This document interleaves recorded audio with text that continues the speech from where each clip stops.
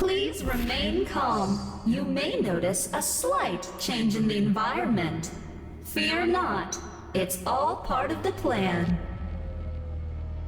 The Super Gore Nest location is nearby.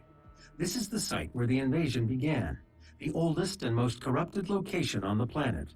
The Ark fought hard, but they were eventually driven out by the demons.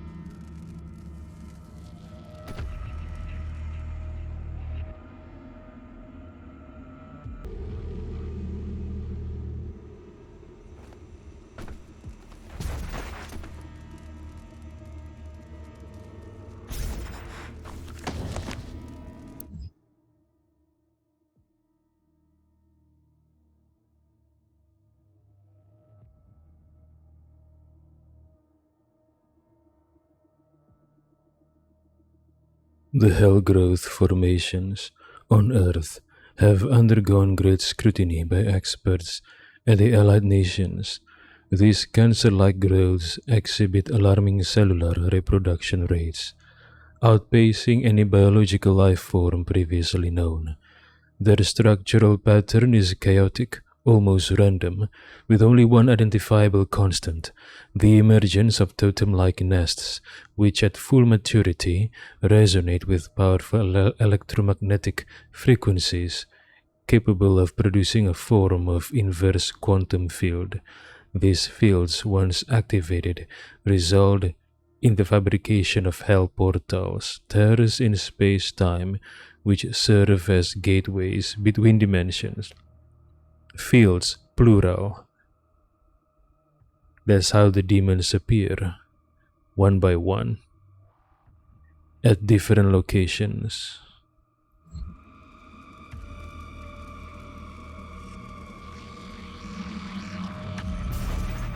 Oh, why do I double jump?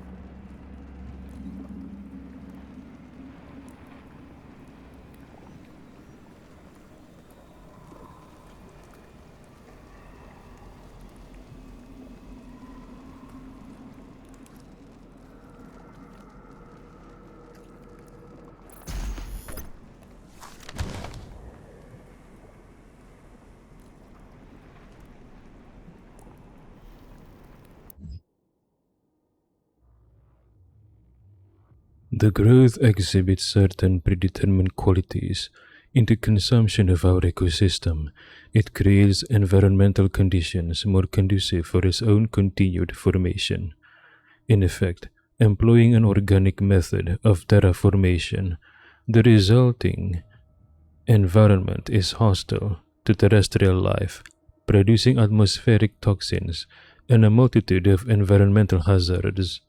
Although it is understood that the growth accelerates the arrival of demon life on Earth, it is not clear how the growths themselves originated or whether there was some sort of catalyst that created the conditions necessary for their existence. It is believed that if the source of the growth can be identified, there may be a means of uprooting the entire formation. In the previous Doom, in the Codex, it is said that demons drag human corpses and use those corpses to create this gore nests.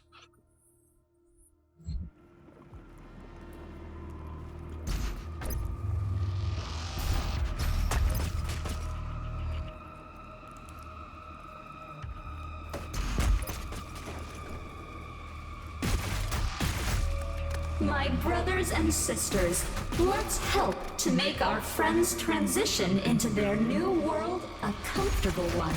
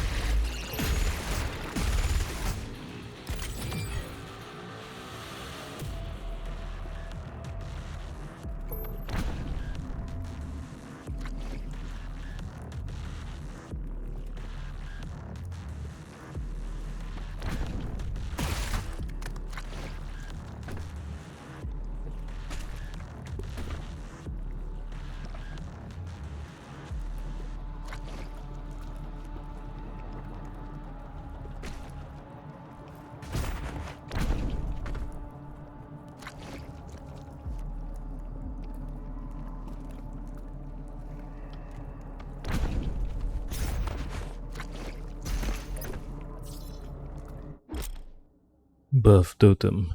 Increase the speed and hit damage of nearby demons. Buff demons will endlessly spawn until the buff totem is destroyed. Melee the totem to remove the buff from the demons. I hate endless spawns. Oh no.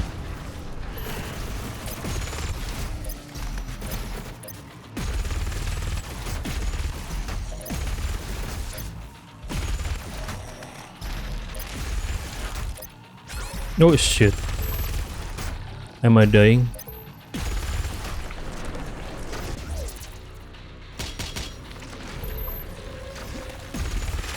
Oh, fuck.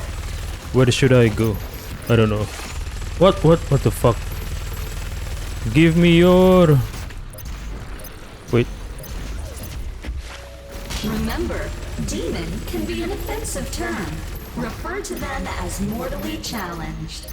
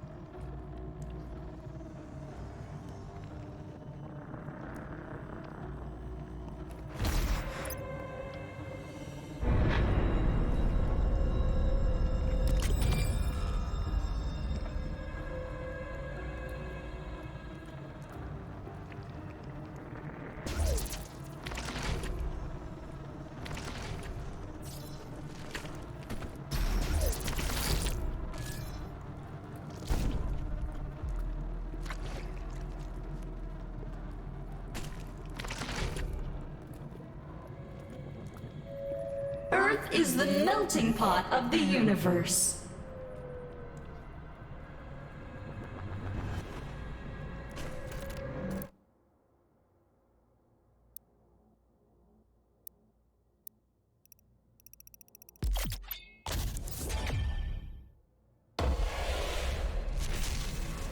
Punch and reeve.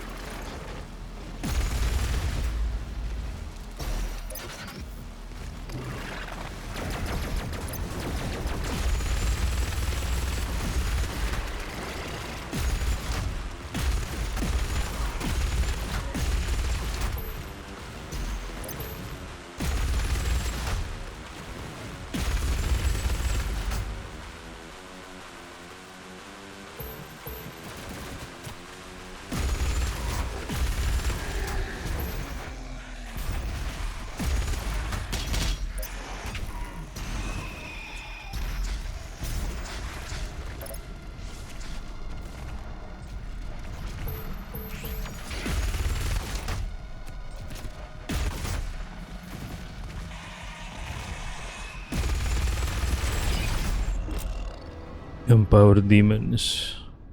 The Khan Maker will periodically empower a demon that has killed another player in the campaign.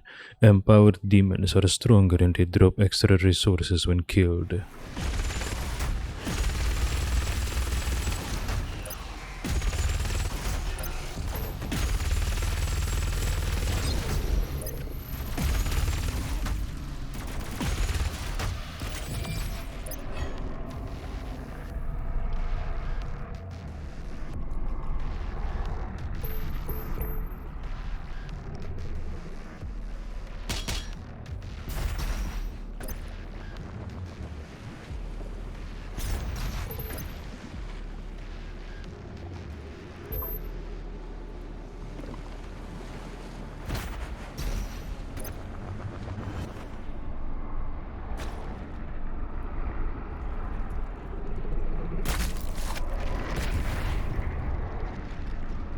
Two more keys will be required to open the passage.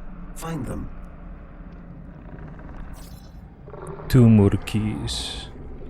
Okay. Sometimes evolution just needs a little push. And here at the UAC, we push hard. We push hard, okay. We push hard.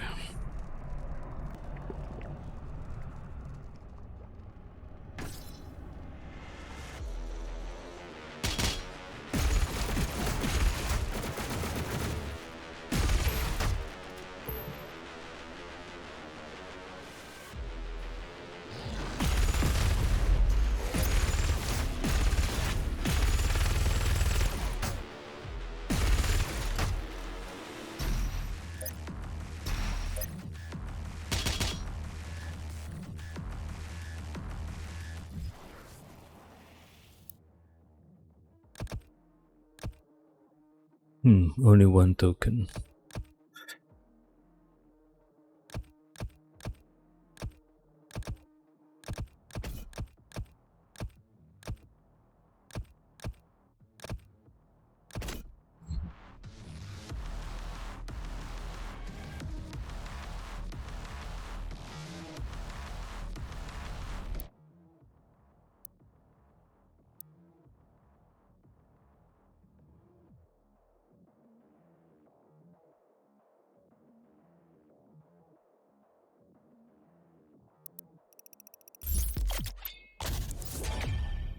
Armor upgraded. Submit to them. You mean the demons? This is the heart of the nest. It has taken root in this facility's main power generator. Reactivating the generator will destroy the nest.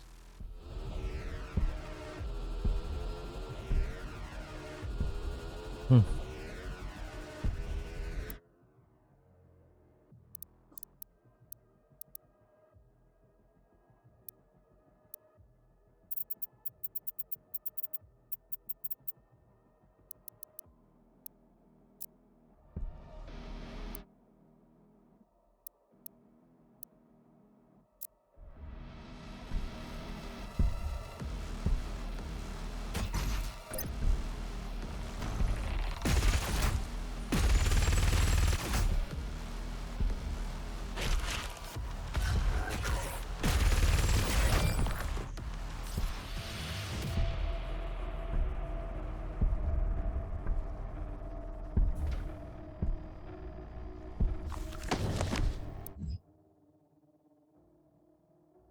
Oh, this must be the battle between human forces and demons. Those giant mechs, I want to ride them. I want to. How could the humans lost the war or pushed back by the demons when they have these giant ass robots? Hmm, interesting.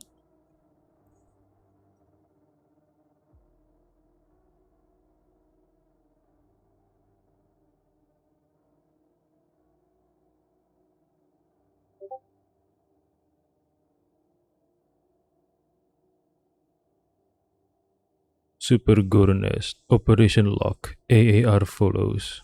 Following reports of UAC cultist presence at the Lock reactor, recon teams Infill Gamma and Infill Hector attempted to gain entry to lock and assess the situation. Their final transmission indicated a massive demonic presence entering the reactor facility through continuum gates, hell portals. An emergency global council meeting approved an immediate arc response to the situation at the lock reactor. The assembled coalition strike force included 4 U.S. battle mech divisions, the Conure Long Range Naval Artillery Barrage Fleet, 27 U.S. Nightbird Apaches, 3 NATO Shock Troop Battalions, 2 Conure Rapid Response Levy Tank Divisions, and 18,000 Coalition Special Forces units.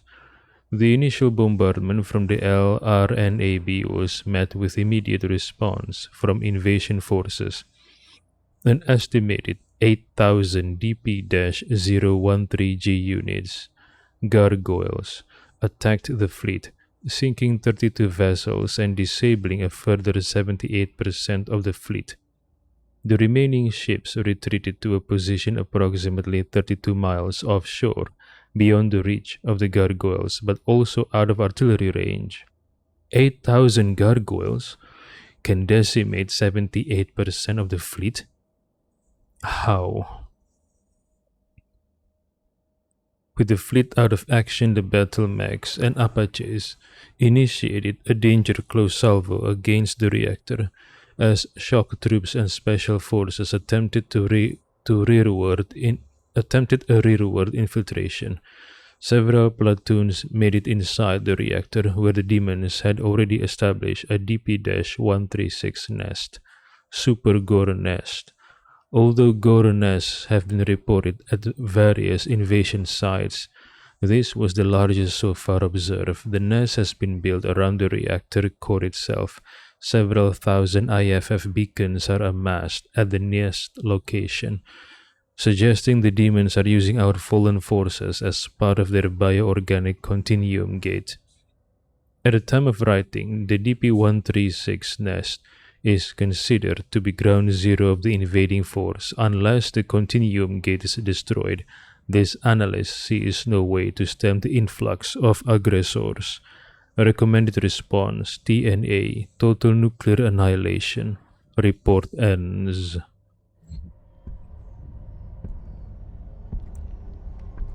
Don't worry, the Doomslayer is here. Oh!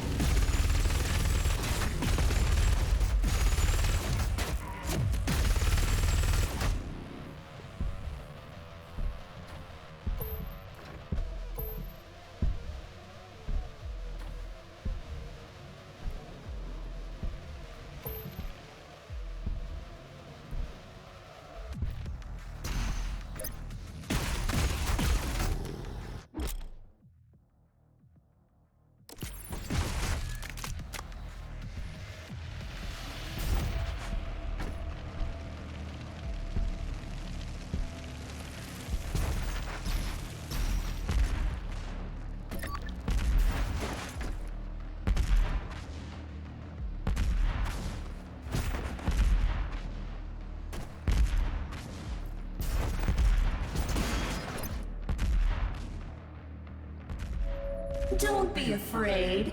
Once your soul has been consumed, your fear will cease to exist.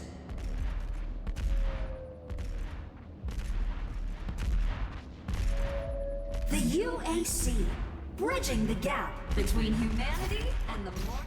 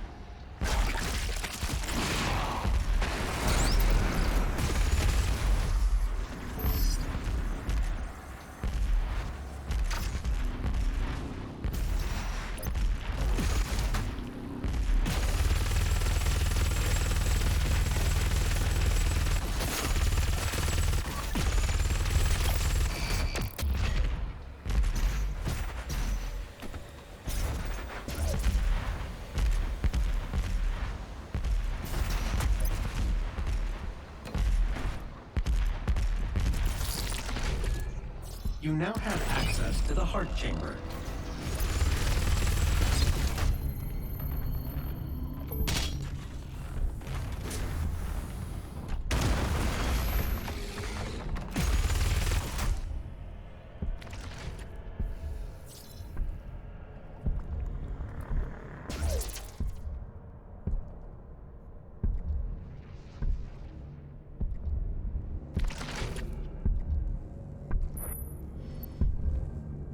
The generator is in a dormant state. 2 nearby control terminals will need to be manually activated to restore full power. Unlocking the left terminal room now.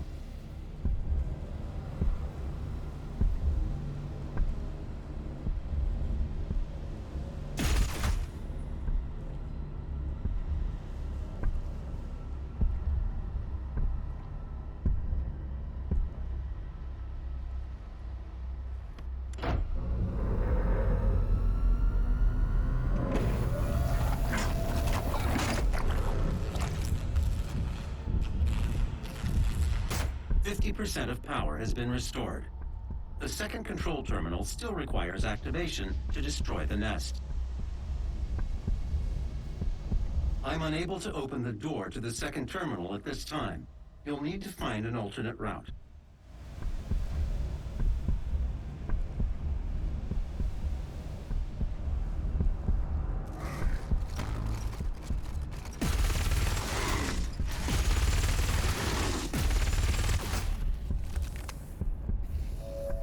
Ask not what we can do for you. Ask what you can do for us.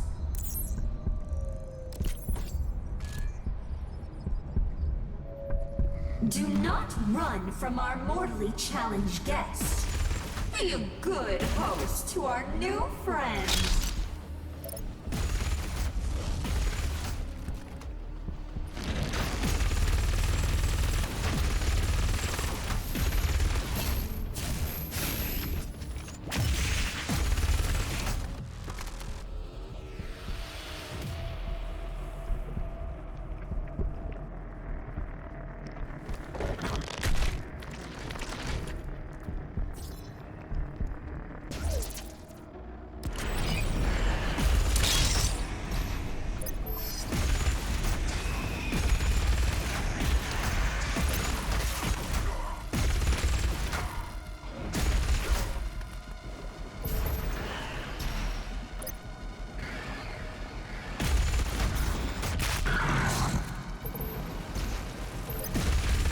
Wait, is it a buff totem? They're glowing red, right? Damn it. They're glowing red.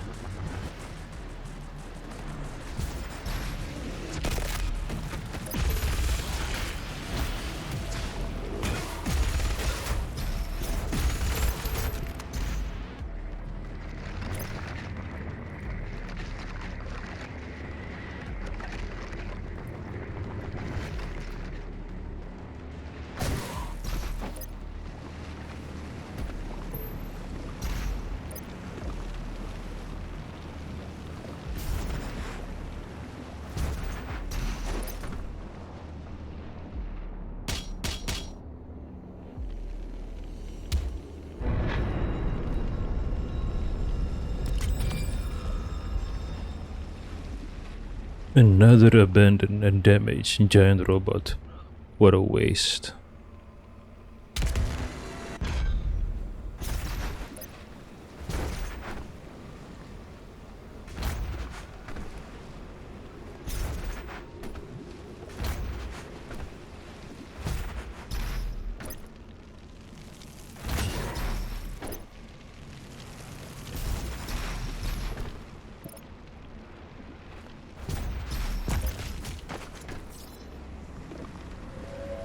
The UAC. Your blood sacrifice today makes for a better tomorrow.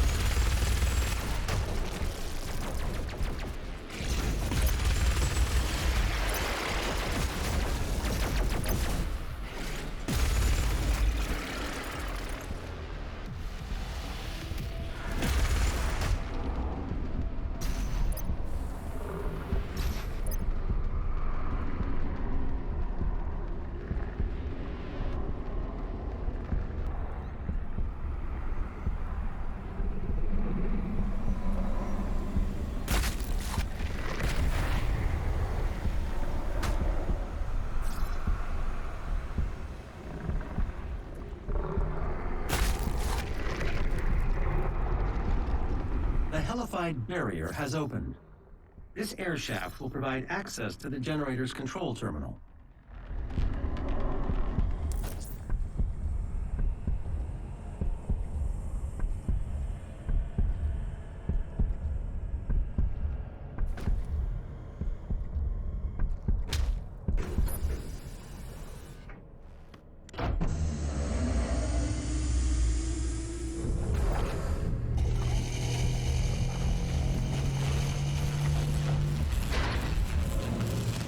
The generator is now at full power. You can now use the main console to destroy the heart.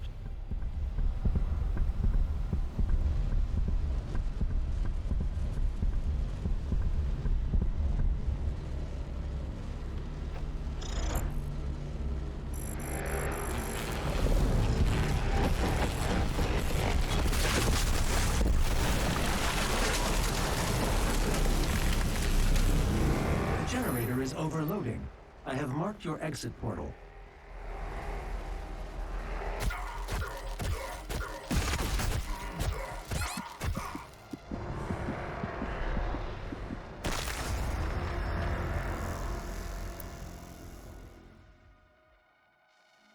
Oh, well. The generator is overloading. I have marked your exit portal. Warning, main generator overload. I repeat, main generator overload. Please proceed to the nearest emergency exit.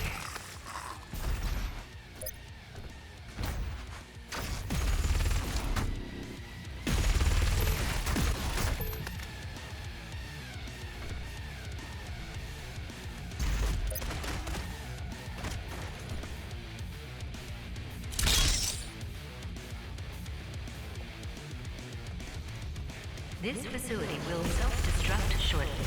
Please save your work and walk calmly to the nearest exit.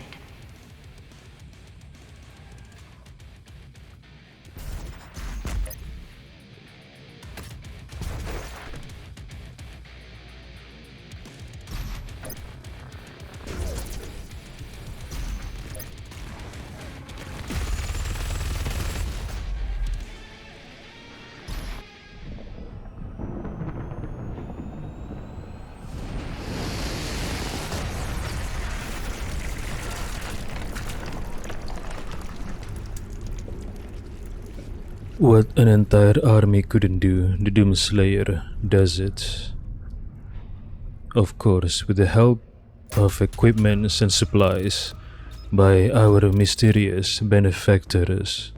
Who are they? No one knows.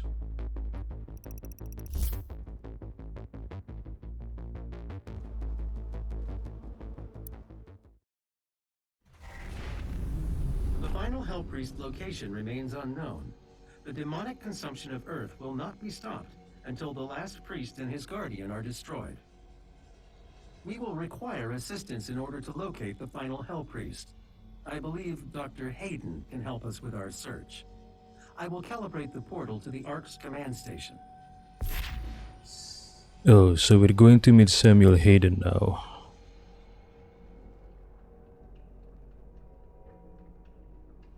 This is the Resistance Network. In an unbelievable turn of events, the Supergore nest has been destroyed.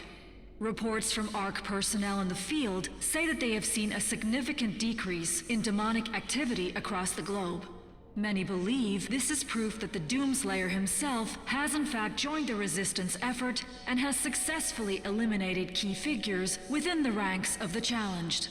Operatives working inside the UAC cultist organization claim that the leader of that division, Priest Dayag Ranok, was in fact removed from his office recently by the Slayer himself. As key leadership within the Mortally Challenge continue to fall, we are seeing a decreased threat from the demons on all fronts. This has given the Resistance a key advantage in the war for Earth. The UAC continues to deny any knowledge of his existence. As surviving members of the ARC network, it is the belief of this station that these reports are in fact true. We believe the Slayer has joined us in the battle against the demons. To anyone still listening to this broadcast, know that there is hope, and he is out there.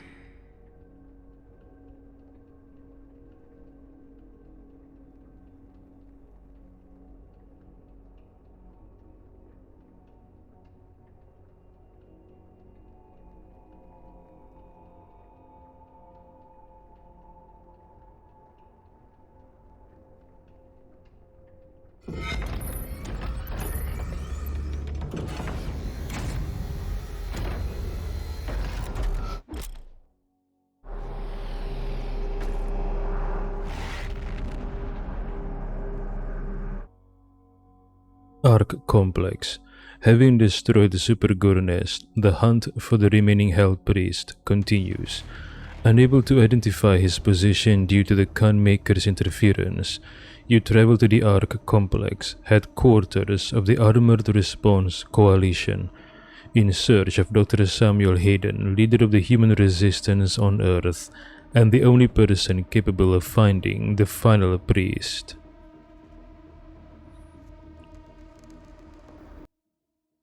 Eden is just across the complex. This industrial campus was once the headquarters of the Resistance. Once the headquarters of the Resistance. Once, so it is no longer. Did they move, or was it destroyed? If it was destroyed, why is Samuel here? So my guess is they moved.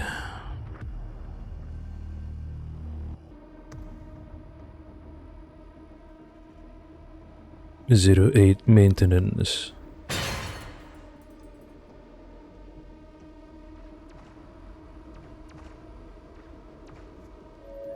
Good news for the faithful.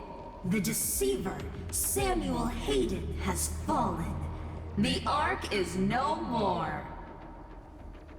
Samuel Hayden is dead?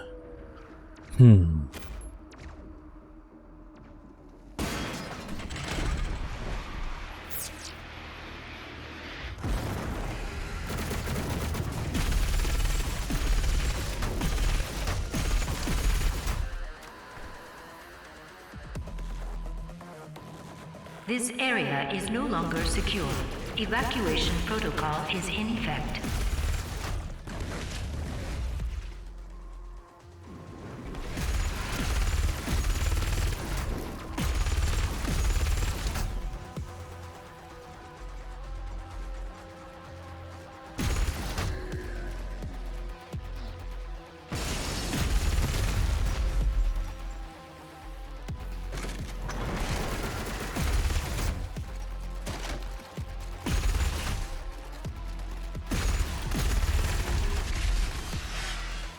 Evacuation protocol is in effect.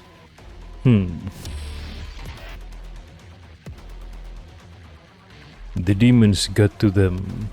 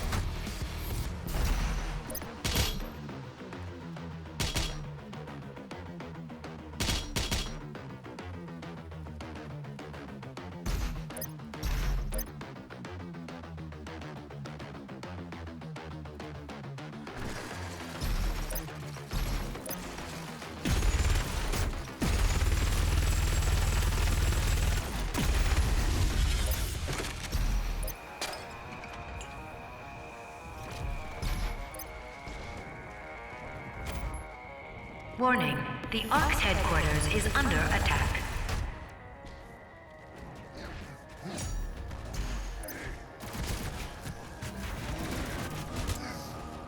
The Ark headquarters is under attack.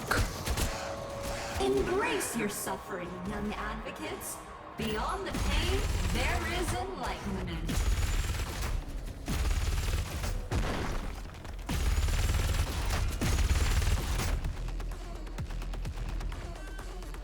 I hate my cable. I mean my mouse cable. Always gets stuck in something.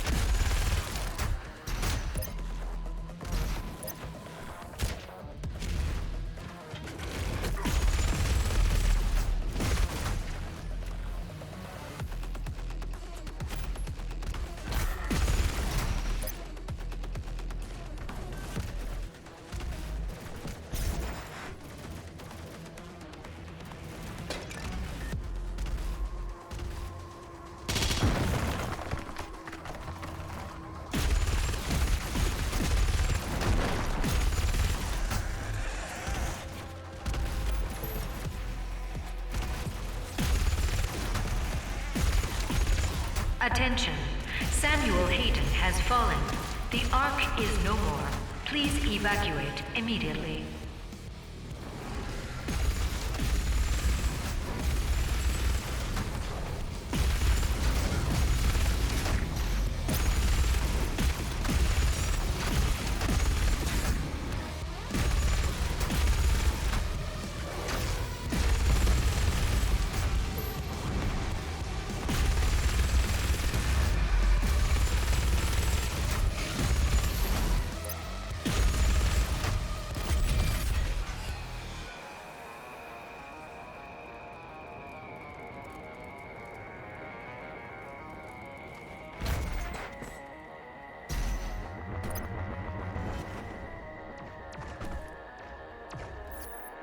The entrance into Dr. Hayden's outpost is blocked.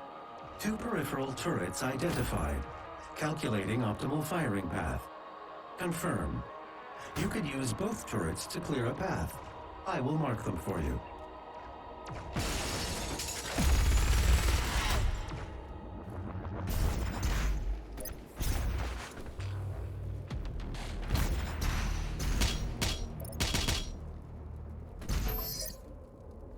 Yeah, it's big. New PFB. Big effing burger. Snorries. Sleep should be delicious. Villa Slopes. Plan your vacation today. Use your UAC membership for select discounts. Rose Movies. Mario's Kart. A la carte. Okay.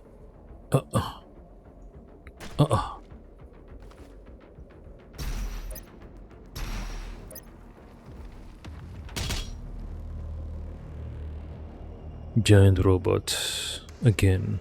Disabled. What a waste.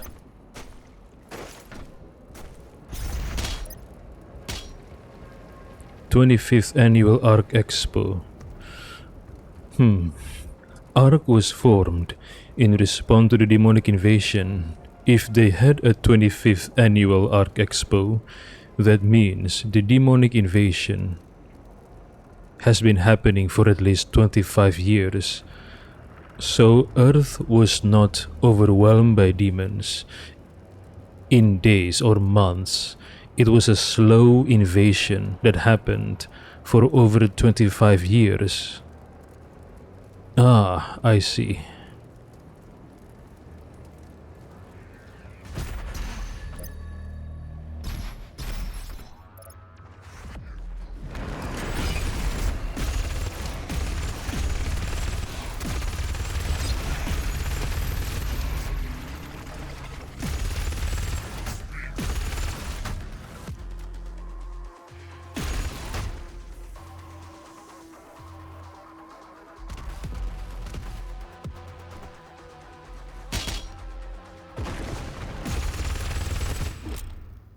Cyberman Caboose, heavily armored variant that specializes in long-range combat, an area of denial.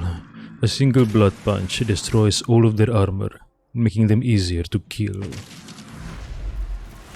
No need for that.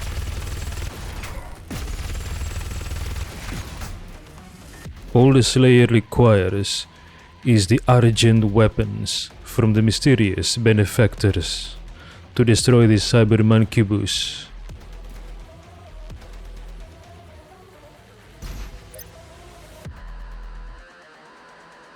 Do not enter 25th Annual ARC Expo.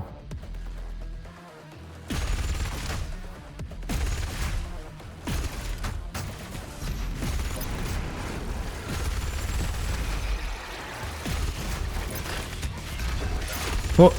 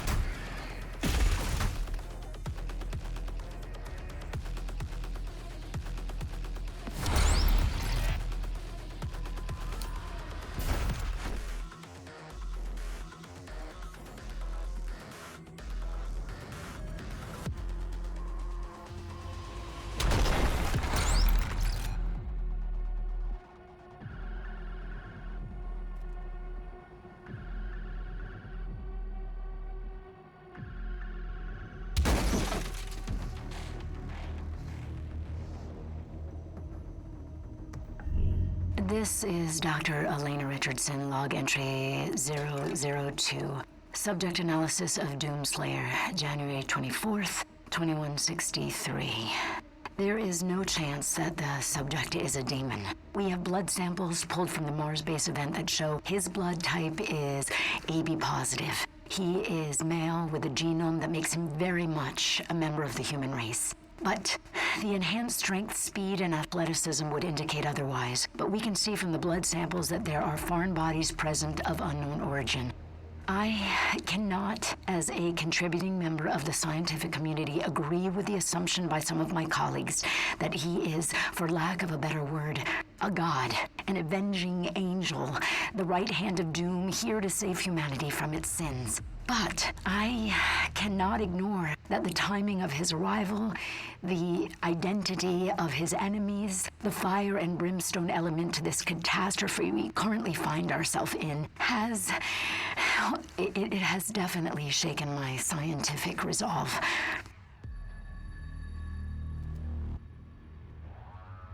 It is confirmed the Doomslayer is a human, not an Argenta. How did he join the Argenta soldiers, the warriors? And there are foreign bodies present in his blood, so something was done to him. These foreign bodies, maybe akin to nanomachines, gave him his super strength and endurance and durability, perhaps.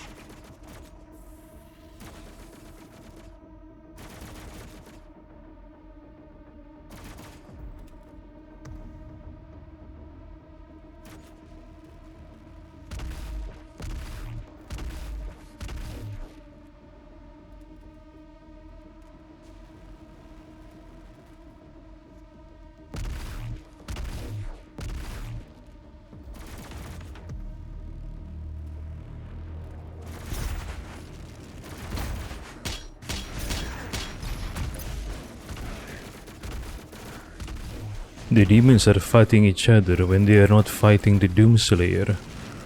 Why? Green.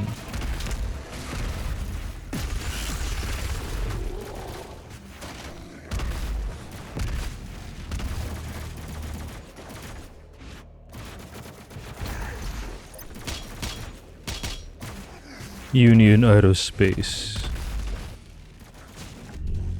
This is Dr. Elena Richardson, log entry 005, subject analysis of Doomslayer, February 2nd, 2163. Maybe he is a god. Maybe he represents humankind's rage, their will to persevere, to overcome that which would threaten our survival. He is uncompromising, a relentless being of violence that knows no mention of the hesitation shown by our many leaders and politicians during our time of judgment. Can he overcome them alone? If he can't, we as a species, all species, will not survive.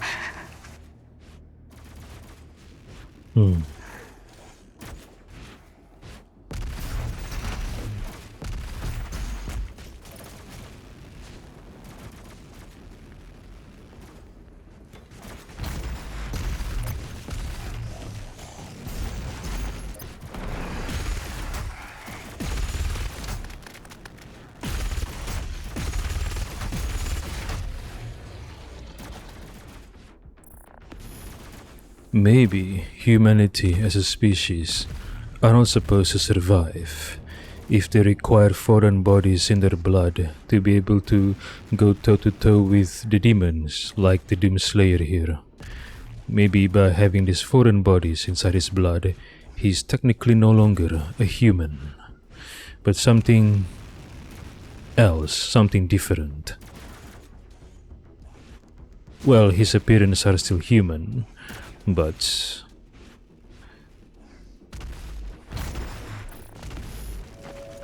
No one is born a sinner. You have to work hard to achieve success.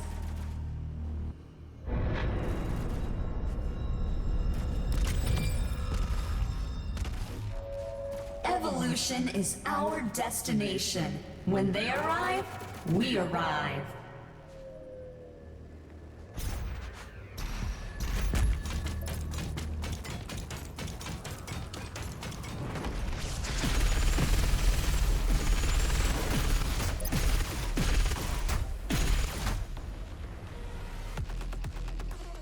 is this a transport carrier? A military transport ship? Transport plane? I think so.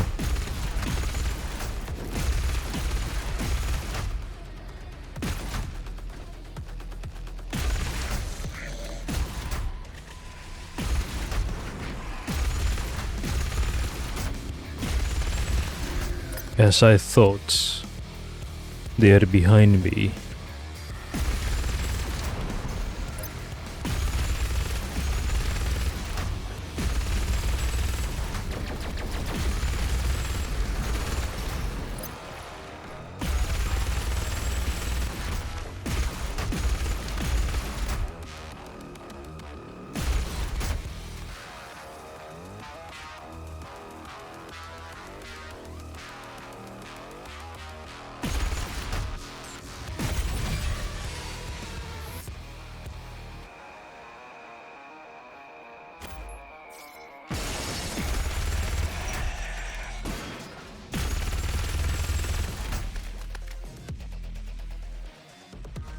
Come mincemeat, demons.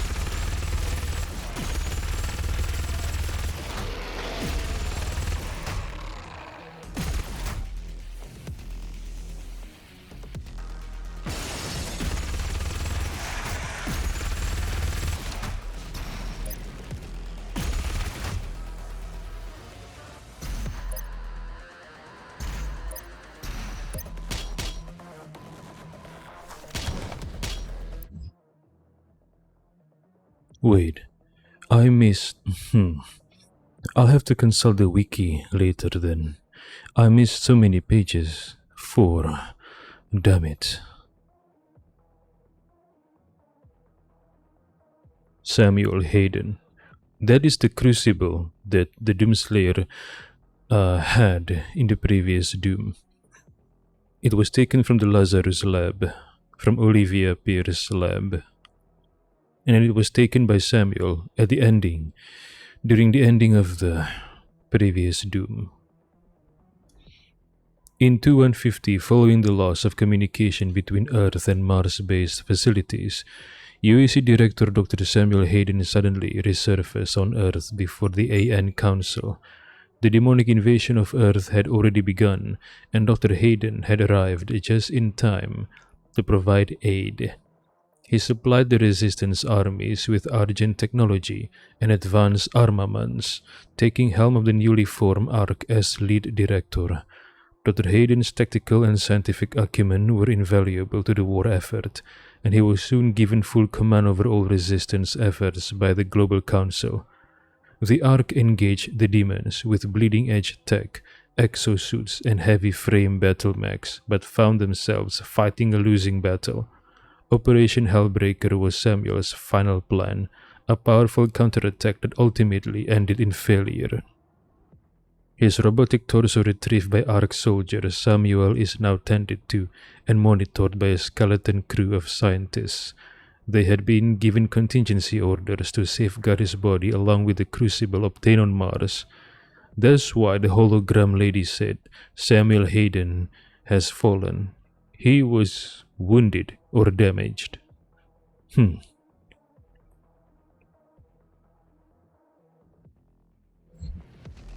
Even with the help of Samuel Hayden's techs, the humans could not withstand the demonic invasion.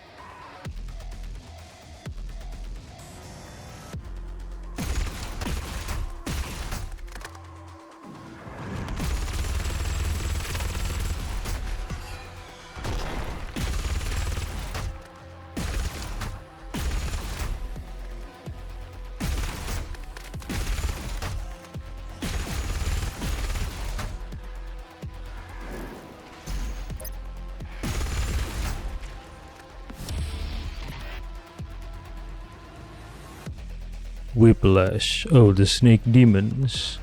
So they are called Whiplash.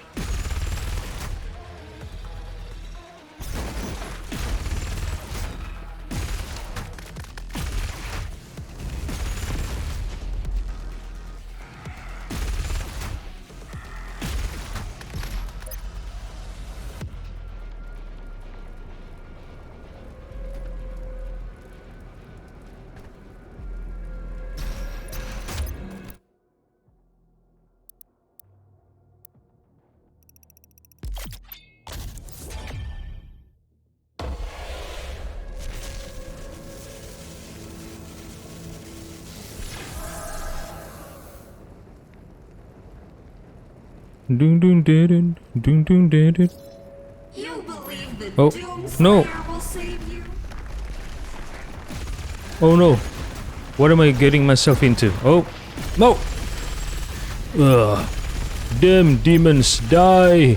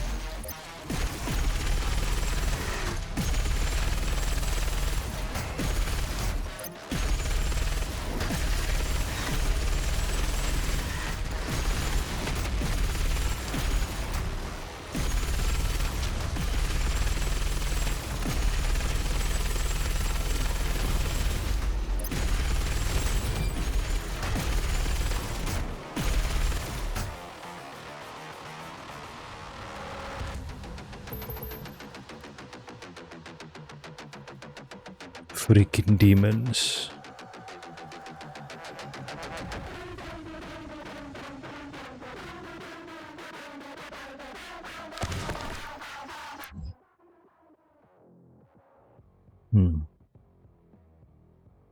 Oh, what is this? A carrier.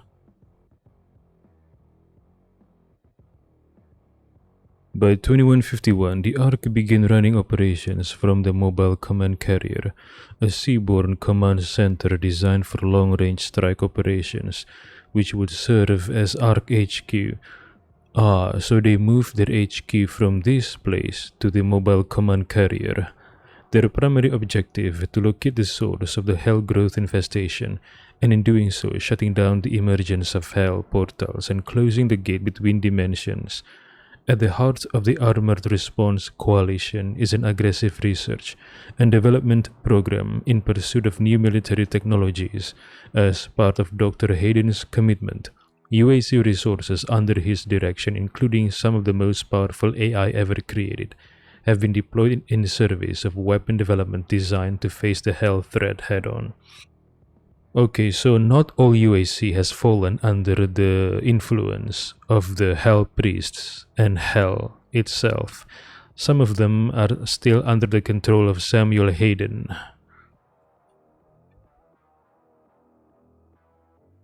Interesting.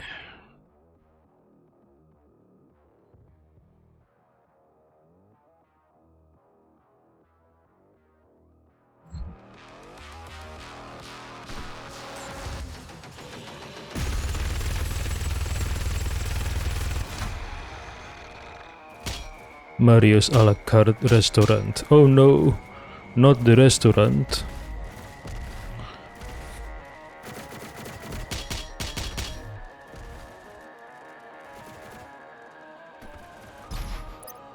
What is this? Uh, uh, uh, uh, uh.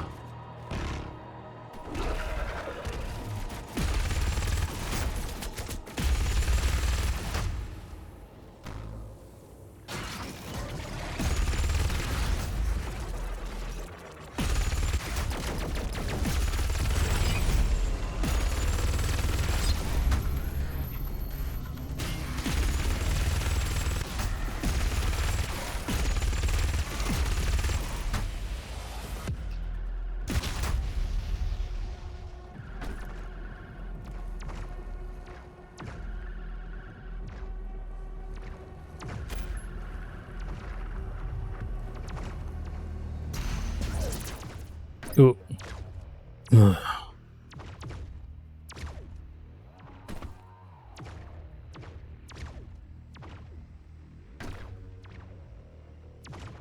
Who put that portal over there?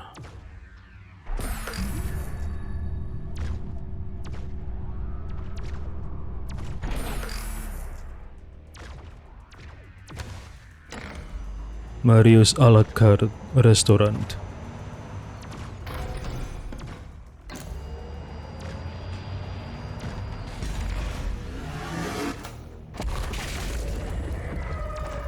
First target destroyed.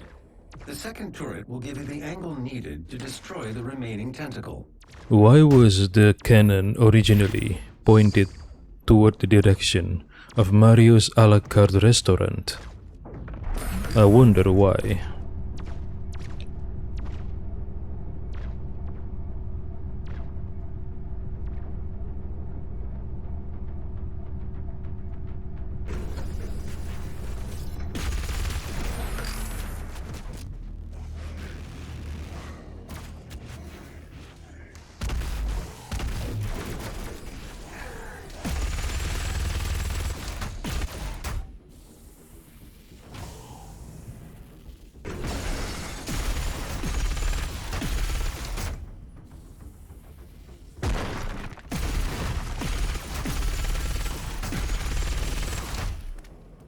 Shit.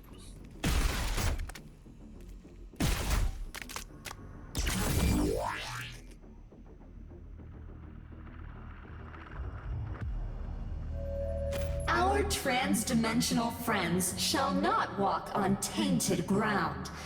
Earth must be cleansed.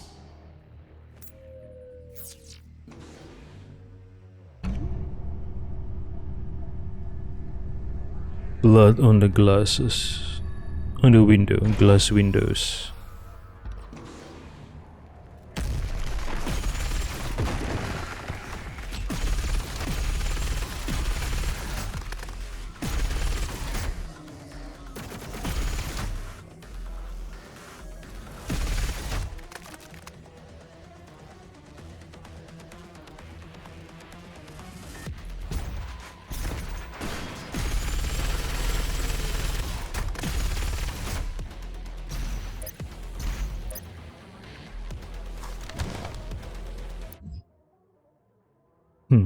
Is it a crucible?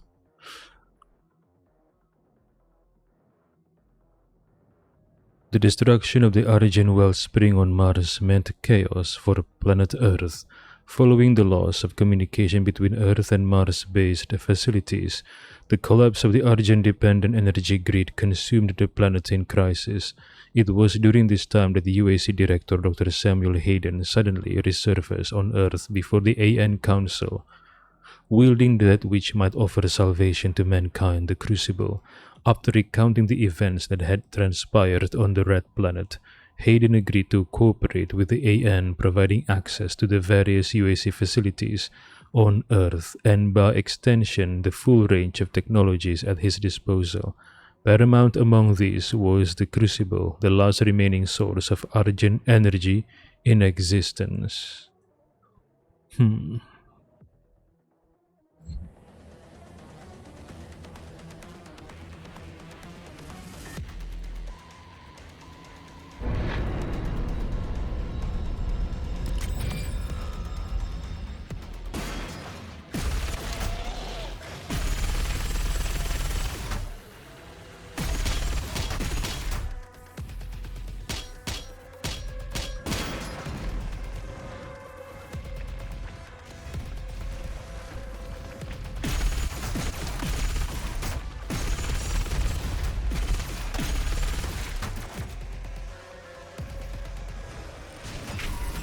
Shit.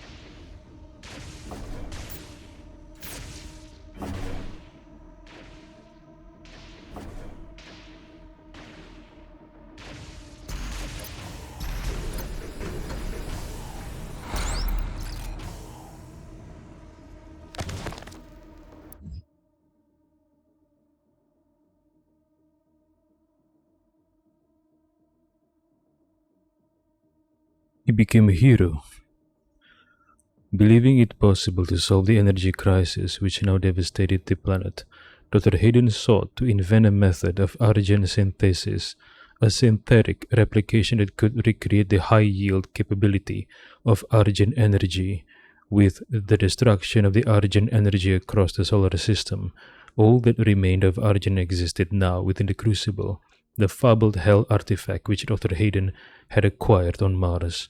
Knowing full well the Crucible's hidden power, Samuel devised a method to utilize the artifact as an argon conductor, a process that would in time produce the miracle of synthetic, man-made argon energy, restoring the production of argon energy to Earth. Hayden became a mythical figure among Earth's survivors, in no small part due to his abnormal physical condition, having returned to Earth when most sought a means to escape, bringing with him the Crucible that would grant the people a second chance at survival. For a common person, he had become the stuff of legends. Those who seek to escape Earth, I'm guessing they are planning to go to human colonies on other planets, assuming there are human colonies on other planets other than Mars. But if Hell succeeded in subduing Earth, I'm sure they will set their eyes next on the human colonies on other planets. No?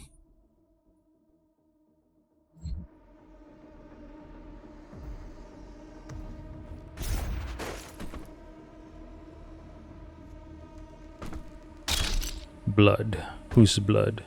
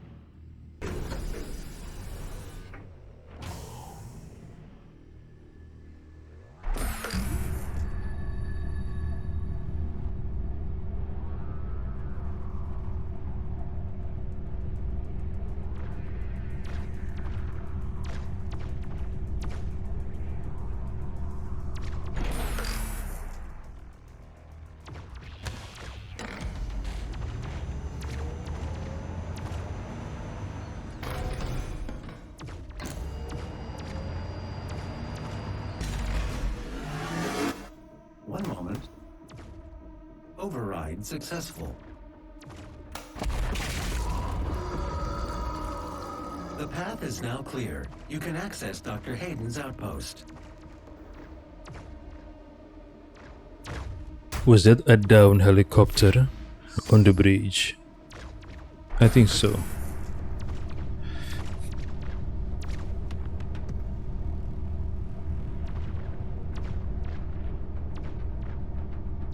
Come on, come on.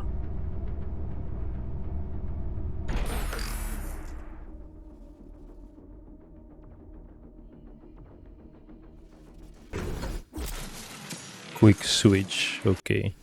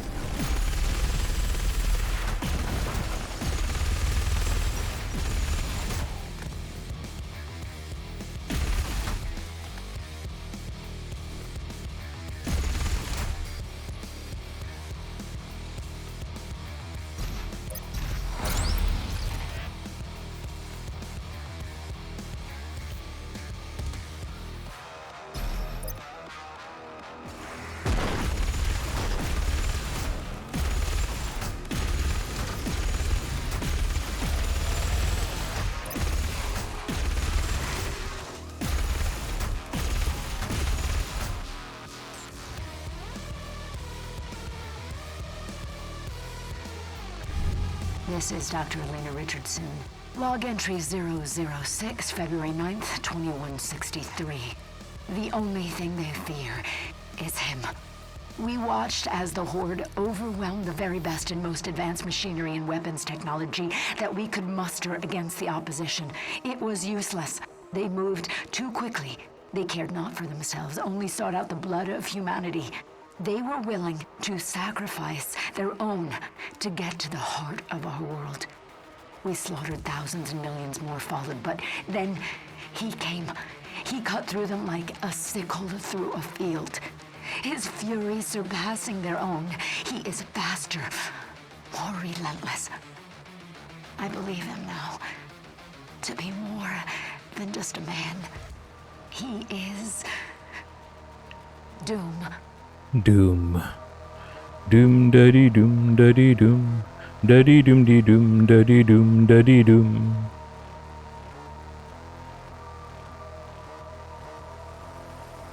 What is this?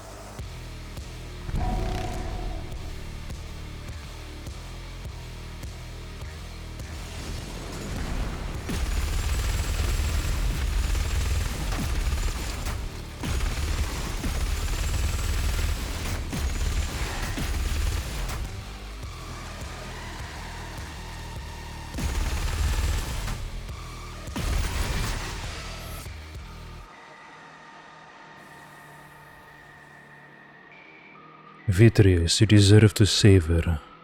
Savor what?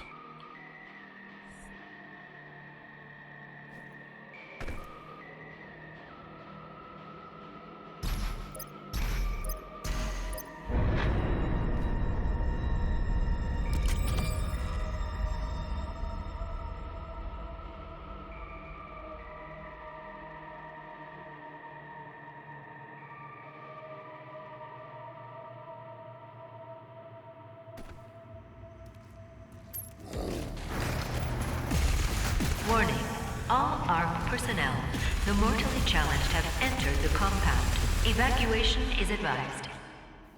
Has entered the compound? Are there still humans? I think there are. Oh, hold on.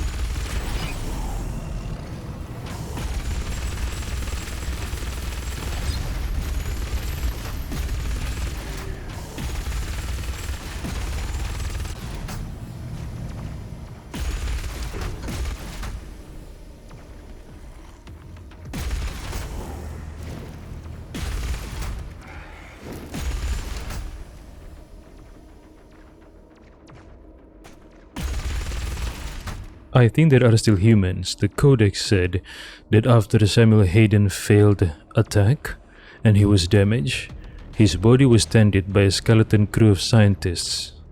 So, there must be humans here, right? I hope they are safe.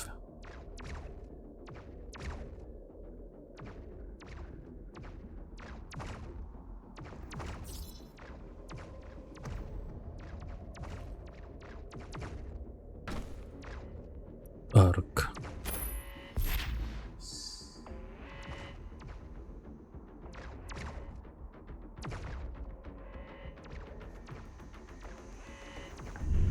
This is Dr. Elena Richardson.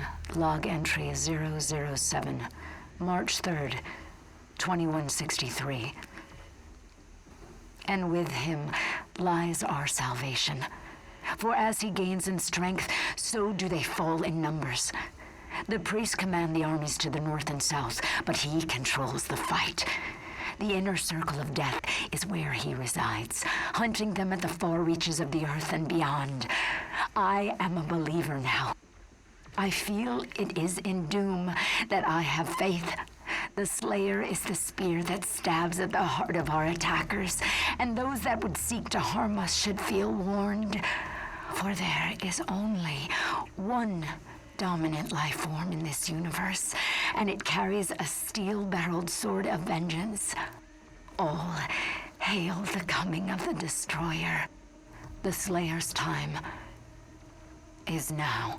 Only one dominant life force in this universe. That seems very hyperbolic. Well, she was desperate.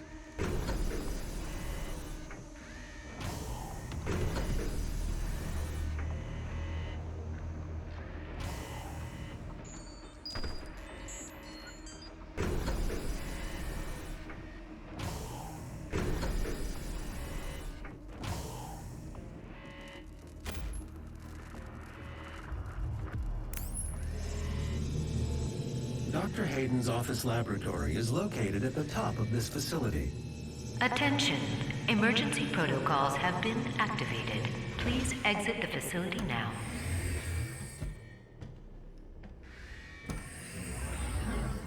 Humans.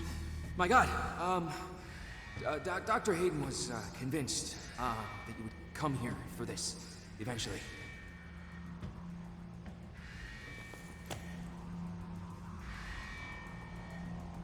The Crucible. Can I just say that it is an honor for me personally to meet you?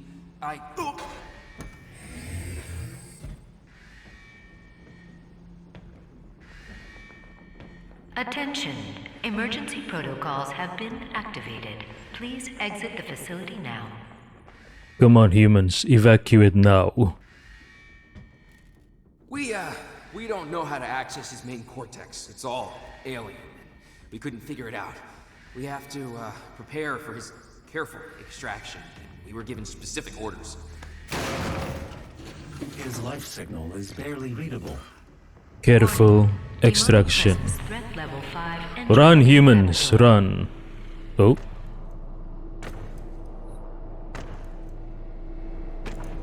That symbol.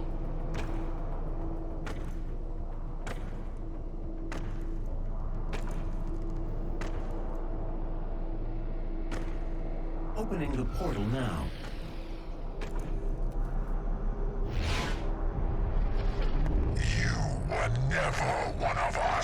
You were never one of us. Nothing but a usurper, a false idol. My eyes have been opened. Let me help you to see, Slayer.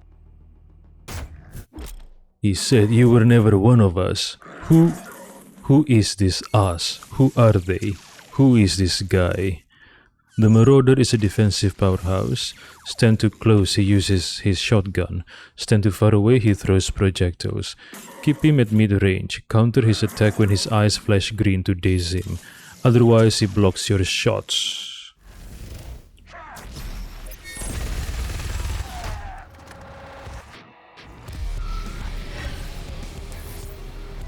No match for the Argent weaponry by the mysterious benefactors.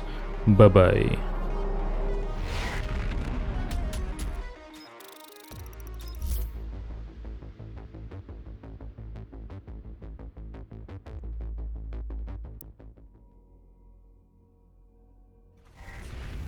You have now destroyed 68% of Hell's occupying force. Nice. Without the priests, the demons will not consume Earth as the Con Maker had planned. But there is still one priest left, and I have lost his signal. I can no longer locate him. Dr. Hayden will be able to find him. Dr. Hayden is transferring himself into your ship's mainframe. The architecture is similar to his own. This will...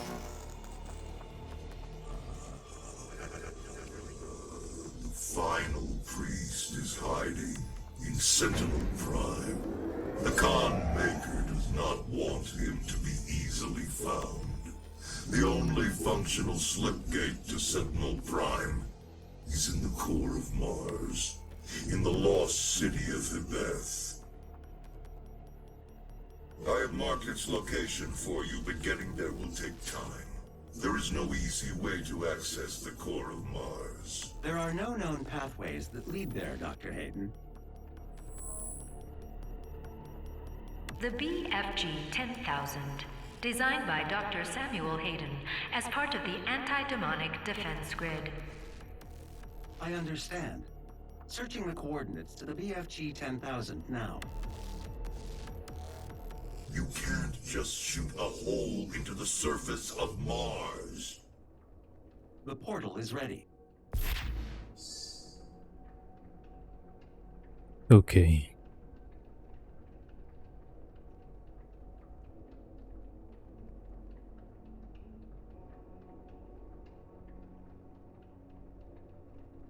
Phobos. Portal destination confirmed. This is an ARC broadcast. ARC personnel have reported that the Slayer made his way to Dr. Hayden's tower and has retrieved his remains. We do not know why. Unnamed sources inside the organization claim that Dr. Hayden anticipated the Slayer's arrival. We can only hope that this is true and that the resistance can continue.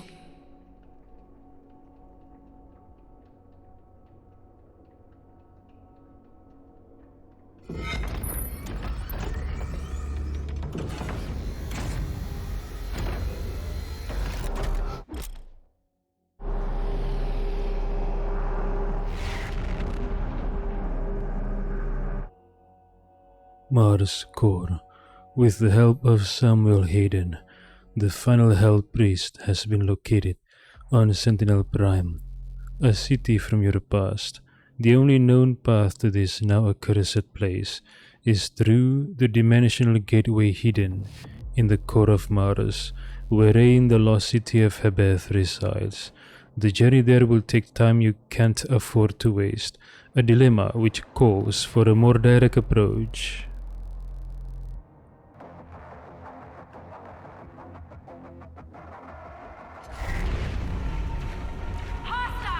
Approaching the BFG 10,000!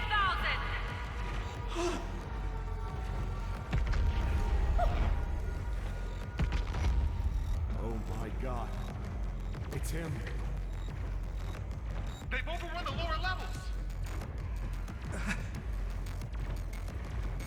Corporate says we should let them through! What? Why?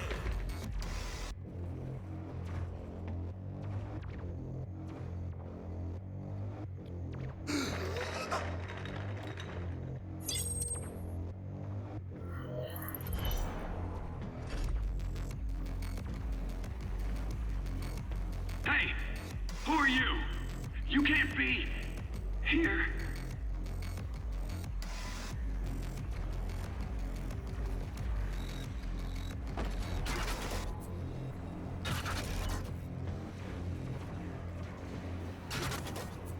The entrance to the BFG 10,000 is just across from this facility. Warning, BFG 10,000 is firing.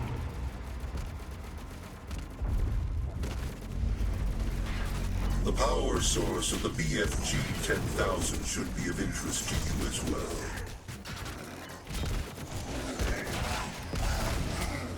Warning, the Slayer has entered the facility.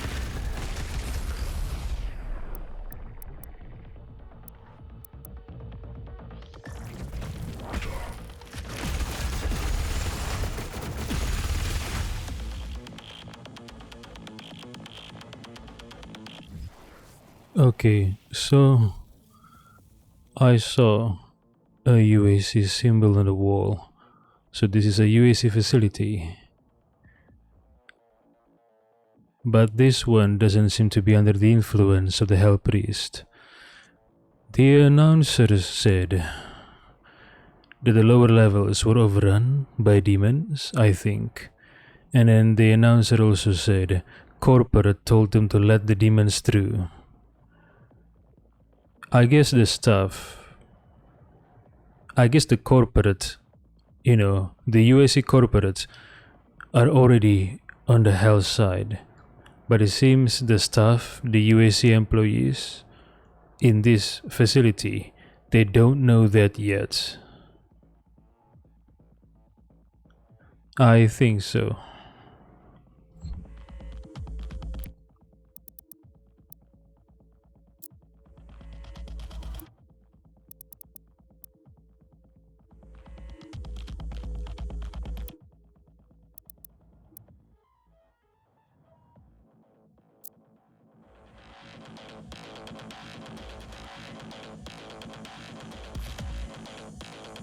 Warning, BFG 10,000 is firing.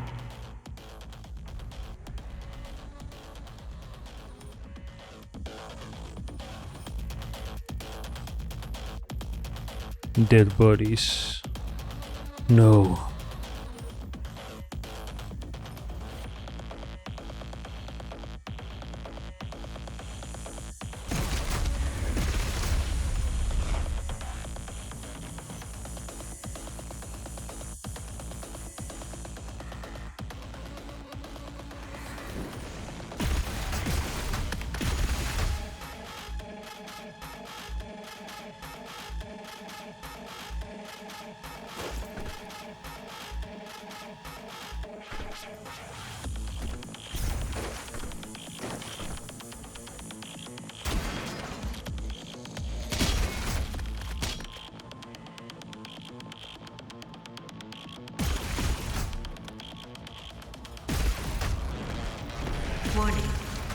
BFG 10,000 is firing.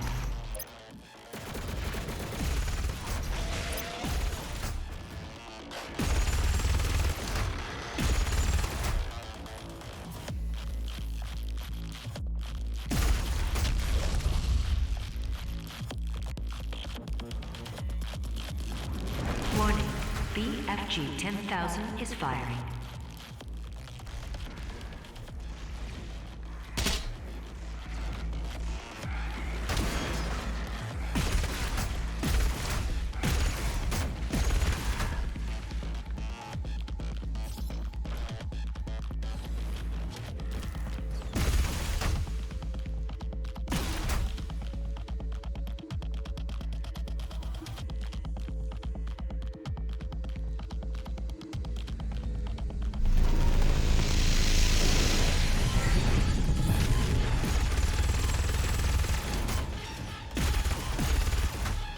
Warning, Slayer threat level at maximum.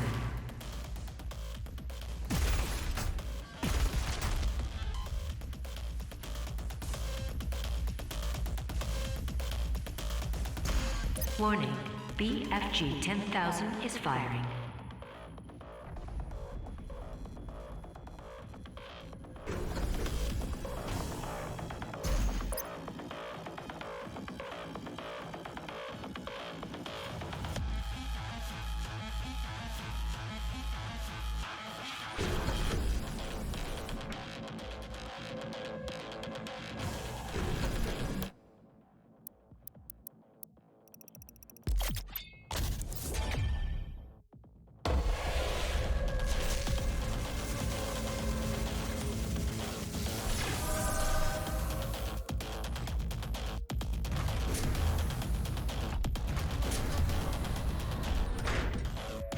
Have an emergency? Just dial 6 3 times on your mobile phone, and a UAC representative will be glad to assist you. Make some oxygen synthesizer.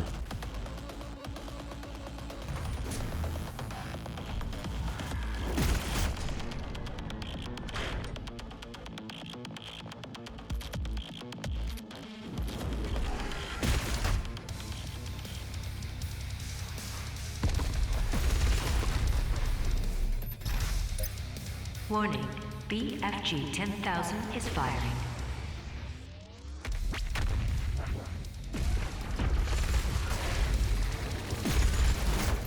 Warning, BFG 10,000 is firing.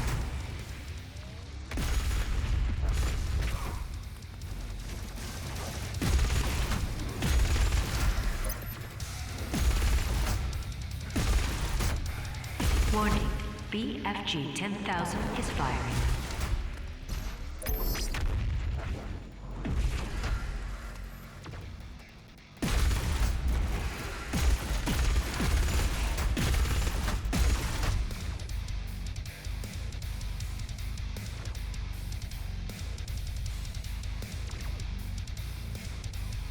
Warning, BFG 10,000 is firing.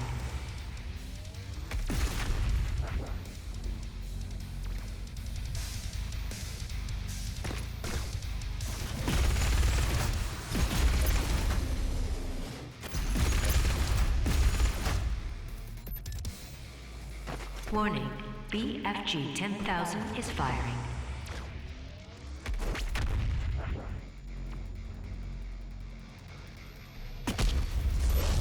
Warning, BFG 10,000 is firing.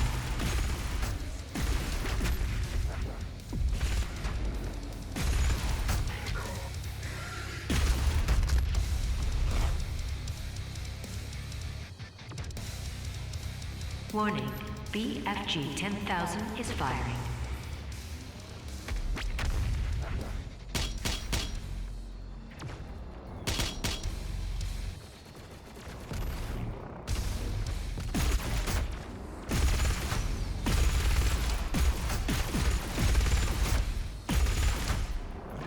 Warning, BFG 10,000 is firing.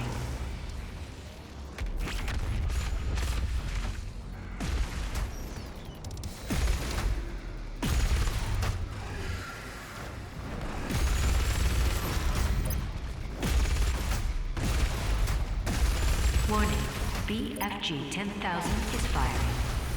Critical damage.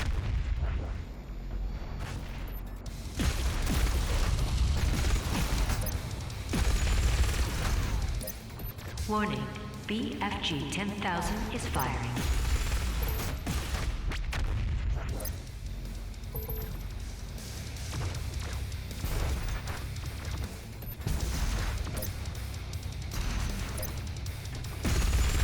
Warning, BFG 10,000 is firing.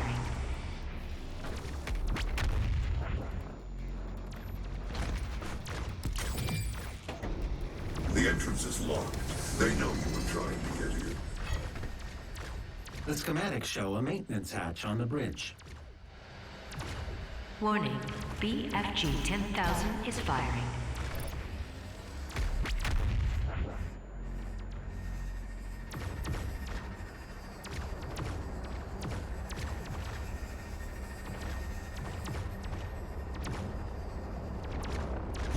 Warning, BFG 10,000 is firing.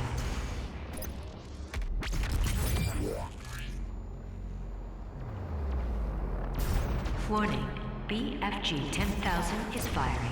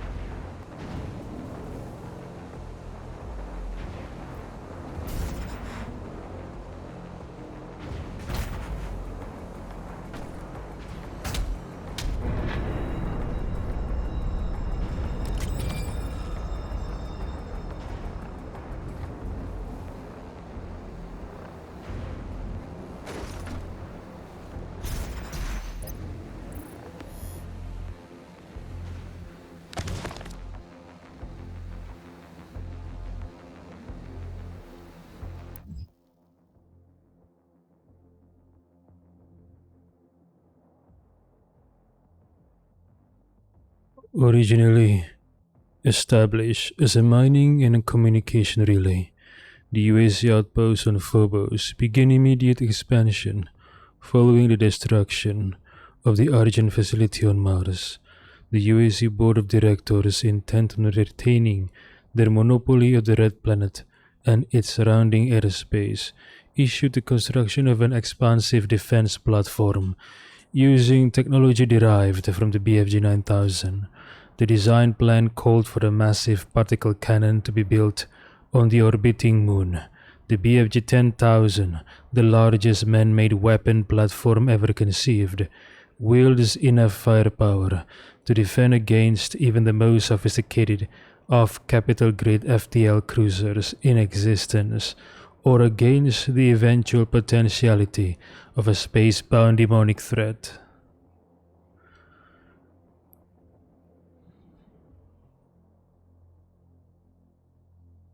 Well, it's a good thing that they constructed this platform before corporate turned coat and side with the demons.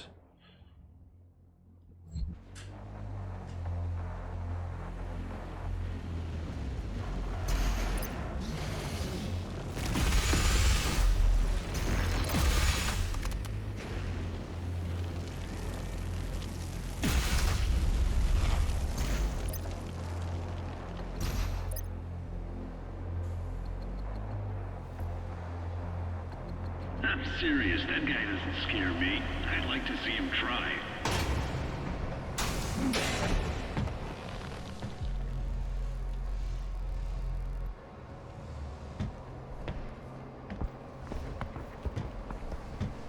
control pod contains the energy source of the BFG 10,000. I'm lowering it for you now. I'm telling you, he's on his way. I need you to... No!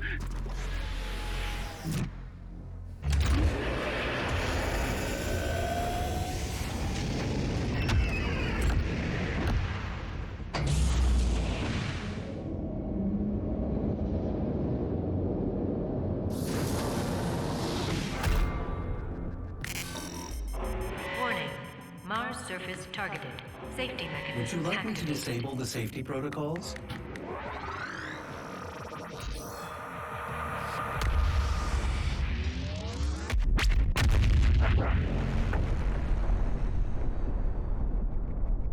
The pod is set to self-destruct. We should move ahead. Danger. All personnel evacuate to Mars surface. The Slayer has control of the beam energy. Repeat, the Slayer has the beam energy.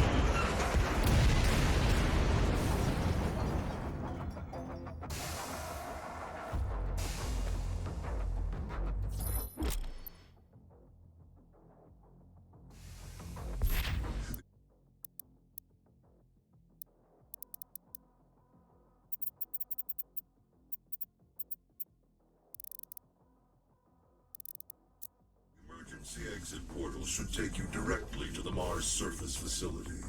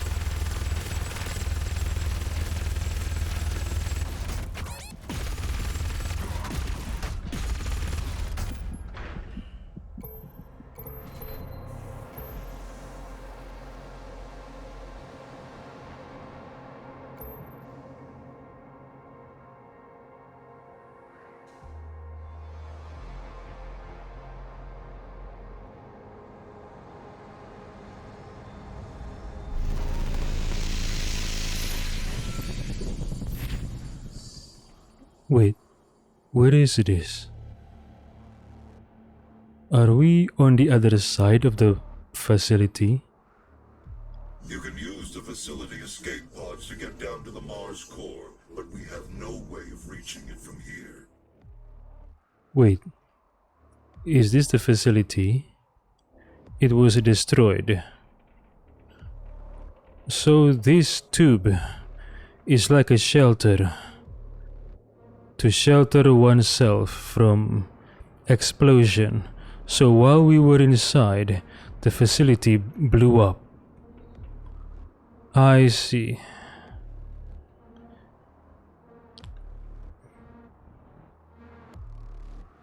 Why did it blow up though? Demon attacks? The damage was too big for the facility to handle, perhaps.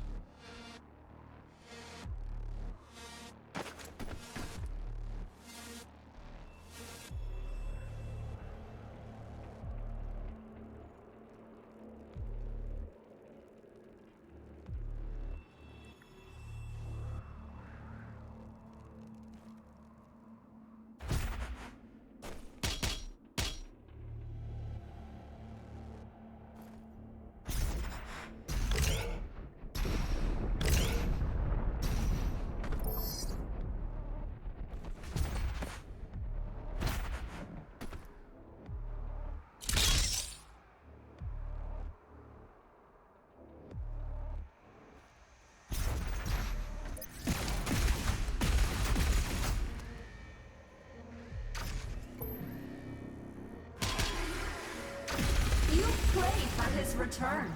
The Slayer, the savior of humanity. You think one man can stop the armies of hell?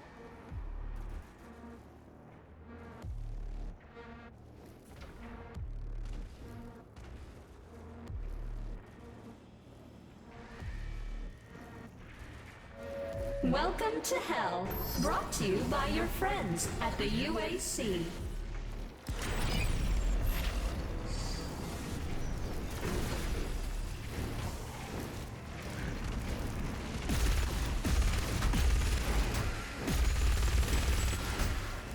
Okay, so they're buffed. What is the buff?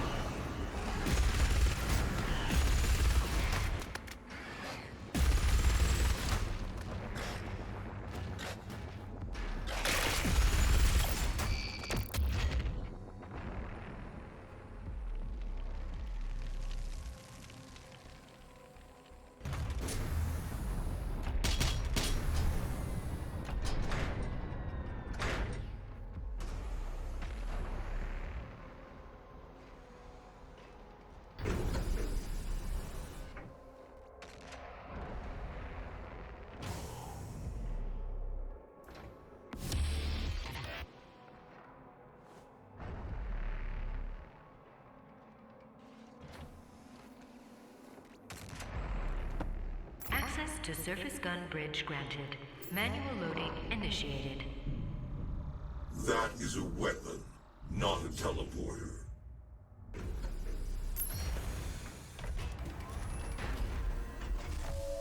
See Jessica in HR and sign up now for the UAC Mortally Challenged Blood Drive. Be generous. Give your blood. Give all of your blood.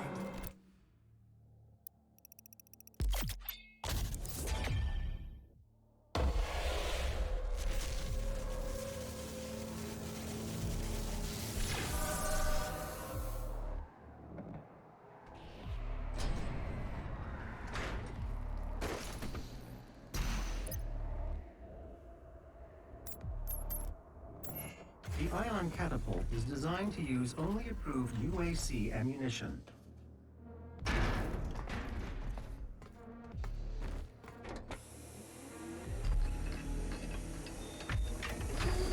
Override loading sequence. Fire.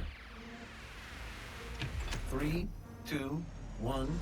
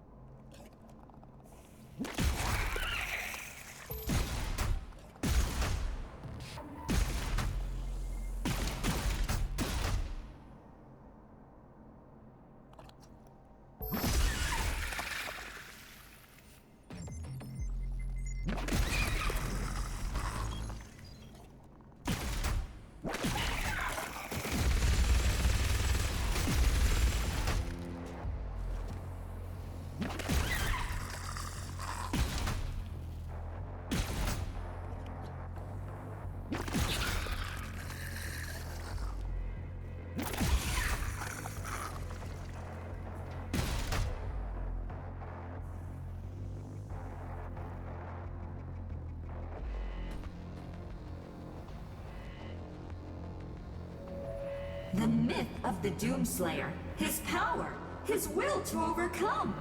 These are the lies of the non-believers.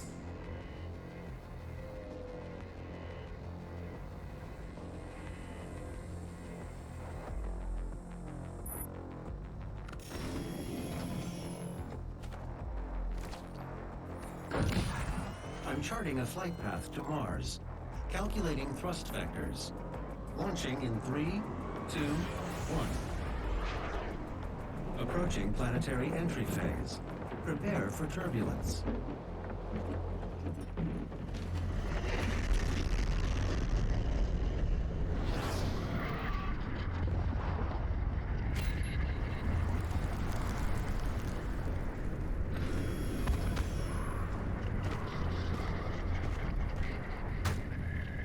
City of the Bell.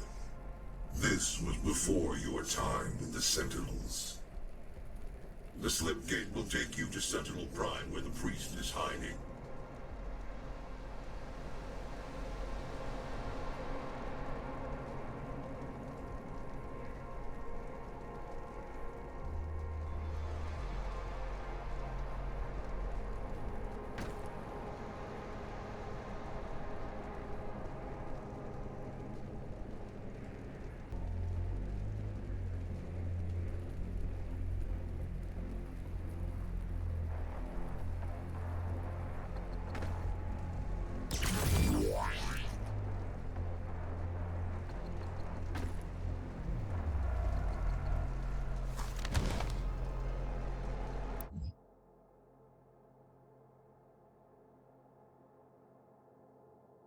Amidst the long and enduring history of Sentinel civilization, there are moments in antiquity that have become buried in time, forgotten chapters that remain concealed to Sentinel historians, waiting to be unearthed.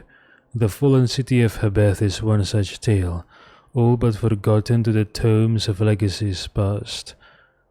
Once a prosperous port city, a proud gleaming marker of conquest for the distant tribe of Bethian clansmen of the Outer Worlds, Habeth breached the disparate Sentinel cities with the ingenious design of slipgate invention, but it was not meant to last, and among those cities lost in the crusades of Sentinel past was Habeth, now little more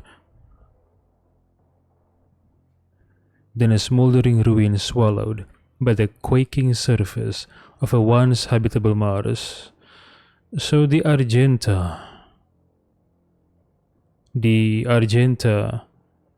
once had a colony here on Mars. I see. So the slipgate, is that the teleporter? So the slipgate is not the invention of the makers.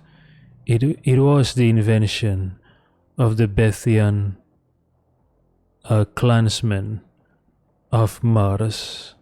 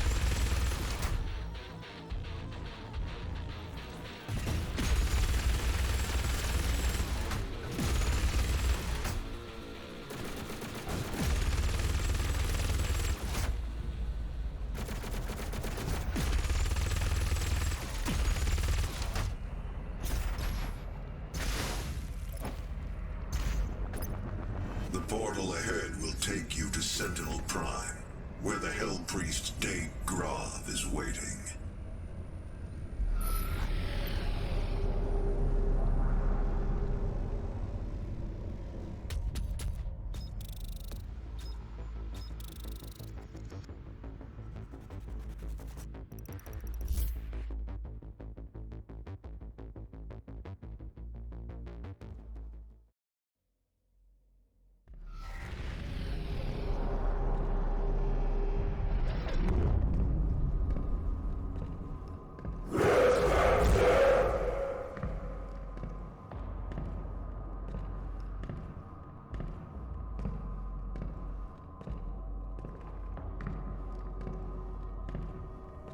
Welcome, Great Slayer. Alert the priest.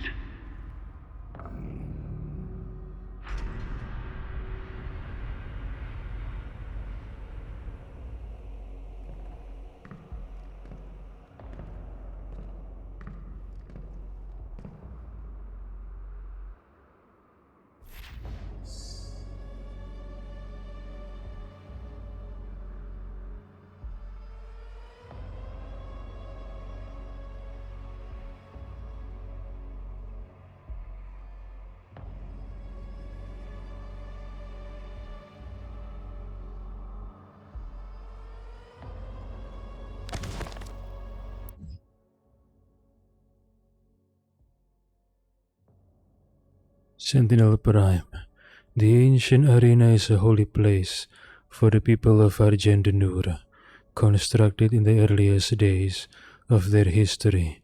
This Colosseum served as a proving ground for trial by combat. Historical records indicate that the Argenta did not jail their own kind. Rather, prisoners and criminals were granted the right to earn their chance at regaining honor through victory in the arena. Those who so succeeded were given a place to fight in the front lines of the Sentinel army, to die in service to Argendenur. This traditional use of the arena has subsided since the assimilation with the Dark Realm. The corrupted priests now allow more violent exchanges with armed captives pitted against demons for sport. The priests of the Order Deag continue to hold undisputed power on Argendenur. Spilling the blood of the Argent Ascended class will result in the transgressor's banishment. Asylum amongst the Argenta will be denied to any who do not adhere to the rules of engagement.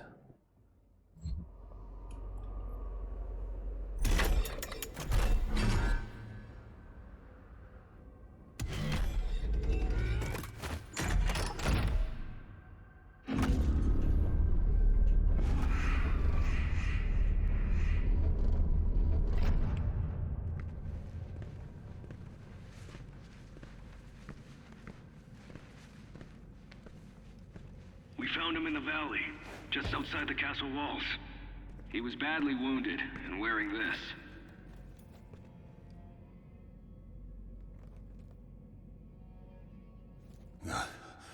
Guts. Huge guts. Kill them. Must kill them all. He has fight in him yet. In spite of his injuries. Send him to the arena. Let him be judged like the others.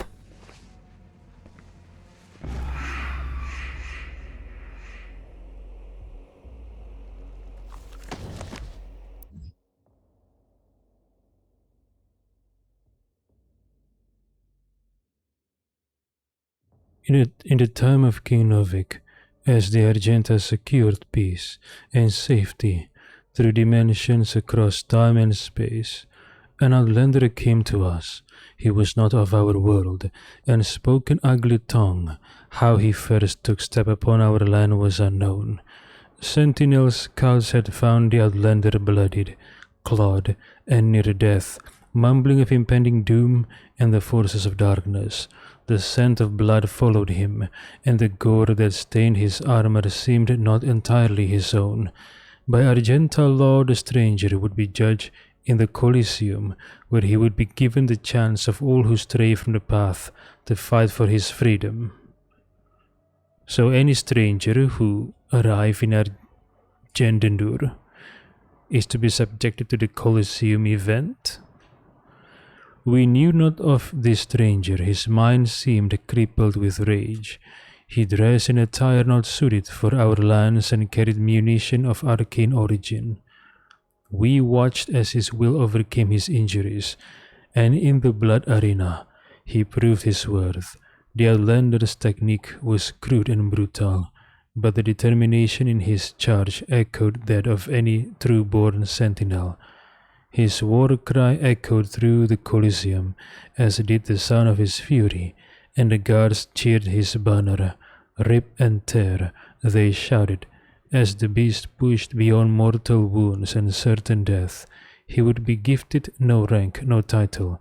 The survivors in the arena were provided only one reward, the right to earn an honorable death, while spreading the blessings of the Makers to those in need. The Outlander's determination was witnessed, his ravings documented, and through the word of the Odre Deag, the Khan Maker had him brought before her. She set her minions to learning his tongue, for with his ugly words he spoke of lands unseen, creatures born of fire and a dark place unknown to the Queen and her caste. Yet another opportunity to expand the gift of the Makers to those in need.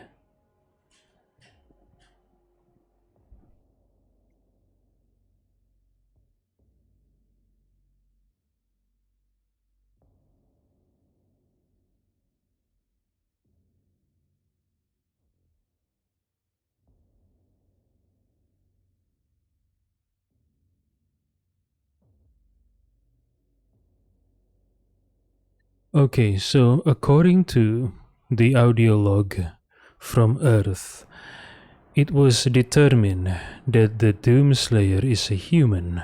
So how did this human arrive in Argendenur? And Argendenur is an ancient civilization, right? So this human arrived in Argendenur a long time ago. How? What happened?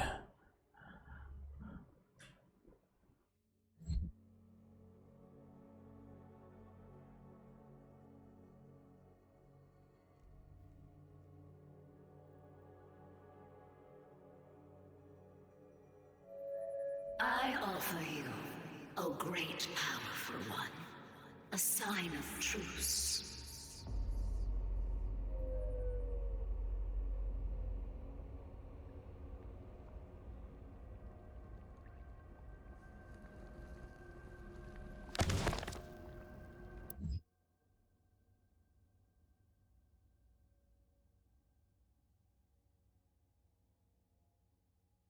On the eve of the Black Star, the Dark Ones came from a world beneath our own, not through ship nor ephemeral vessel, but through the fabric of dimensions.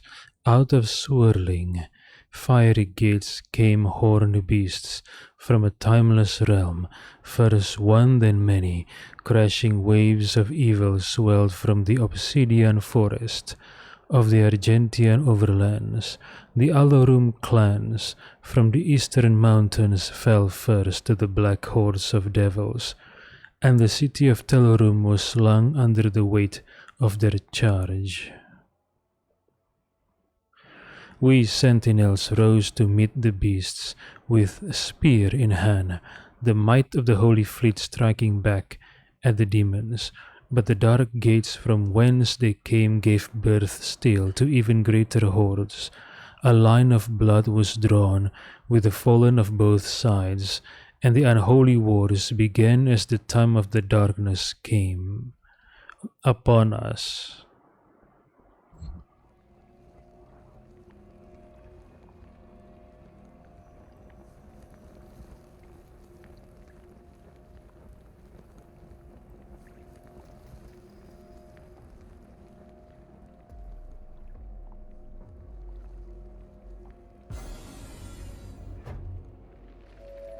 I know of what you have left behind. Go back to it then. Leave this crusade. You cannot save them. They have asked me for this, and so I give it to them. If you let the priest live, then I will return to you what the demons took from you so long ago. You need only turn back, and it will be yours again. All the pain you carry will be gone. What the demons took from the Doomslayer. So the Doomslayer is an ancient human. The question... Okay.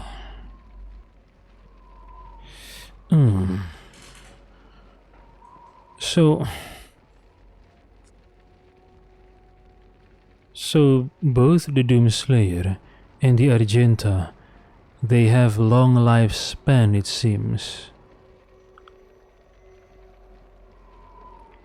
Because the Doomslayer and the Betrayer has a history, right? But the Doomslayer was confined in his coffin for 1,000 years. So the Betrayer, which is an Argenta, is at least 1,000 years old. So the Argenta, the people of Argentanur, they have long lifespan, it seems. But what about the Doomslayer? He is human, according to the audio log. And he is an ancient human. And how could he live for more than 1,000 years? What happened?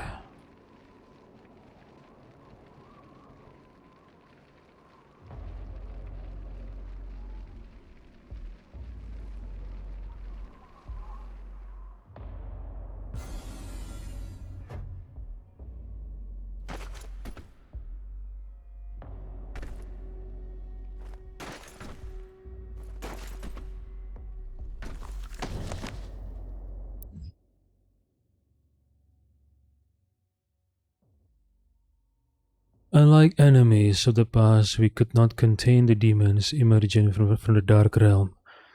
Their weaponry was not conjured from machine steel, but from the essence of their very being, a dark magic not known to us in our many conquests. Had we grown overconfident, our victory serving to dull our blade as we drank in the glory of our expanding empire. Lost, we knew not of how to prevail against this foe. The Maker gods stood perplexed, and our engineers and priests scrambled to find the advantage in battle we so desperately needed. Unknown to the enemy, we were pushed to the brink of defeat, and our gods stood with us as we worked to find the answer. The Order of the Deag were the first to unlock the mystery of these foul creatures. The priests were able to capture several of the beasts and set about to identify the source of their power. It was then that the essence of the Dark Realm was discovered. Not wholly unlike our own, this power was the life essence that flowed through their twisted form and powered their attacks. It could be harnessed to power our own weapons, giving the Argenta the chance to combat the demons on even footing. The priests believed that with greater knowledge of the essence we could discover its source and cut it off from the demons to strangle their armies from within, allowing us to regain the advantage we required for victory on the battlefield. The Khan Maker gave blessings to our majesty and directed the priests to delve deeper into the mysteries of the scarlet elixir from the demonic realm. For she sought only to return balance to our universe. Proper assimilation was required, as hell stood beyond her influence. After great effort, the priests discovered more than they had ever hoped for. They learned of the true nature of the demonic energy and how it could strengthen those skilled enough to harness its power. The energy coursing through the malformed bodies of our relentless enemy could be used to end life or to enhance it. The power to heal, to mend, immortality, knowledge and enlightened faculties beyond our understanding. With the demon's life force in the skilled hands of the sentinel priests and under the righteous gaze of the Khan Maker, our people would not only rise to victory over the unholy horde that clawed at our walls, we would move to a higher plateau of existence, ushering in a new era of military science and industrial healing. No sentinel would grow sick, no maker would need to suffer the transfiguration that they so feared. All would be risen. None could ever oppose our peaceful ways and threaten our world again. True balance over hell and its legions over space and time in this world and all others. We would dictate the order, united with the makers. We would find peace eternal.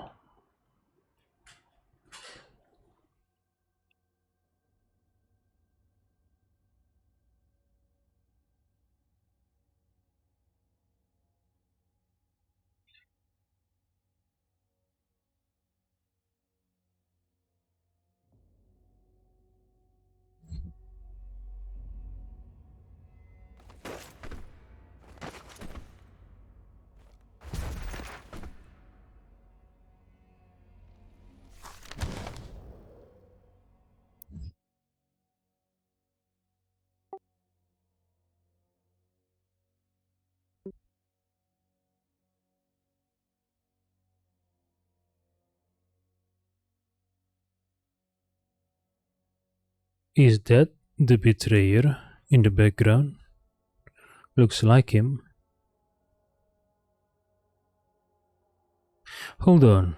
The betrayer's armor looks similar to the armor of the marauder. So the marauder that the Doomslayer killed, was he an Argenta who defected to hell?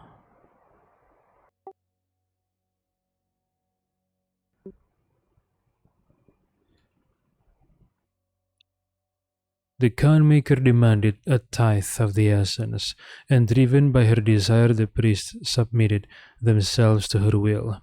The order of the Deaga took counsel with the king, speaking only of the spoiled lands sure to be found through the cleft in creation, and the opportunity to purge the new invaders from Argendenur. We took the war to their cursed land, pressing through the gates of wizardry. There was one among us who seemed to know the true nature of these foul demons. It was the Outlander, the stranger who had come to us from places unknown, he who had survived in the front lines far longer than any sentinel-born prisoner had before. His passion for battle against the vile horde was evident, his lust for their destruction matching our own.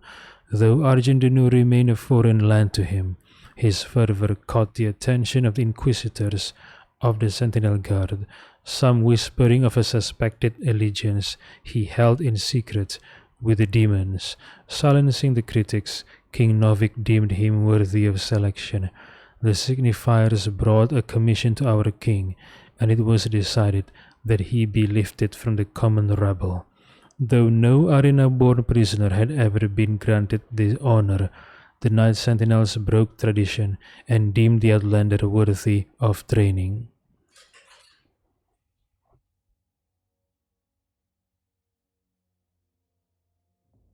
A number of disciples grumbled and chafed at the barbarian present in their ranks, but in the war with the demons all opportunities for even the slightest advantage were to be considered, and as they witnessed the stranger spar with their whole masters, they found in him an undying, unrelenting compatriot. This man was an outsider, friend to none, and yet rose each time he was thrown to the dirt of the circle. Battered and bruised, his brow stained with blood, he rose with grim determination for the chance to face his enemies in armed combat once again. Time passed as the stranger was instructed in the codified matrices of their order, the ancient lessons of battle and brotherhood taught to all sentinels. He could sense the opportunity before him. Soon all of hell would feel his wrath once again. Satisfied that he would not be a detriment to their prowess. The Night Sentinels granted him his wish as they ventured through the Hell Gates with the stranger in tow. They knew no rest, fighting in the unnatural elements and training under the blood moon of night. The stranger suffered exhaustion, wounds, and sickness, but asked for no aid and was offered none. 3 times the Night Sentinels ventured into the gate and back, and upon every return the stranger strode more capable than before, his gait locked in step with the march of the Sentinels, a disciplined and now controlled lust for demon blood ever present. The passing of years and innumerous battles with the devils indentured the stranger to Argenta's mightiest warriors, and no longer did they condescend to him as a new-blooded conscript, for to them he had become a brother in arms forged in war, an ally and a weapon.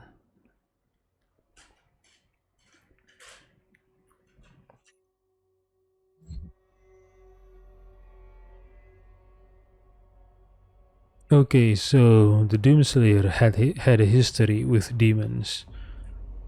Maybe it has something to do with how he arrived in Argent Denur.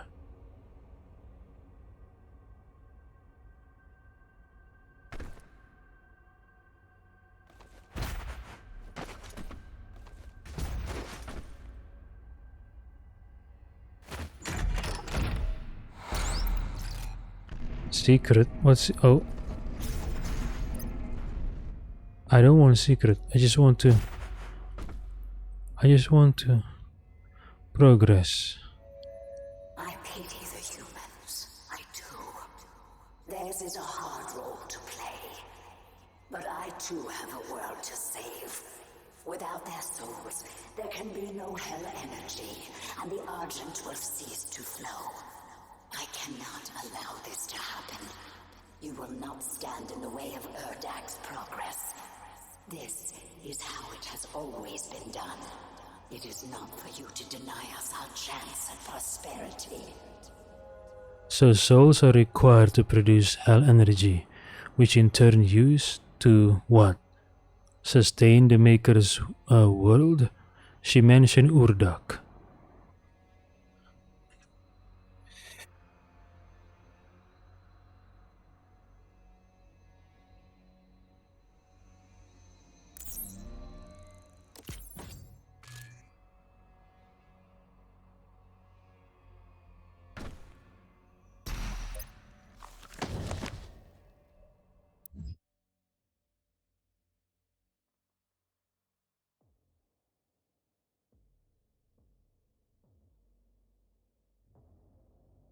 As we warred with the beasts, the Argenta society grew, under the watchful eye of the Makers and through the endless power of the Essence.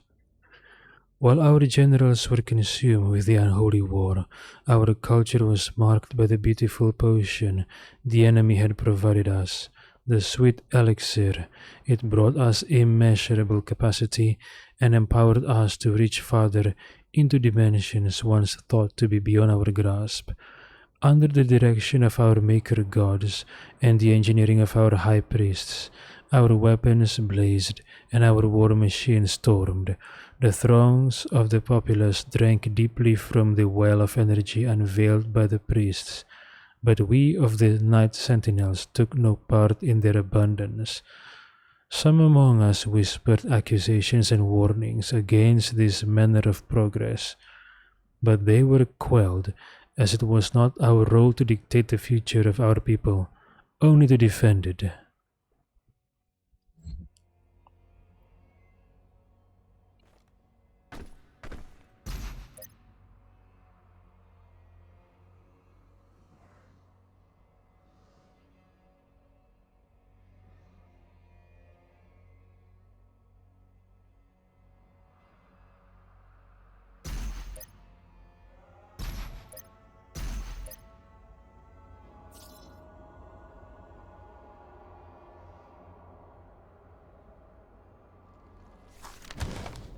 Too much reading, man.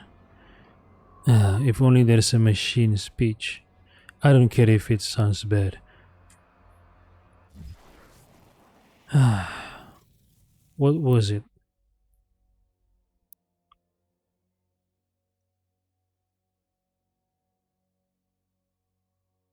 As the black star ascended to its zenith, King Novik sat restless on his throne, as a howling darkness began to assemble just beyond the mountain rise to the east.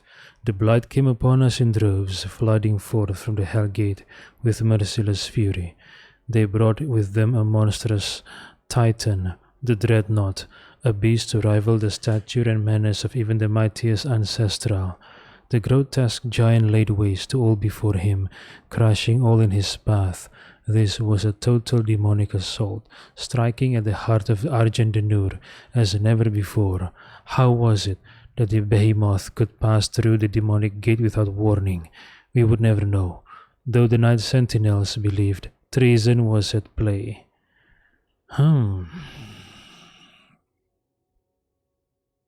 The betrayer? Caught off guard, the sentinels scrambled late, in defiance of the Titan and his horde, and with his coming the holy city of Taras Nabad prepared for judgment.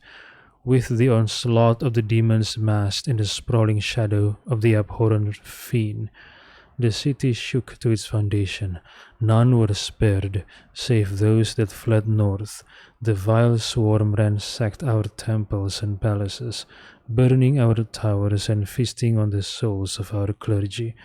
Yet the night sentinels rallied and held fast against the demons, though they were pushed back and corralled at the blood arena. As the dark of night descended, their swords remained potent, and shred the enemy multitude with abandon. Amidst the unyielding ranks of the sentinels, when all other apprentices had fallen in battle, stood the outlander. Rip and tear, he roared, ferocious in battle.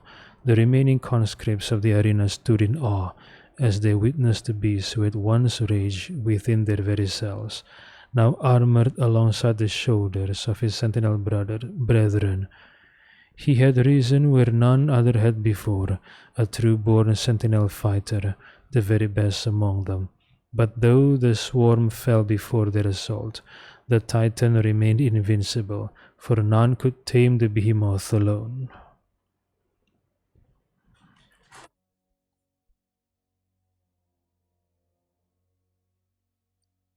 In the hours before dawn, as the night sentinels weathered the relentless assault, the outlander held his ground at the foot of the great wall in the northern bend of the castle.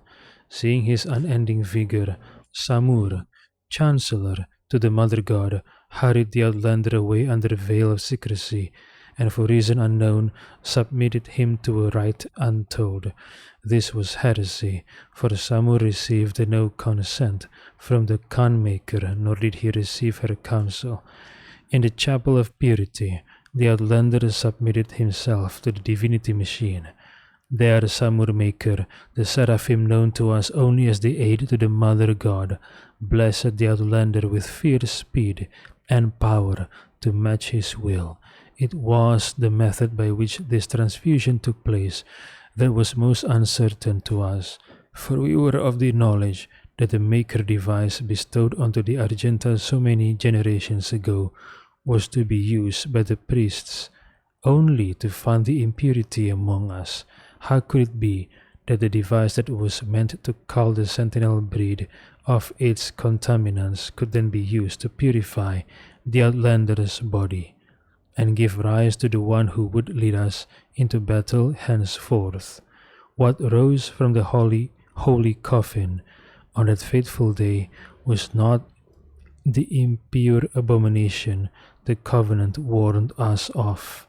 The hero within would come to be known only as the Great Slayer, the Time Walker, the warrior Khan whose fire sword would blaze forth a path for the just and cut through the demonic horde with a vengeance that only a god king could summon. He rose unbroken by the ritual, his eyes burning with maker magic. He took the crucible in his hand, and wraith fire leapt forth from the blade, as only it will when held by a true sentinel warrior king. In our darkest hour, the Slayer had been chosen, defying tradition, our most sacred laws, and the will of the Great Khan herself, a stranger to our lands, had been blessed with celestial might. Okay, so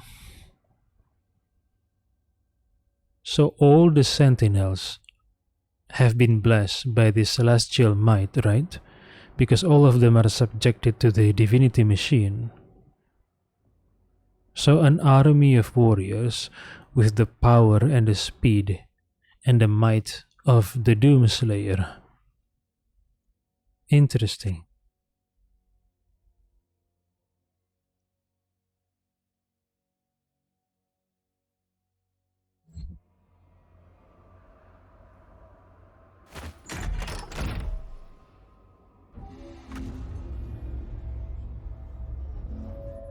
I cannot stand by and watch as you put our future at risk. Earth will be consumed, and the energy will continue to flow. It is your people's survival against mine.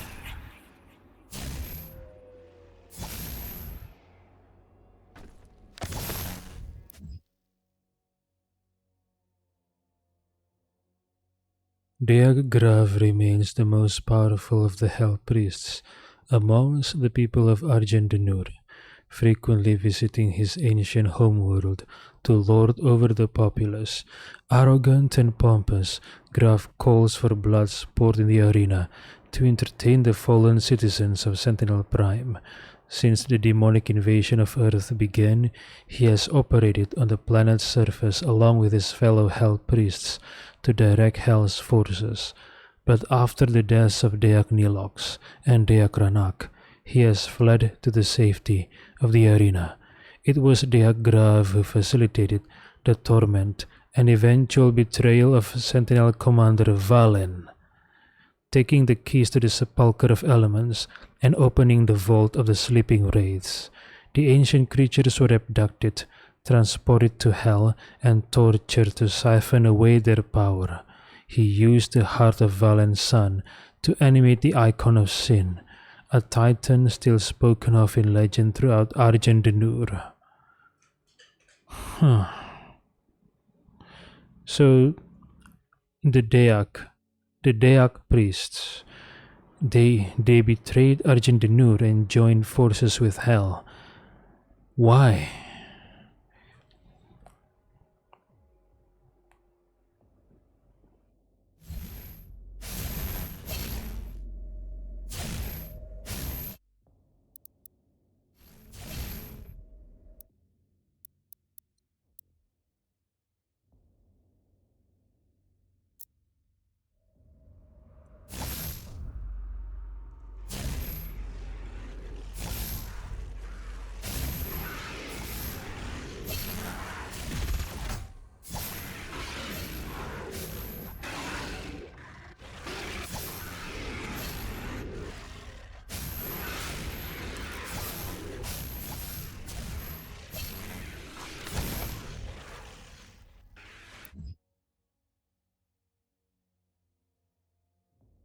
In the years following the end of the Golden Age, competing factions of Argendenur turned against one another.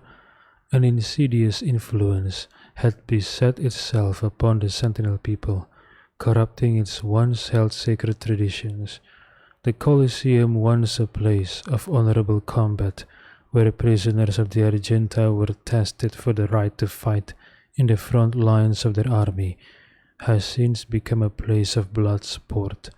In violation of Sentinel law, the priests have engaged a demon there, a merciless executioner, used to enact judgment of their own decree.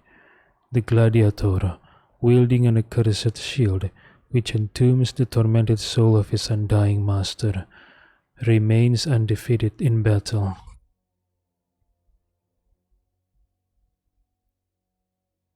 Infamous for the many lives it has claimed.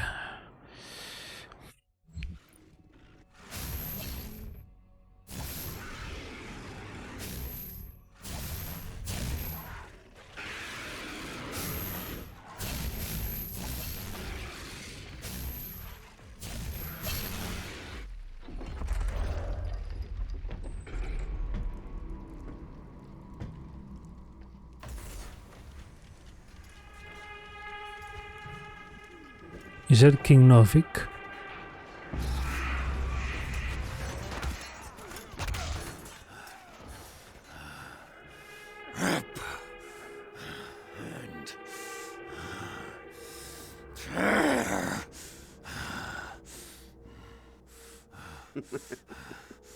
You'll make a fine addition to the front lines, stranger. The demons! They are everywhere. Must kill them all! Dress his wounds and bring him to us. I want to know more about the others he speaks of. Yes, Your Grace. If Sentinel holy blood is spilled on these grounds, you will lose all sovereignty here.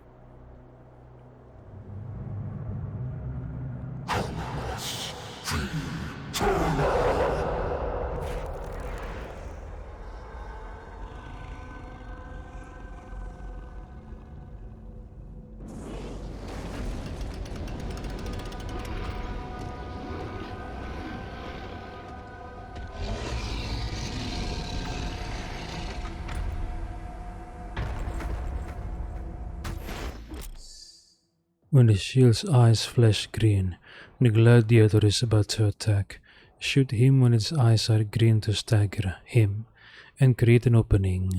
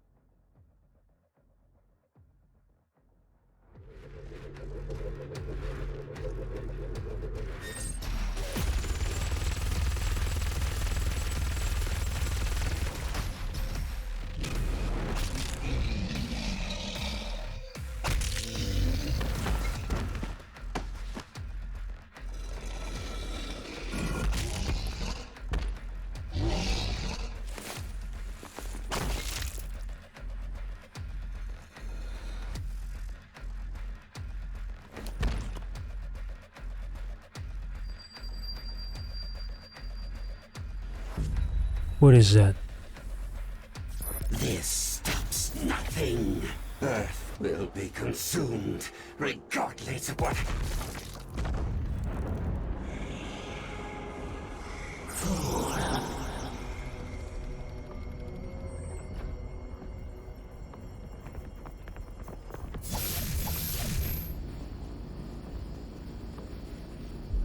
The portal is ready.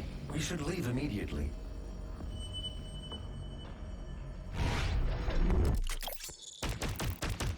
What is that blue coin? I wonder.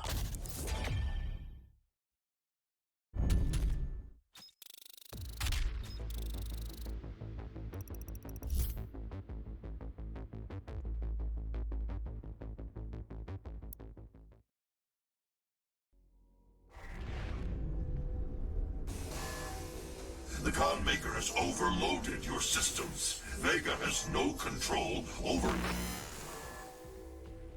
If you had let the culling continue, the human race you fight to protect would have survived. Now I will resurrect the Icon of Sin. He will devour Earth and leave your homeworld in ruins. Life on your planet shall never return. And this will be yet another world you brought to extinction. This stronghold will now serve as your prison. With no power, you can do no more harm to our mission, and we may continue the work that must be done.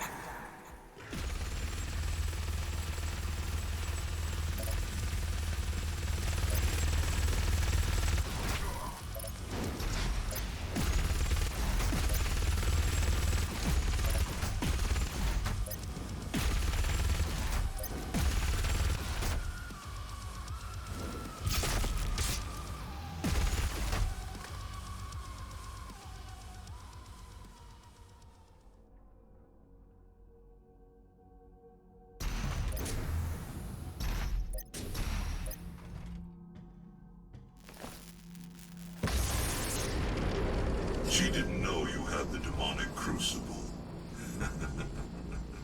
In the end, the very power source you sought to eradicate from Earth is now what will help you save it. The mission on Sentinel Prime was a success. The demonic consumption of Earth has been stopped. Only a Slayer's crucible blade can stop a Titan. You must get to the Sentinel city of Taras Nabad to retrieve your crucible before it is too late. Without it, the Titan cannot be stopped. Setting the portal to Taras Nabad. Okay, so the invasion of Earth by Hell. It's not, the goal is not to eradicate human lives. They just need enough amount of souls. But they plan to stop before humans go extinct. But because the invasion is stopped by the Doomslayer, the Khanmaker said she's going what? To activate a Titan?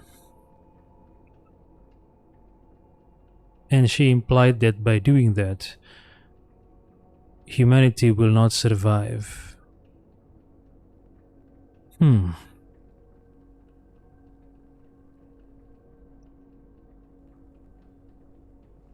This is the Resistance Network, broadcasting live from inside the Arctic safe zone. There was a Slayer sighting on Phobos. Eyewitness reports say that he was spotted inside a command center and then proceeded to fight his way through the mortally challenged and onto the deck of the BFG-10K. This can't be confirmed, but many believe it was the Slayer himself who destroyed Mars in an attempt to stop the challenged from further advancing their position on Earth. We will post more information as it comes in. This is an ARC broadcast. Oh, so because the Doomslayer destroyed the Super-Gore nest, right? Which then closed the portal to Earth. So the demons decided to advance toward Earth from Mars. Ah, okay.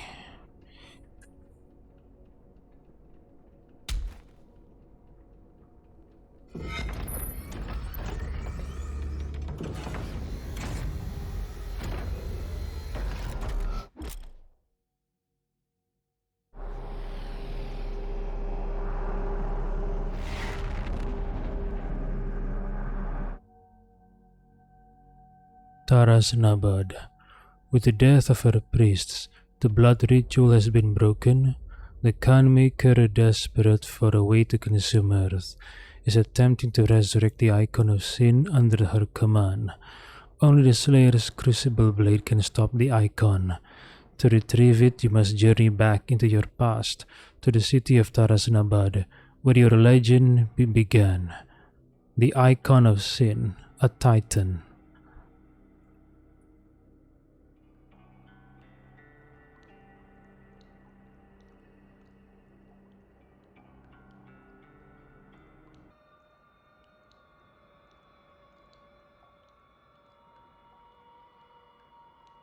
Your crucible is still embedded in the Titan that attacked this Sentinel City. Your first battle against the demons in this world, where the legend of the Slayer began.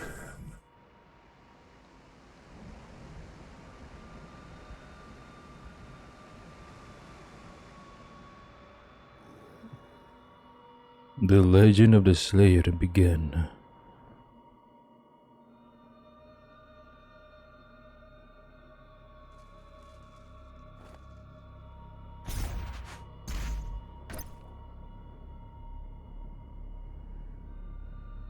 This Argentinian civilization is interesting.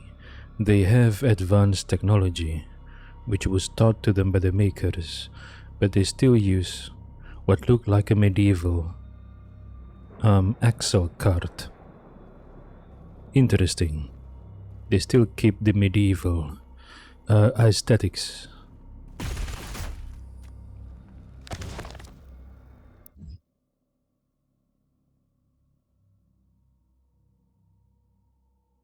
The city of Tarasnabad was the crown jewel of Argentinur. For centuries it served as the spiritual heart of Argent society, home to both the royal family and a center of political power. No expense was spared in the building of the city, with bold colonnaded architecture and towering monuments to gods and kings resplendent on every avenue. Rural Argenta flocked to Tarasnabad on pilgrimage to the Maker temples. The city was ground zero for a massive demonic invasion attempt, and although the invasion was thwarted, the attack changed Argenta society forever.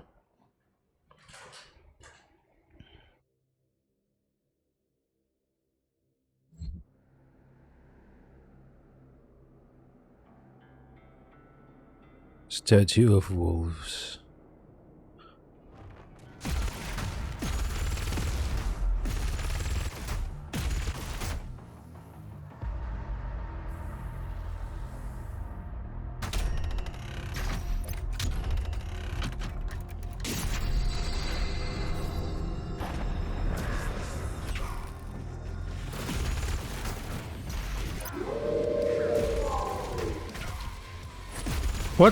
What hit me?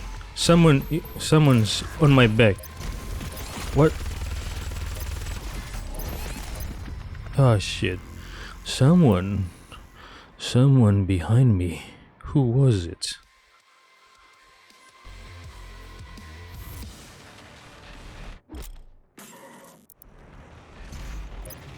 Oh, this guy.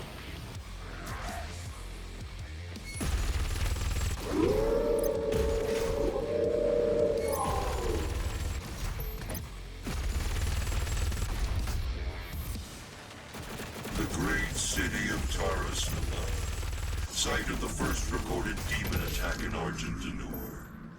According to the Korax tell, the city would have been lost had it not been for the arrival of the Slayer.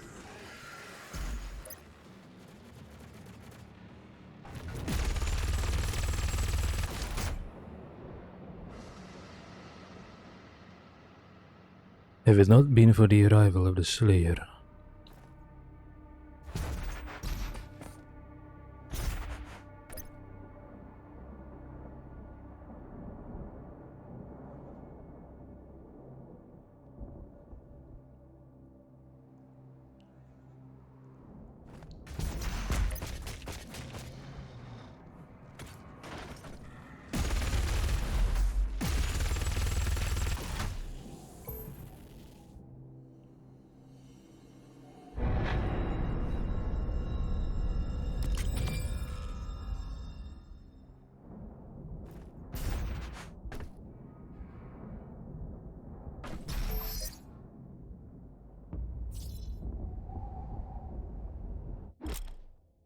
Archivil. The Archivil is a super heavy demon that can summon buff demons. Deal enough damage before the Archivil finishes summoning to falter it and cancel the summons. Okay, so I have to find the Archivil because he summons stuff. Oh, is that the Archivil over there?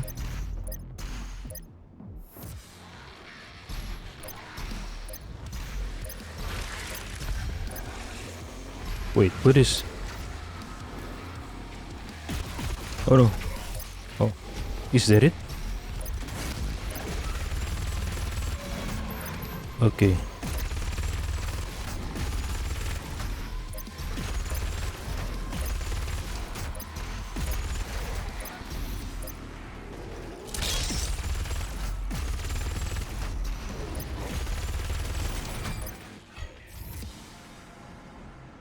All your strength, all that rage, and you couldn't save this world from itself. But this time Earth will be different. From itself. What happened?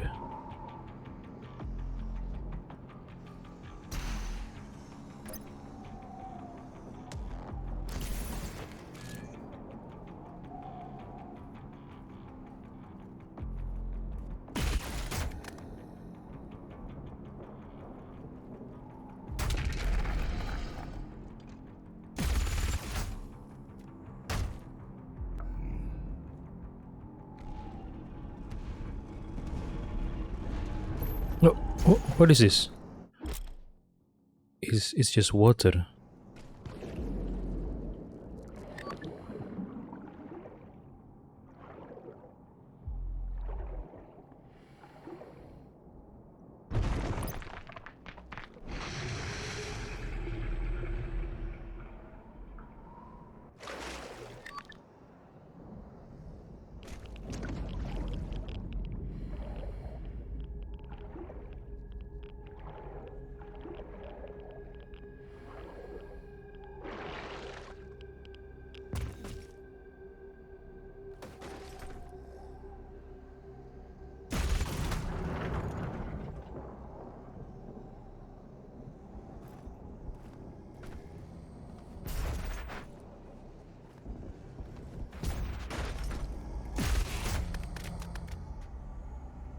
Where do I go? Over there. Wait, it's blocked.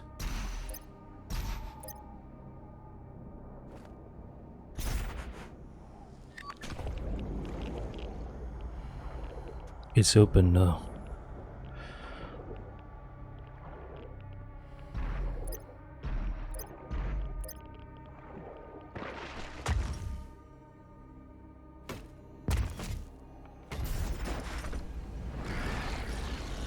It is written that your hatred for the demons gave the people of Argentine newer hope, as it does now on Earth.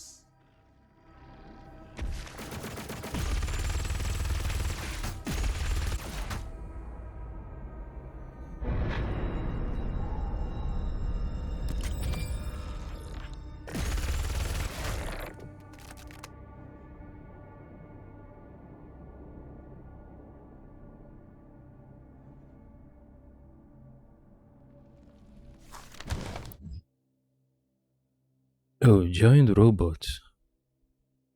Yeah, they have high tech, but still keep the medieval aesthetics. With the coming of the Slayer, the Night Sentinels took the campaign deeper into the heartland of the demons than ever before. Mighty Atalans were brought forth, tearing paths through the hordes of hell alongside the Slayer and his army. Mighty Atalans, is that the name of their giant robot? The high priests, under the guidance of the Mother God, had found means to gain entry to the innermost regions of the demon world, and with the Deag's presence, new gates could be opened. Our war machine were unstoppable, wrought with maker technology, enhanced by the very essence our enemies hurled against us as our armies drove deeper and deeper into the blood-drenched territory of the demons. Countless victories were assured with the power of the Slayer, for with the Alpha Interfactor at the fore of our pack, we brought certain doom to our foes. What is Alpha Interfactor? Is it the name of the power that the divinity machine gave to the Slayer? And though our hearts were pure and our purpose righteous, unbeknownst to the fighters of Argenta, in our wake and under the veil of secrecy, the Mother God had set her priests to build vast factories upon the heathen's land that she might gather the essence for further development. How this deception began we would not know, for our focus remained on the hordes of the underworld.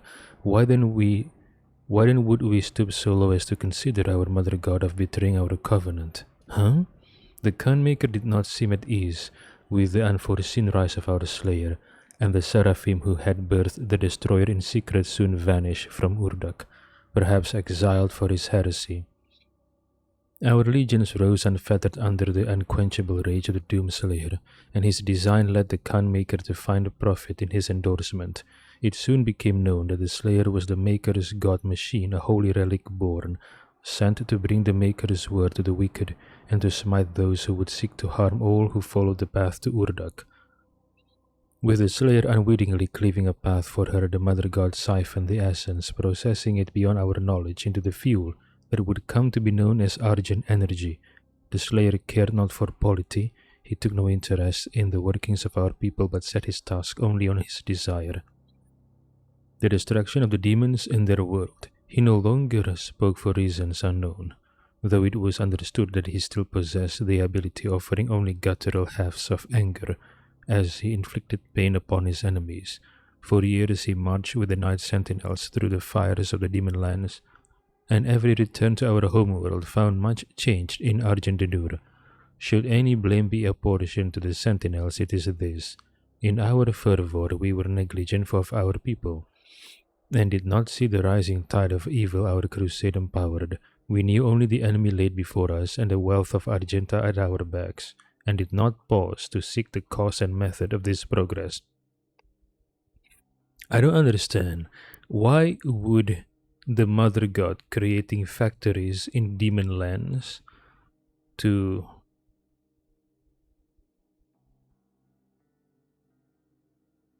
gather the essence constitute a betrayal? Isn't that good? I mean, the Argentinur also get to enjoy the essence. I don't understand. Why would it be seen as a betrayal?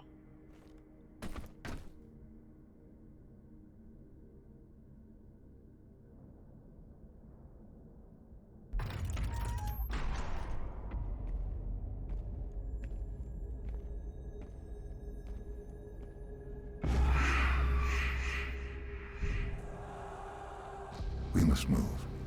Quickly. There are those who would seek to stop this. I offer you a gift. Take it. It will give you strength. Help you on your journey.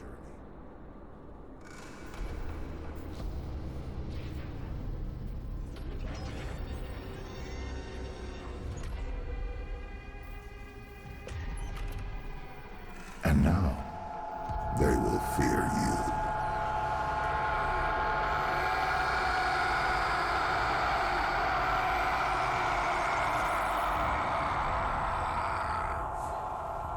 And now they will fear you.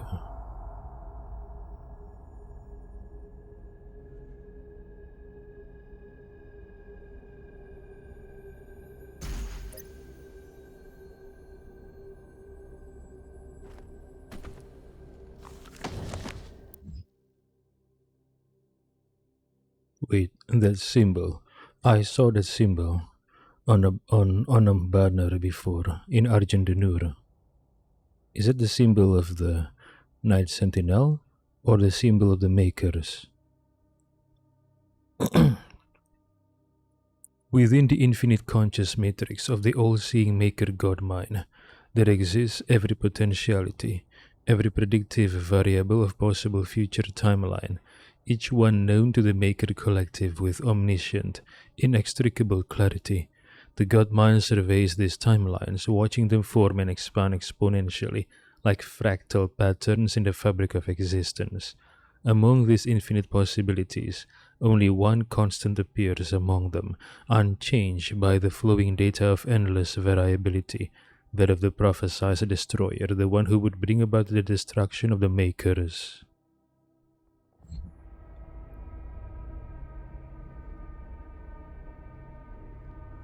Oh, what is that?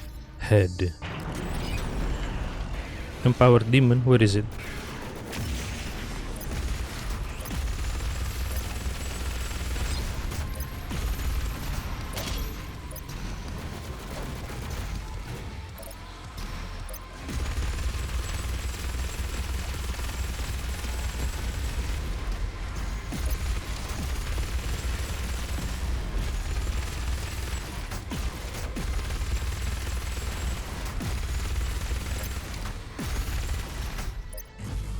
Oh!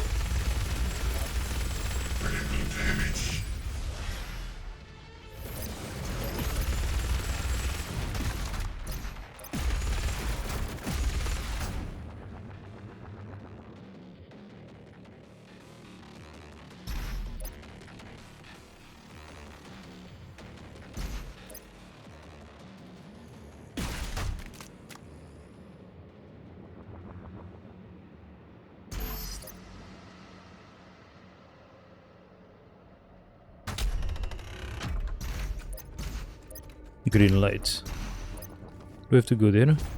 Ah! Is it timed?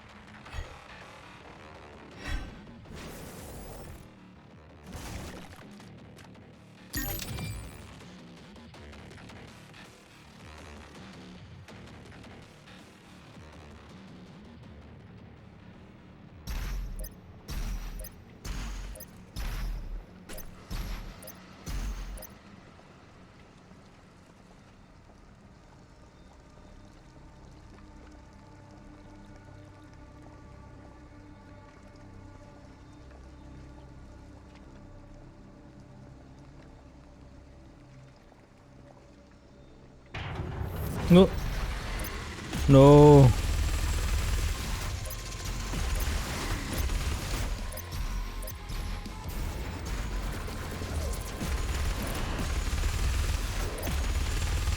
No. No. Help. Ah!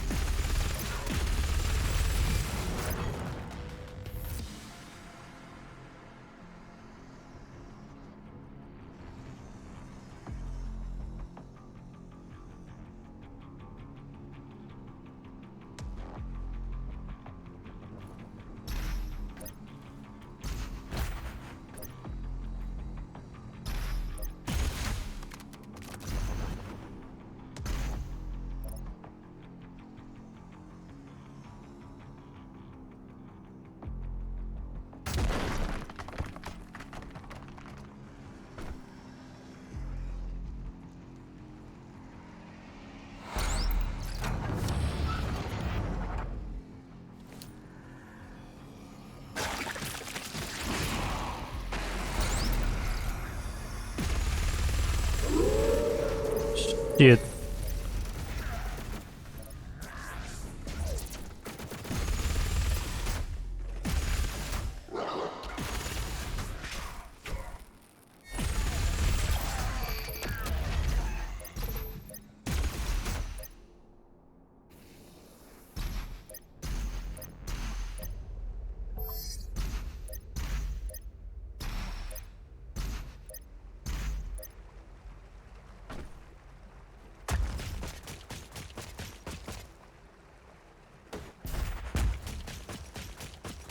If the Crucible blade is removed, the Titan will rise again.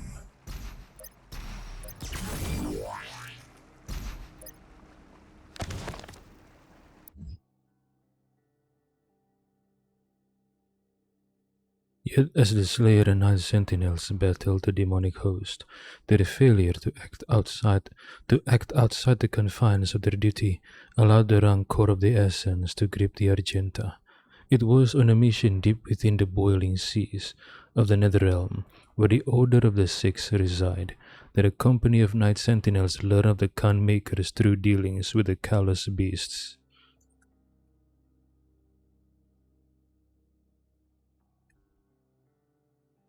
By Maker design, it was kept secret from the Sentinels and Argent people alike that the essence we had grown so reliant on during this war was comprised of the very spirit of our brothers and sisters who'd fallen to these vile creatures. Oh, the truth had been uncovered that all beings who found their end by the demonic horde would become a vassal of the hellscape, their flesh in time twisted into the very demons we fight, their souls extracted to create the essence that powers their world and ours. The victims were the enemy, and the enemy would become us. The soldiers stood in awe at the base of a factory dedicated to such action, a place where the bodies of the slain were sorted and extracted through sinister magic, enormous vats of pain and suffering, ethereal energy, the haunting sounds of lost souls awash in an eternity of servitude, transformed into energy to power our struggle against the Dark Realm and its malice. But worse than this grim reality was the discovery of the machinery which was used to enact the vile process our fallen had been subjected to, for it was not by hoof and claw that this blasphemous technology had come to pass, but by the hands of the Argenta guided by the Mother God's desires. We had fallen deep within the grasp of the enemy. What we had fought against would not reveal itself to be true, as without countenance we could hold no sway over the Argenta populace. Regardless, the honor of the Night Sentinels would have to hold up the verity of these claims, and the Mother God could be our divinity no more. In secret corridors and clandestine conference, the Night Sentinels would find those amongst them who similarly distrusted the Essence and had foretold the swelling corruption. Once the truth could be shared, the skeptics became members of the Sentinel insurrection, and the breach between holy and unholy Argenta began to grow. I mean, what choice would the Makers have, though? They still have to fight the demons, right? Because the demons invade Argentinur, they still have to fight. So what's wrong with the Makers harvesting energy from hell? Even though that some of the spirits there are of their fallen brothers, the fallen brothers of the Night Sentinels. Or maybe the Night Sentinels argued that, okay, we benefit from the essence, but at least the Makers can spare the spirit of our brethren who fell and not subject them to the process. Maybe that's what they want, and the Makers did not do that. I see. If that's the case, yeah, it's a betrayal, I guess. I mean, the Makers had the authority to spare the spirits of their fallen brethren, right? And not subject them to the process? I don't know. I mean, I don't know.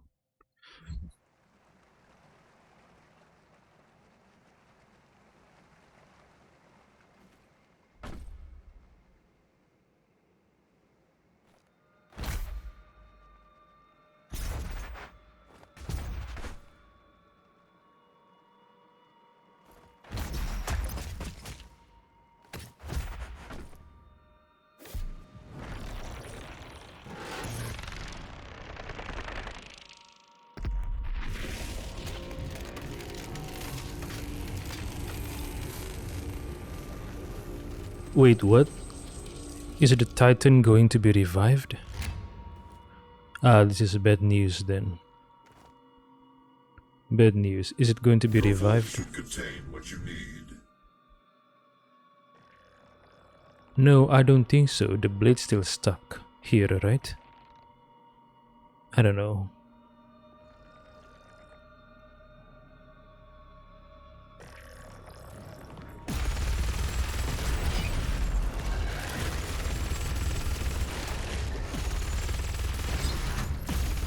Oh shit. What? Oh. My mouse cable. My mouse cable. No.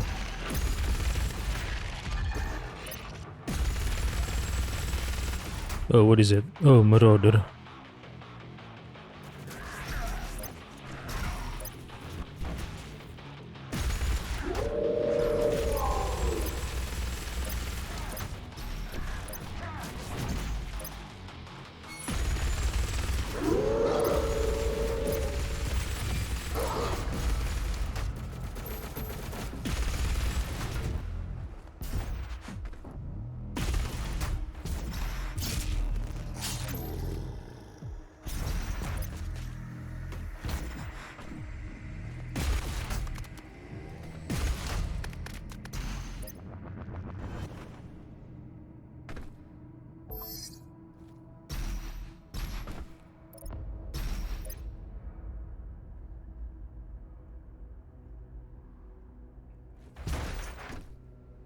So my question is Argentinur have been overrun by demons? But in a Sentinel Prime, there are still Sentinel warriors there around the arena. So maybe some areas of Argentinur have been overrun by demons, but there are areas where Argenta are still in control of the demons. I mean, in control of the territory, not demons. I don't know. Maybe. So did Argentinur lose or win the war with the demons? I'm guessing they lost, right?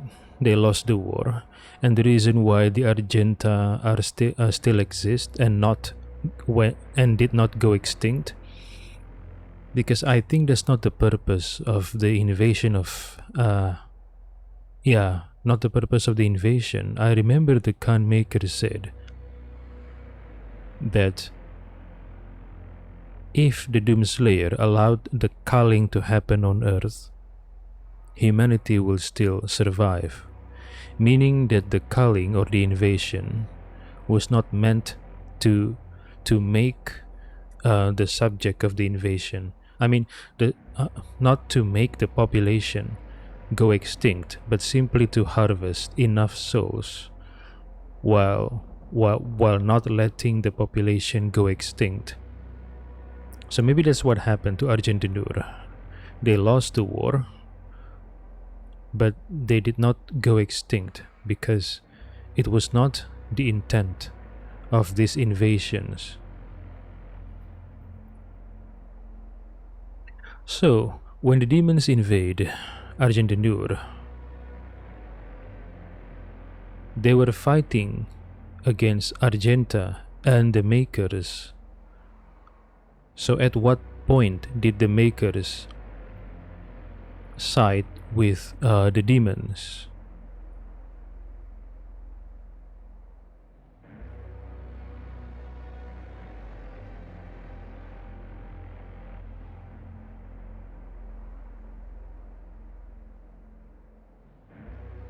I'm not even sure if it was the Makers' fault. The demons invade Argentinur, but it was not because of the Makers. I mean, the Makers have no power over hell. It was not them who made the invasion happen. It was hell itself. But then I guess the Sentinels were angry that the Makers did not spare the spirits of their fallen brethren from the process to extract the essence. Now the question is, the hell invasion of Earth, was it perpetrated by hell itself? Or was it with the help of the Makers? I mean, did hell decided to invade Earth out of its own will, or did the Maker directed them to invade Earth?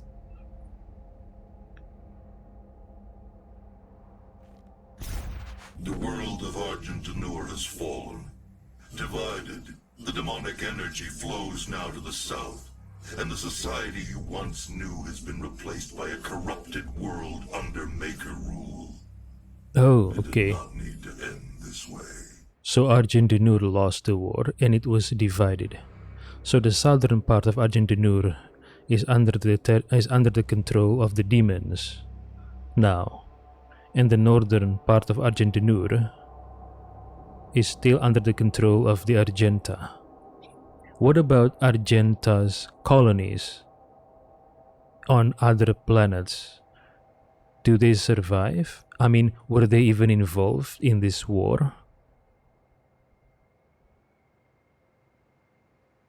Are the Argenta colonies on other planets, did they also suffer invasion by hell? Or was it just Argentinur?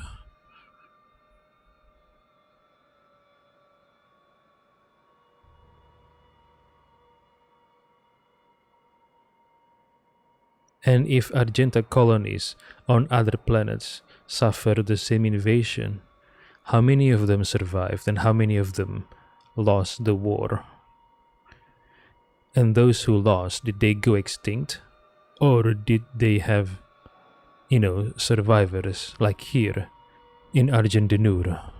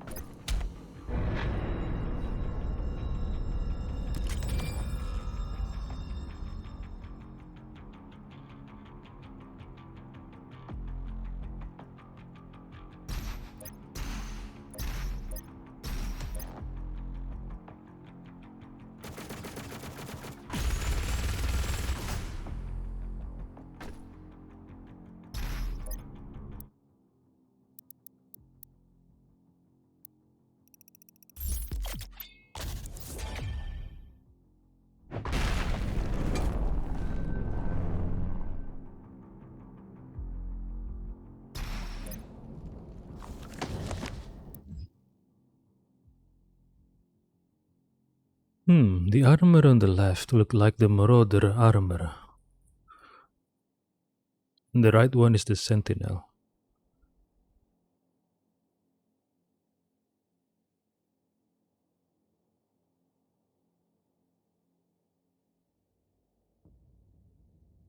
The truth could not be denied. The unholy spires raised in the barren lands functioned by blessing of maker machinery. The Khan had betrayed Argent Denur and had made concert with the demons to harvest their essence, in return granting them access to all the worlds under her influence. Oh, hold on. In return granting them access to all the worlds under her influence. So Hell could not invade Argent Denur then, unless access was granted by the Khan Maker. Ah, I see. So the fact. Okay, so Hell was able to invade Argent Denur only because the Khan Maker gave Hell access.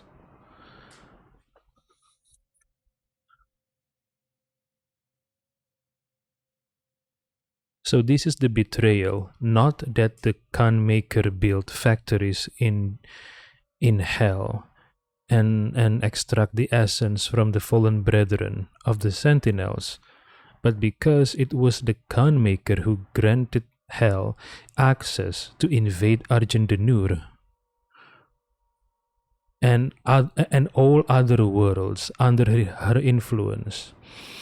So the fact that Hell invaded Earth, was able to invade Earth, that means Earth fell under the influence of the Khan Maker.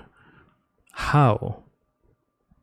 I don't think humanity has knowledge about the Khan Maker prior to this event. So how could they fall under the influence of the Khan Maker?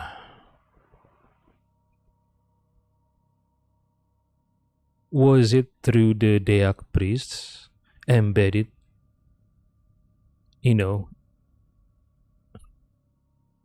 what was the name of the priest that was embedded within the UAC? Was it Dayak Ranak? I think the Hell priest spread the Maker's influence on Earth using the UAC resources and network and influence. Maybe the Dayak priest spread gospels about the Khan Maker, and after he converted enough humans into Maker worship, then Earth fell under the influence of the Khan Maker, and then the invasion began because the Khan Maker granted access for Hell to invade Earth. Right? I mean, the UAC has a cult within its organization. And I think these cults, and I think, I did not understand how far widespread this cult's belief was. But if Khan Maker was able to give access to Hell to invade Earth, that means the influence of this cult was very, very widespread all over Earth. For Earth to fall under the influence of the Khan Maker, and then the Khan Maker gave access to Earth. Gave access to Hell for the invasion of Earth. A symbiotic relationship had formed, and darkness now had been balanced by a light. For where there was heaven, so there would be a hell. The followers would be granted passage to Urdak, and the sinners would fall into the fiery pits of the dark realm. This word would be spread from all cultures in all worlds and in all places, Ah, that's what happened. Okay. We were not without blame, for it was our people, the priests and sentinel engineers, who'd laid the work in place. Argenta's slaves had built the dark factories, and our own ancient wraith energy helped purify Hell's elixir into the miracle fuel that now powered the Maker's world and our own. The night sentinels spoke of the evil brought by the essence, and carried their word to all who would listen. We had helped to create this new dichotomy, and so it must be for the Argenta to stop the spread of this pestilence, this new phase of existence, the dark and the light. If not for us, then for the innocent whose worlds have yet to fall under the spell of the Maker God and her unseen allies in the Hell dimension. Even when the Night Sentinels returned from the demonic realm with tales of slave factories that damned the souls of the innocent, the indoctrinated masses of Argentinur took no quarrel with the Makers. They were indebted to the demon essence, the ministers deliberating but finding no basis for change. The messengers were cast down for daring to speak against those who have gifted us so much, our gods. The Makers, in their infinite wisdom, would see fit that the faithful continued life anew in Urdak. They feared the wrath of the Mother God. A lifetime of servitude would not be undone by this insurrection. This was simply another trial, a test of faith, to identify those that were truly worthy to experience life eternal in Urdak. The Argenta would not waver in their resolve. The Night Sentinels prepared for war once again. Though this battle meant drawing the blood of their own brothers, our army had seen the work of the demons firsthand and knew its evil. They had returned to the way of the race, and though their armament was diminished without the essence, it remained pure and righteous. A division amongst the Argenta had occurred, one side standing in opposition to the doctrine of the Makers, the other locked in belief. The Ascended Empire was comprised of the faithful and misled, wielding the desecrated energies of Hell, the power of the Makers, and marauders who had sided with the Khan. Okay, marauders. So I'm guessing marauders are like the sentinels, but for the Maker's side. The Night Sentinels were bolstered by the free people of Argenta and the mightiest of all killers, the Slayer himself. Plans and tactics were drawn. The Sentinels would close the Argent energy factories in Nekravol, that which fed the world of Urdak directly with its supply of fresh essence. They would stop the flow. The slumbering race would wake from their sleep and give Argentinur courage.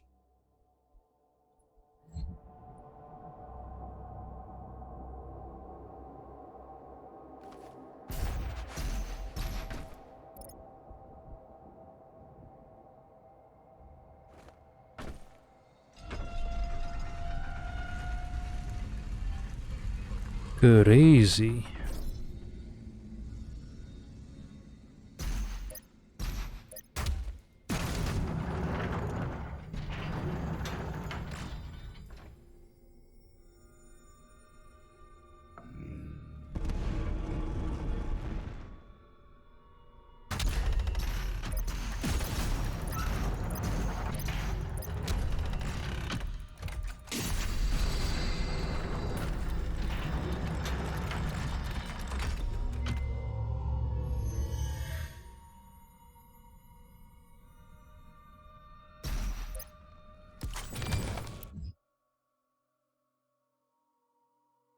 The Hell Priests. For years the civil war raged and took its toll on the soldiers as their armor lay stained with the blood of their brothers on a cursed battlefield. Finally, an opportunity to end the war had been discovered by the Order Deag and the Night Sentinels. With the Slayer at the head of their army, they gathered to traverse through the gate and sunder Nekravol, the city of the dead. The Order of the Deag, the High Priests who had pledged their allegiance long ago to the Night Sentinels, worked in service of our mission. Those holy priests who had served the Argenta since time immemorial assured us that the way was clear. A plan was set to march into the accursed walls of Nekravol and smite the factory, cutting off the flow of essence to Urdak, and denying the Khan maker of the prize. Our forces took spear in hand and advanced, and it is there that the venom of treachery struck. Upon entry through the hell portal, the night sentinels were scattered to the winds of unplanned chaos. Our warriors were separated, our ranks split as the gates twisted, and hurled them across the unholy realm. Some of our warriors appeared nearer to gates they had walked before, but found that the vile priests had barred the way back. Then the trap was sprung, and each lone Argenta found himself set upon by bloodthirsty multitudes of demonic beasts.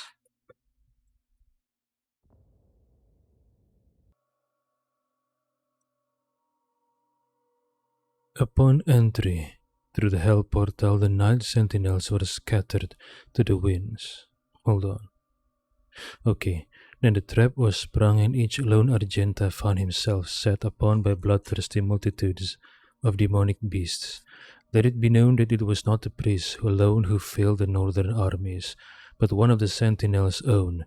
Hell found his weakness and exploited it to the demise of Argentinur. If not, the betrayer's stroke of madness to raise power would still be our own, and the sentinel flag would still rise above Argentinur to this day. The betrayer.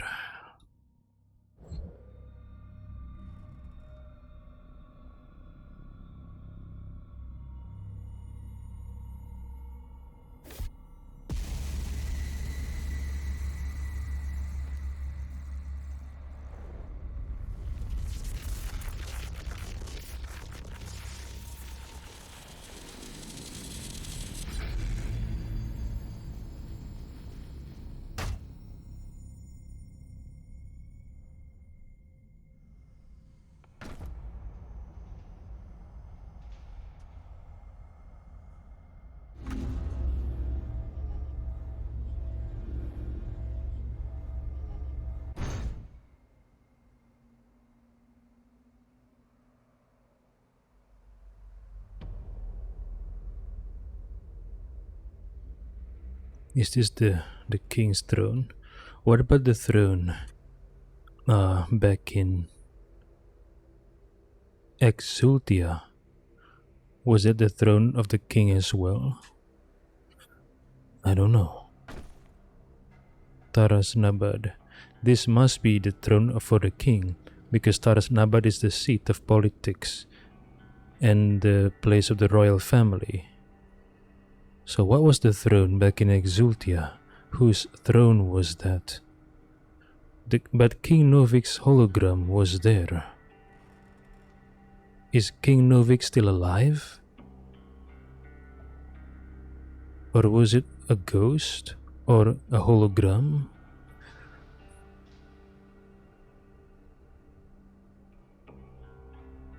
Hey, the symbol.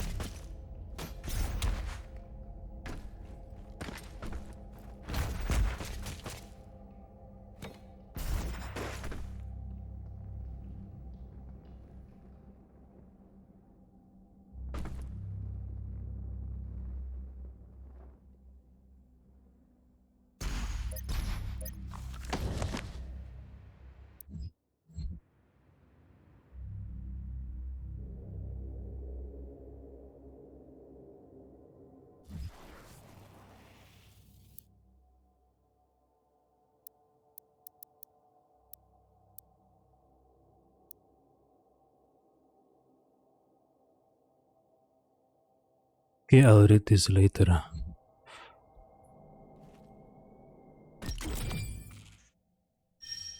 Mastery tokens.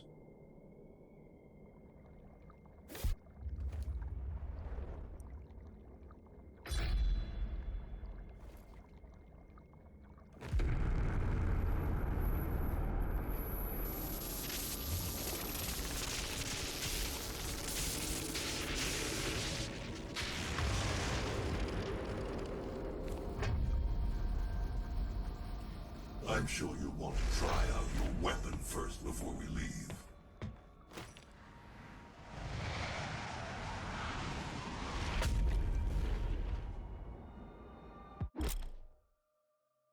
The Crucible is a melee weapon of extraordinary power. Press V to unsheath, then press left click to cleave demons. Each demon costs 1 pip. Replenish the Crucible's energy with Crucible pickups found in the world. No, no, no, no.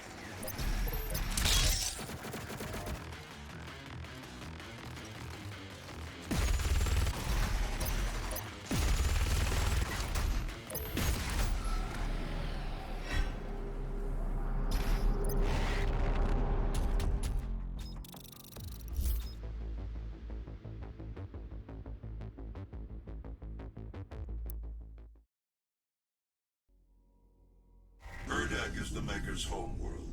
It is not accessible to anyone. No human or sentinel has ever set foot in their dimension. You can use the Maker's origin factory in the Hell City of Necrovol to pass through the Void. Once there, you will not be able to leave on your own. But Vega can create an exit portal for you. That is why you must bring Vega through the Void with you to Erdag. Understood.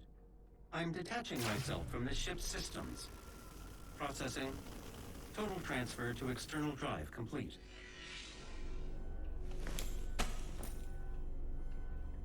Vega is no longer connected to your ship.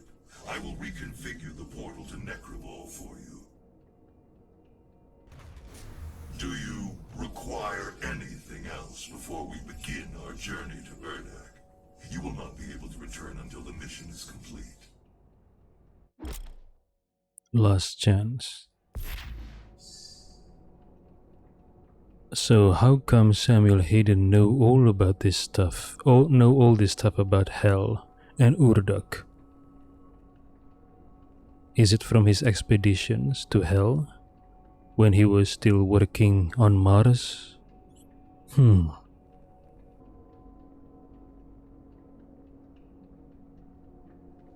Attention, this is an emergency broadcast from the Ark Resistance. Numerous reports from survivor cells across the globe are confirming that at some time within the last 24 hours, the demonic invaders have begun amassing in swarms near Gore nests. Ark scientists have theorized that this behavior is indicative of the arrival of a super predator, a world eater. Ark personnel advise all survivors remain in the safe zones.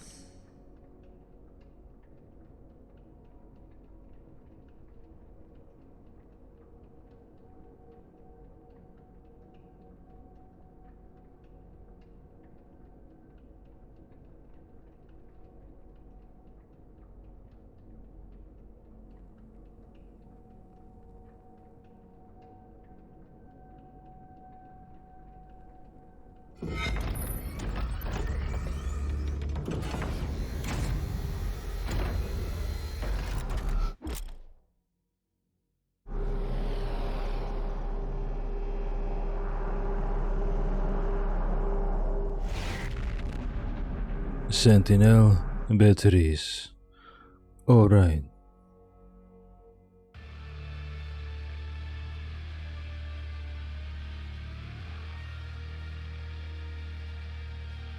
Necravol.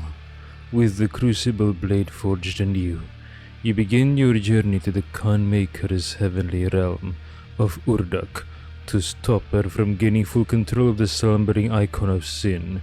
To reach the Maker world, you must pass through Necravol, city of the damned.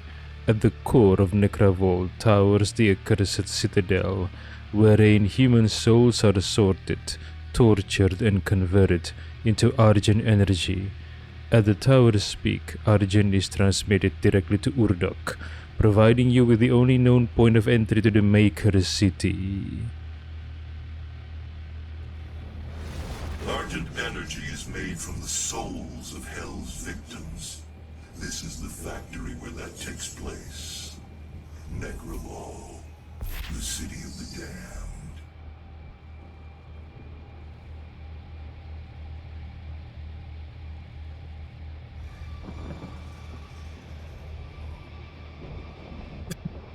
Oh, crying giant demon.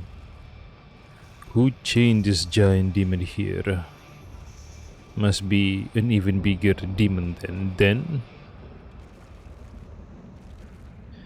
And his eye tears. His tears are the source of lava.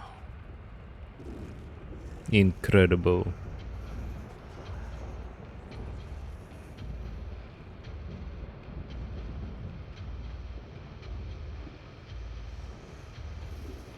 Bones, skulls.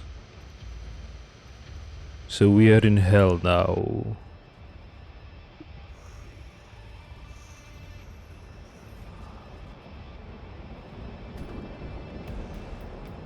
The music changes. Oh.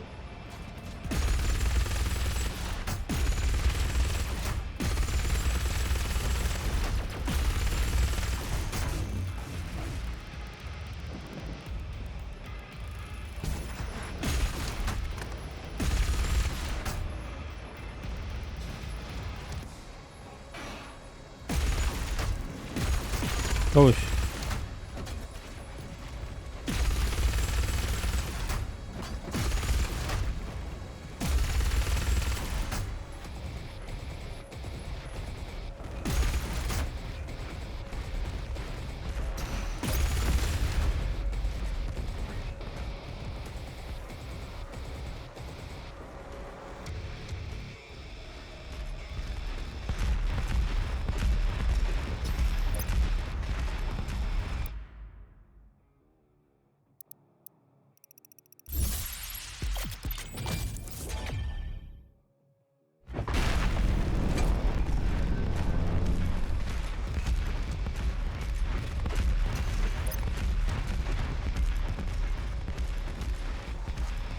these are the souls of Hell's victims.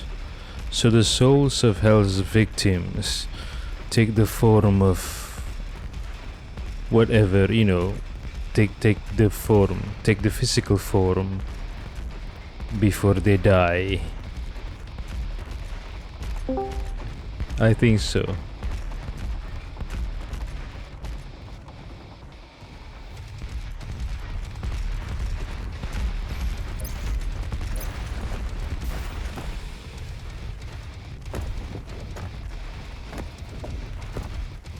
What is this?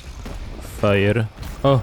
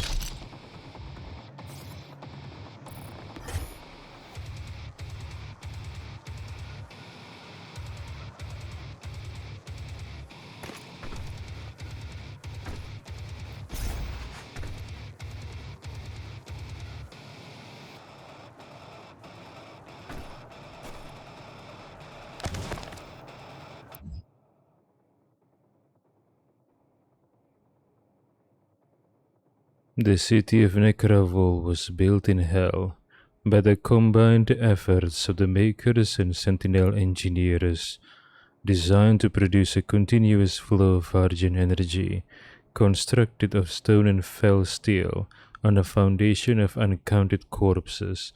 The sprawling fortress of funnels a constant stream of victims towards Calibas, the sightless judge.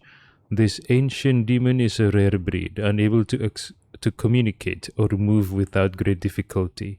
It exists as an overseer of souls, awaiting as cages packed with the recently slain are brought before it, determining which souls are candidates for the Argent process.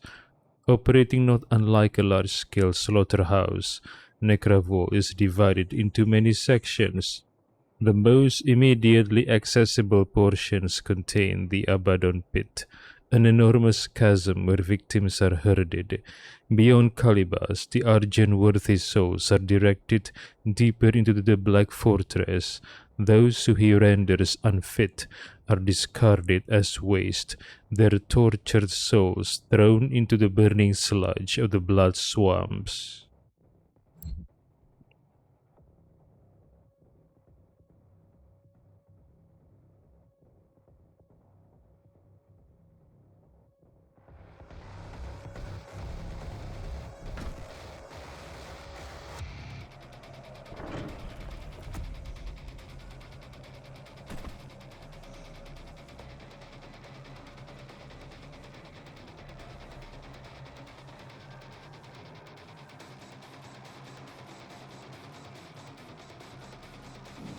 Ugh.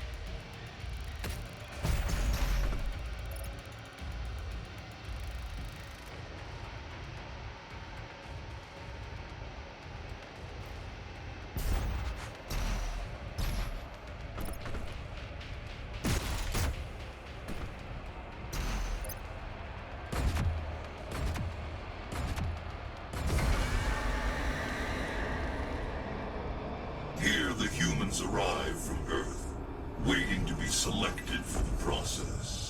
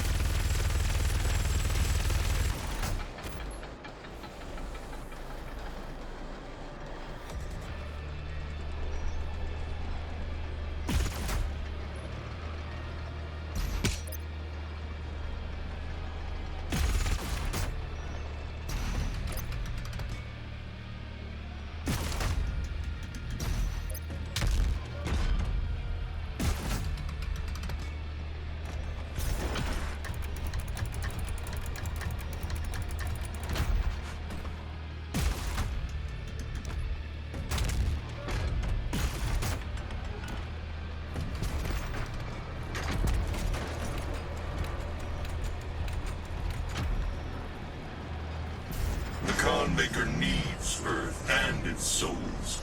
Her world is dying.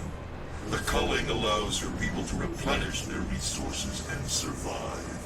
As you save your world, you put hers in peril. Up ahead is Kalabas, the sightless judge. It determines who is fit to begin the soul extraction process. The rest will be discarded to the blood swamps.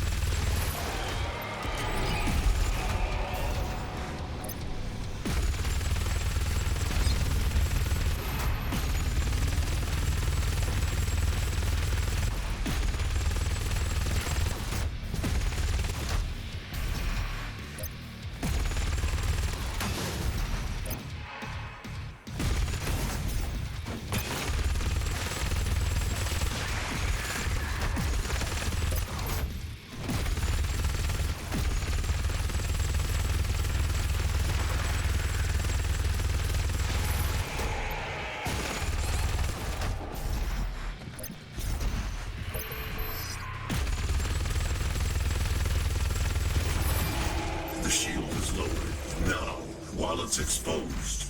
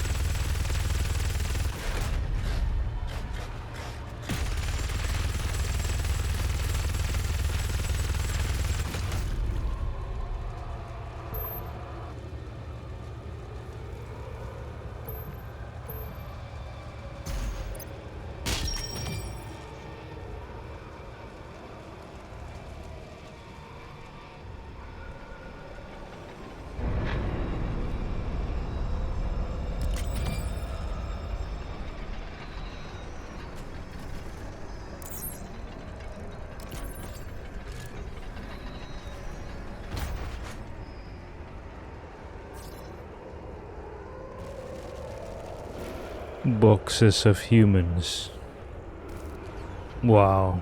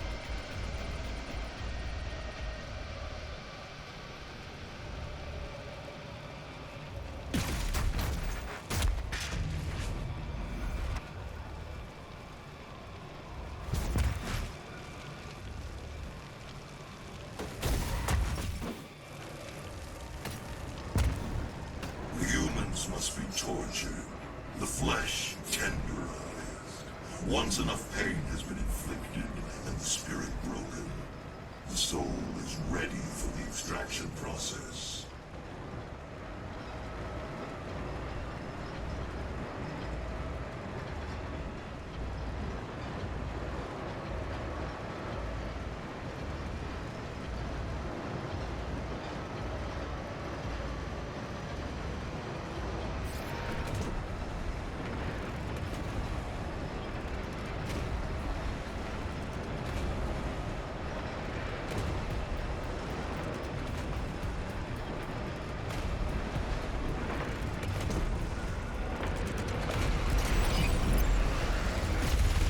Where's the totem?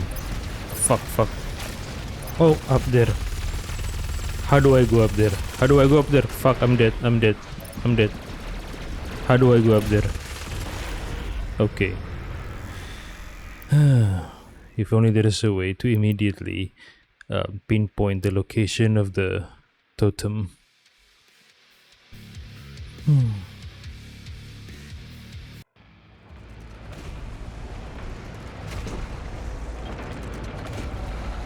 So how do I get up there?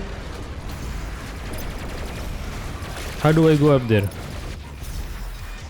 Oh, I have to go here maybe. Okay,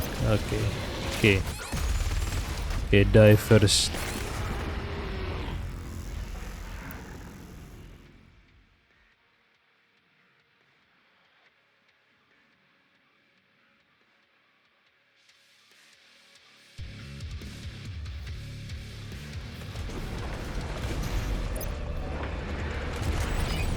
Hurry up.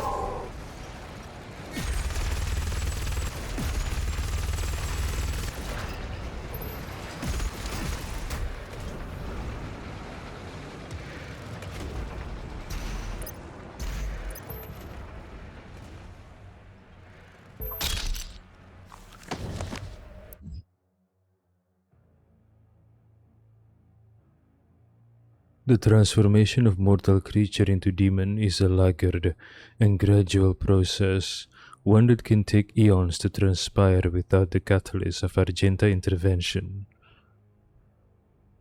Can take eons? That's a long time. The victim is left to wander in the Shadowland for years uncounted, where over ageless time they transform into demon. During their nightmarish journey, the ethereal soul slowly drains from the body, and in that dark realm the substance of mortal life is manifest as matter. It gathers in pools of volatile aura found all over hell.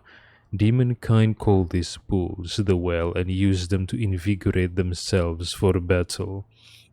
It is from this aura that the essence is formed, by melding it with wraith energy, that which lights the darkened hall and sets the sentinel sword ablaze. The essence is founded. The combining of these primal energies creates Argent energy, a power source so potent, so incalculably formidable, that it has consumed the Argenta and driven us onto greater influence than was ever possible with Wraith power alone. Who wrote this codex, this story of hell? Someone who've been to hell and then back. But who?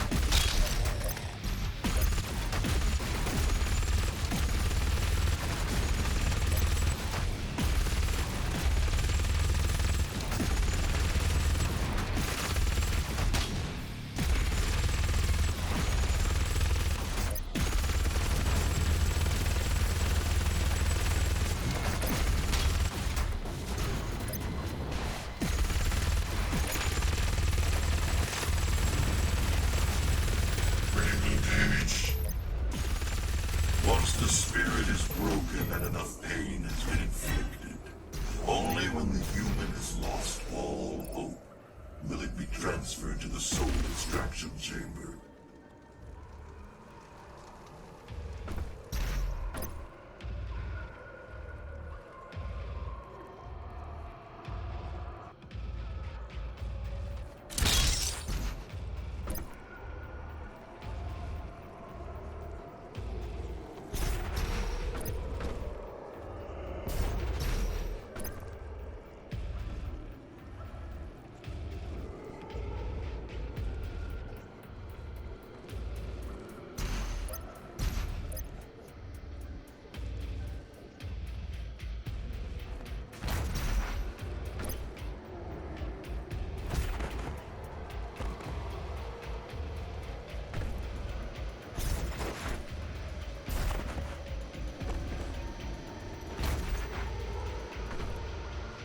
How do I go up there?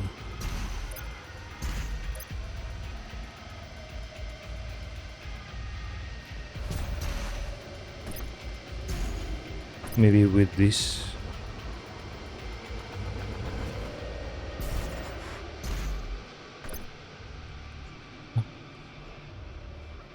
Do I have to go up there? I don't know. Oh, I see that.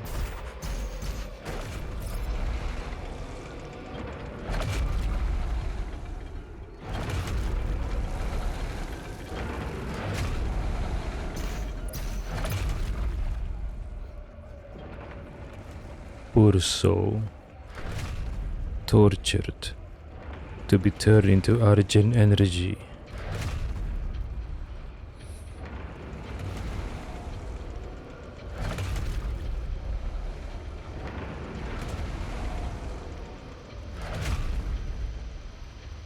They must still be alive. I mean, this is the afterlife. I don't know.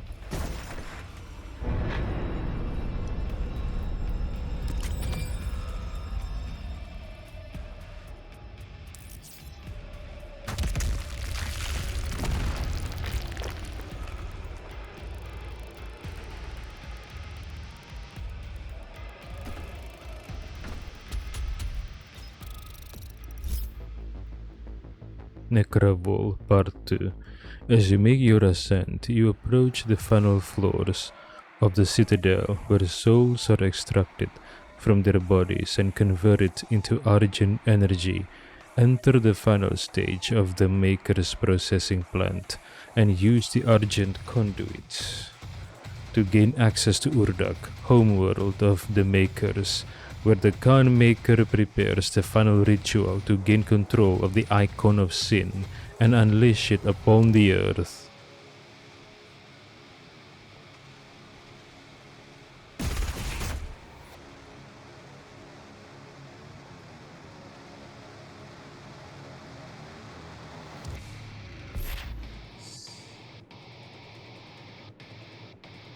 Inside that citadel is the soul extraction chamber.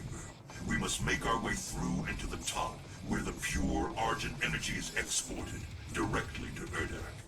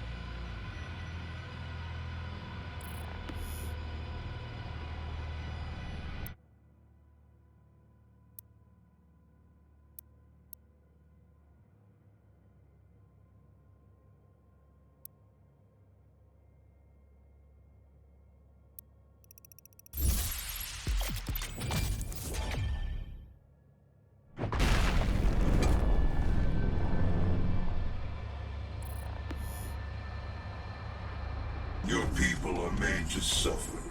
Processed souls for the Khan Maker's world. I assure you, this could have been avoided with different leadership.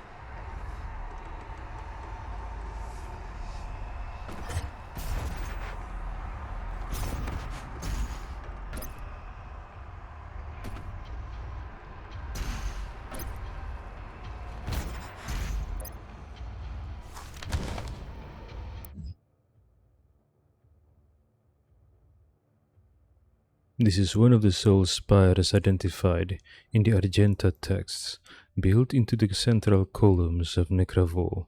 Although most soul spires were linked directly to Argentinur through a Hell Priest created continuum gate, this particular one is linked to Urdak.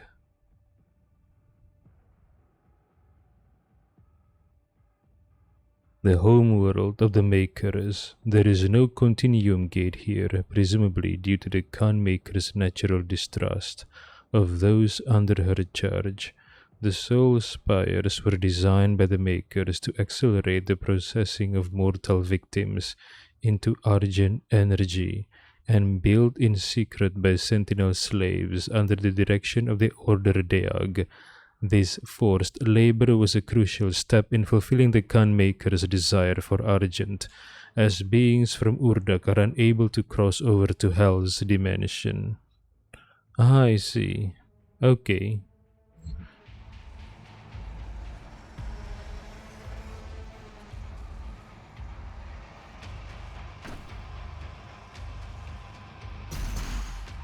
A rabbit. Why is it here? Come, rabbit, come with me. I'll take you out. I'll take you away from this place. Why don't you wanna... Come with me, rabbit. Damn it.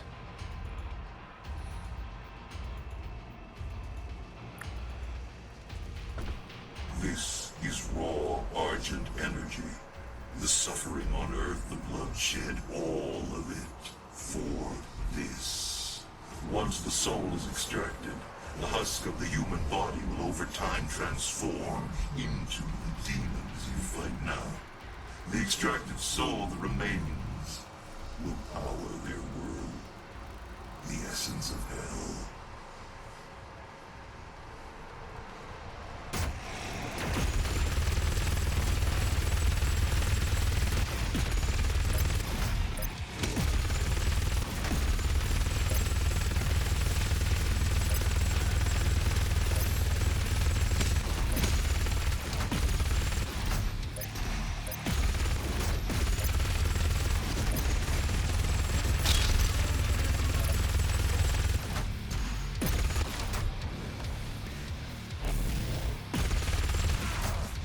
No.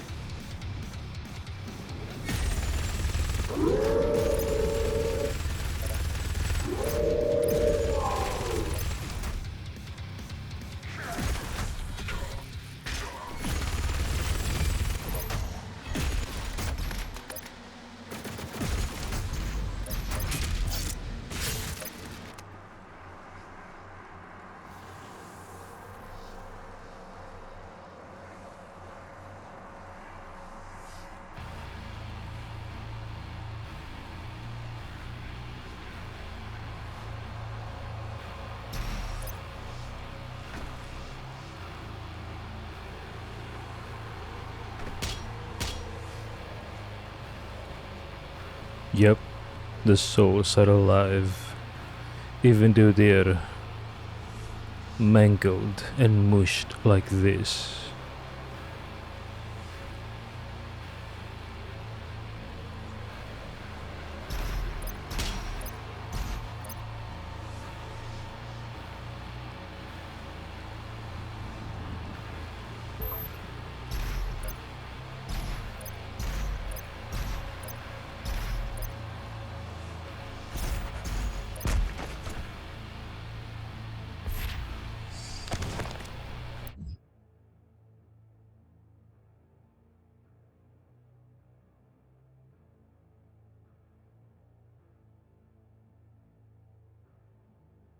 So the souls of the victims. The Maker's need for the essence is prime. Without it, they must suffer the monstrous fate of transfiguration and see their wisdom and faculties slither from their twisted forms. By the bidding of the Khan Maker herself, the Order of the Deag has devised a method to improve and accelerate the production of the Hell Aura. What once took eons for the savage beasts to attain can now be accomplished in short order by the Argenta intellect, and with greater efficiency and consistency. We constructed the soul spires, vast halls erected in the savage lands by our slaves and under direction of the Order. Even though we raised a monument on their ground, demonkind does not harry us during assembly of the soul spires, for the Khan Maker herself bartered a deal with the Dark Lord that rules over the Shadow Walkers. A bargain was struck. The demons would be given fresh worlds and souls to consume, bolstering their forces and expanding the corrupting domain of hell. And the Makers would be granted access to the flow of Argent. Fresh worlds. I think the reason why demons invaded Argentinur was because the Khan Maker gave the demons access to the planet. Right? That's why the Night Sentinels see the Khan Maker's action as a betrayal. The procedure inside the soul spires is thus: the captives are tortured until no semblance of humanity remains within them. Bereft of hope, the mortal soul is vulnerable and can be easily extracted. This we achieve with a machine from the enlightened mind of the Khan Maker herself, the Evulsor.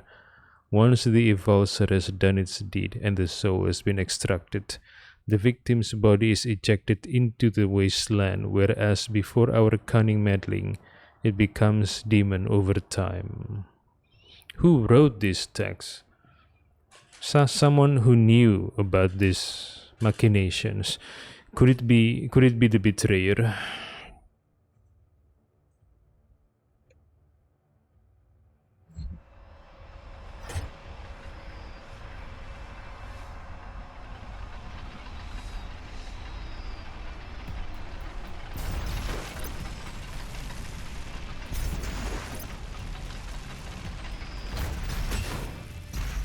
Oh.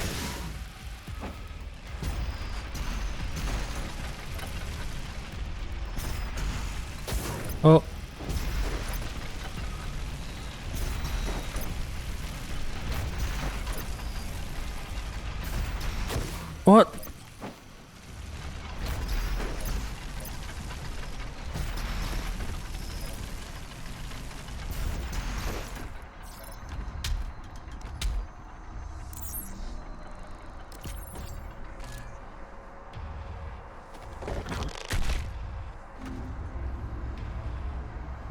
The demons only utilize a portion of the resources that come from the human soul.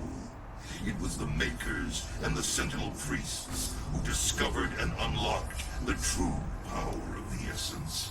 They combined Sentinel and Hell energies together, refined it, and created Argent. With it they did wondrous things. Saved worlds from extinction, healed the sick, and gave infinite power to those worthy of it.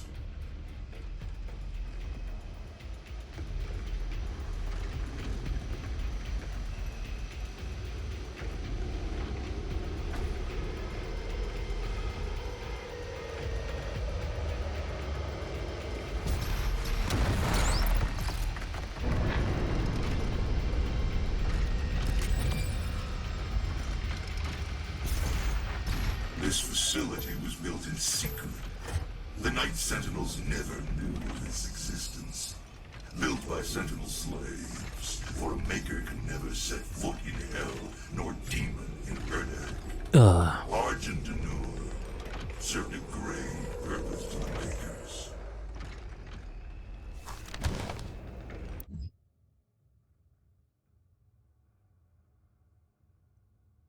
We gather the volatile aura and store it in vast reservoirs.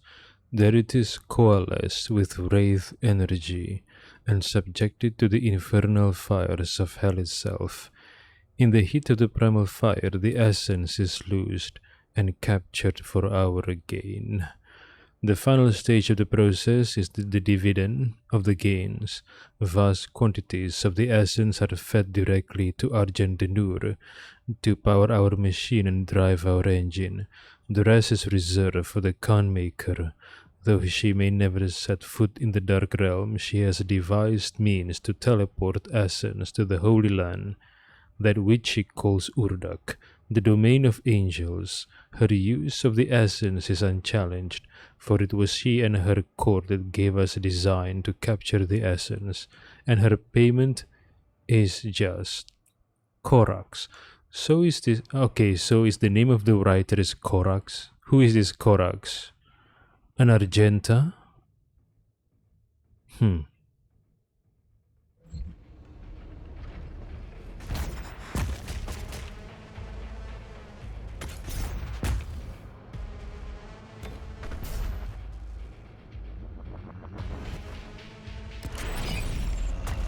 Empower demon where?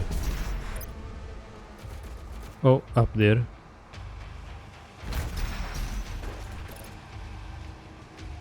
Oh, Sea of Souls. This machinery was not made without Hell's knowledge. A deal was struck with the Dark Lord.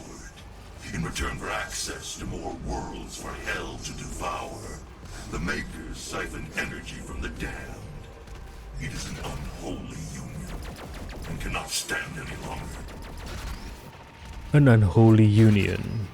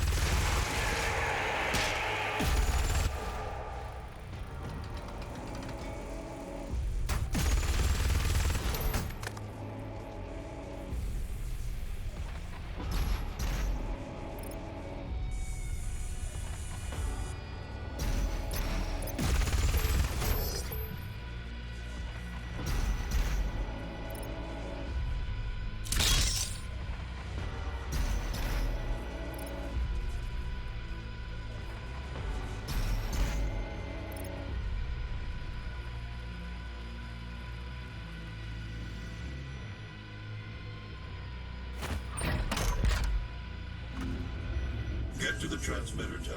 If you can destroy it, the unrefined energy should be able to propel you into their world. The tower is held aloft by two enslaved titans. Break the chains. Drop it into the well below.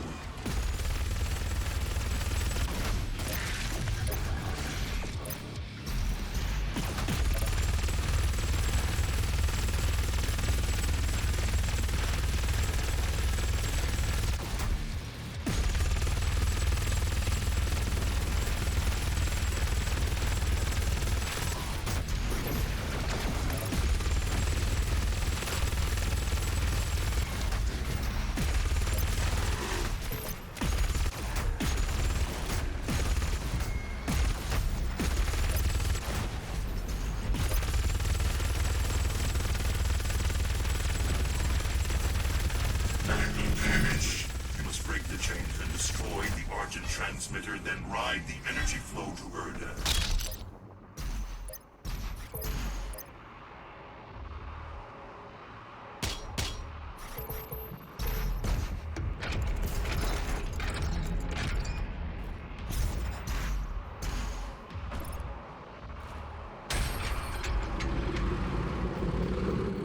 Wait, why use two enslaved titans to hold this thing aloft? Why not just create a structure to house this? I don't understand.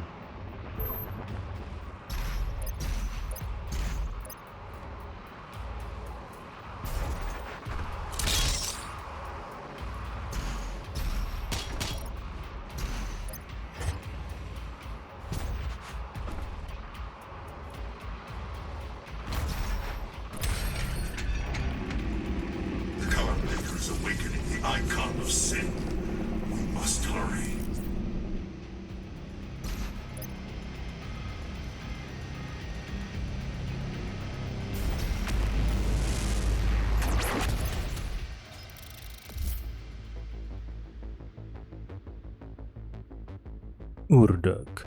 Necravolt's energy conduit has transported you to Urdak, homeworld of the Gunmaker. The souls of Earth's victims flow here, converted into a source of energy for a dying species. The Gunmaker will stop at nothing to save Urdak, even if it means the complete consumption of the Earth. Prevent her from gaining control of the Icon of Sin and put an end to her plans once and for all.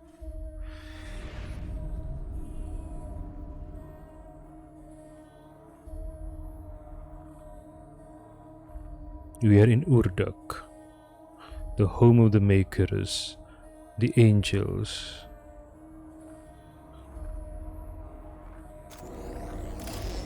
Wow, it is. The Maker is nearby. We must stop her before she completes the ritual and gains full control over the Icon of Sin.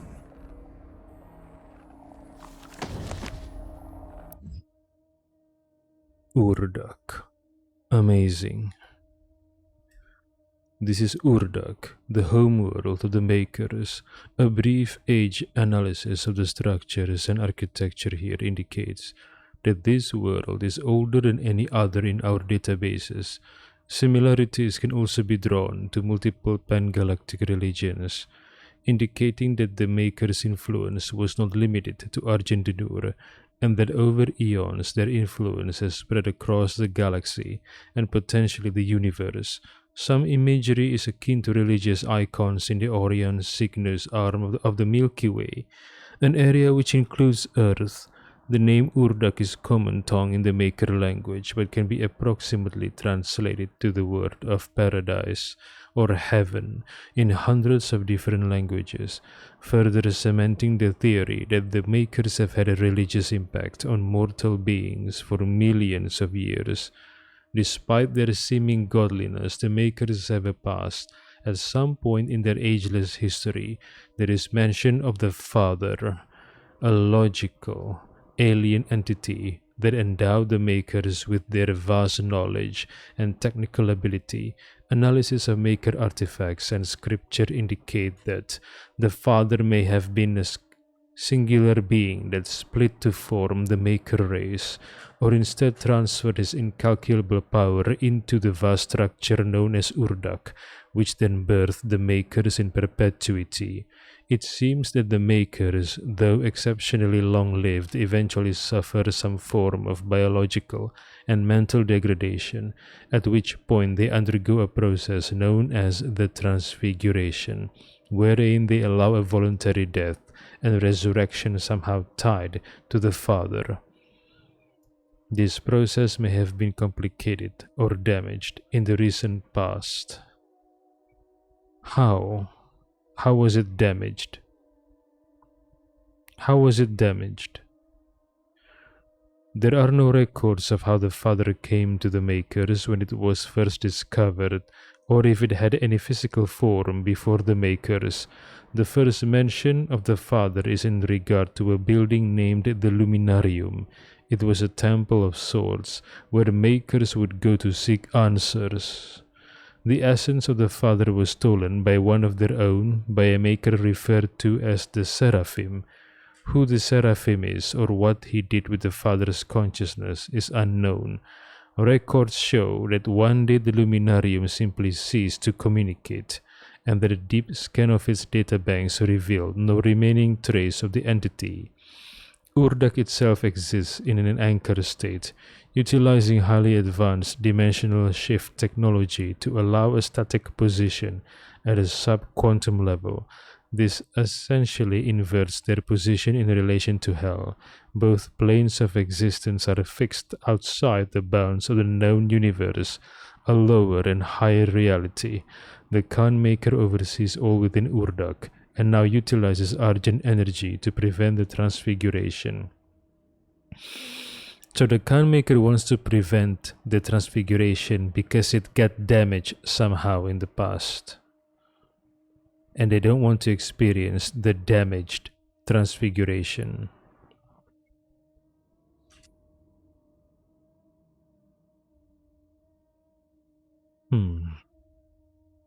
So why was the essence of the Father stolen by the Seraphim? Why?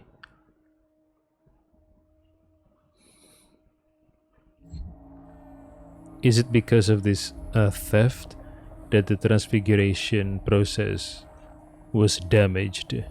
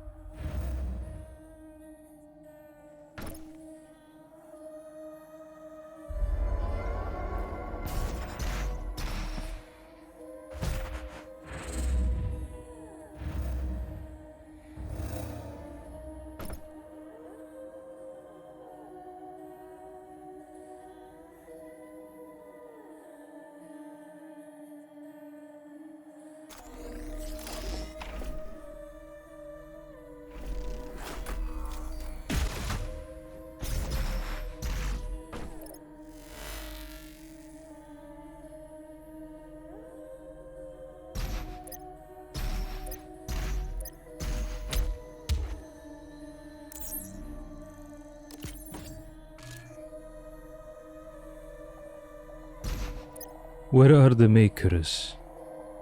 Why is it so empty?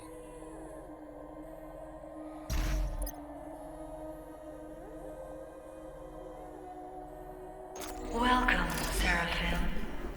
Wait, what? Welcome, Seraphim? Hold on. So the Doomslayer is the Seraphim? So the Doomslayer is a maker? What the heck? You cannot stop the procession.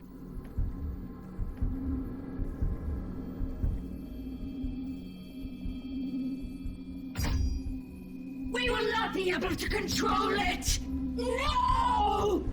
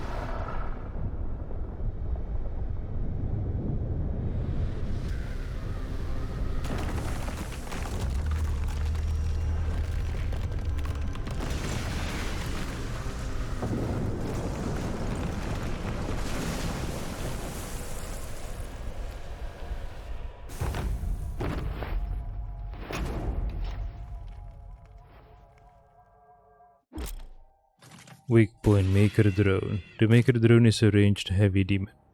Heavy demon? Aren't they angels? Is it because of that red light?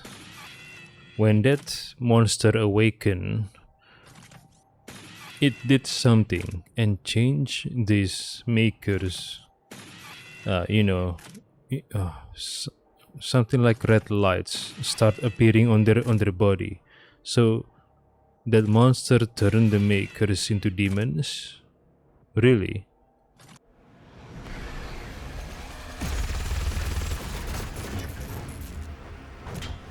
What? Demons?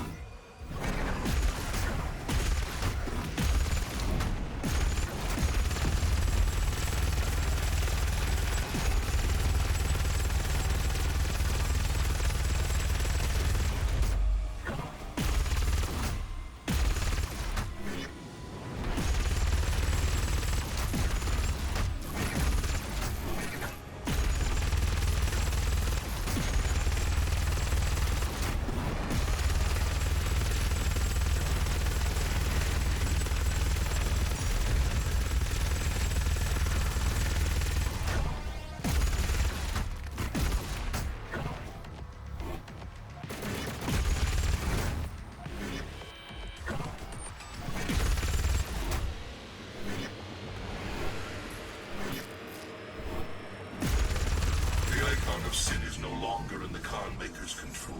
The longer he is on Earth, the stronger he will grow. There is a portal we can use to follow it. We must reactivate the gate and get back to Earth.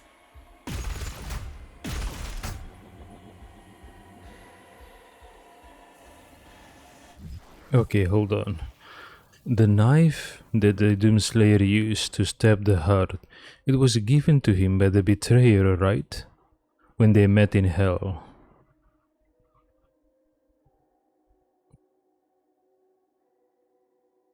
Okay. One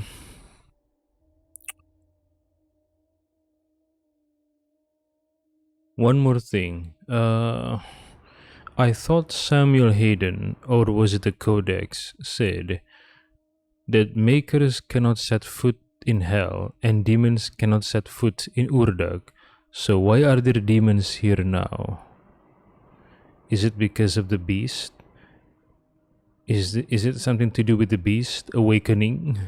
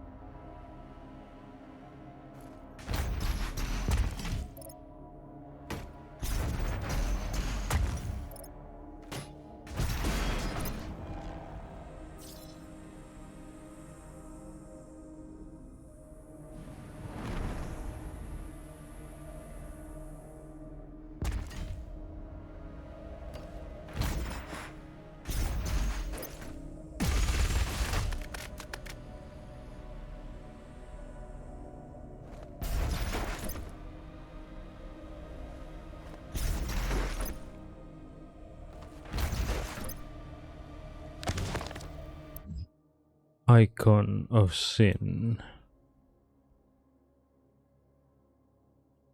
As it is written in the prophecies of ancient sentinel scripture, the Titans, towering elder demons of the infernal age, would return, unearthed from their immortal slumber.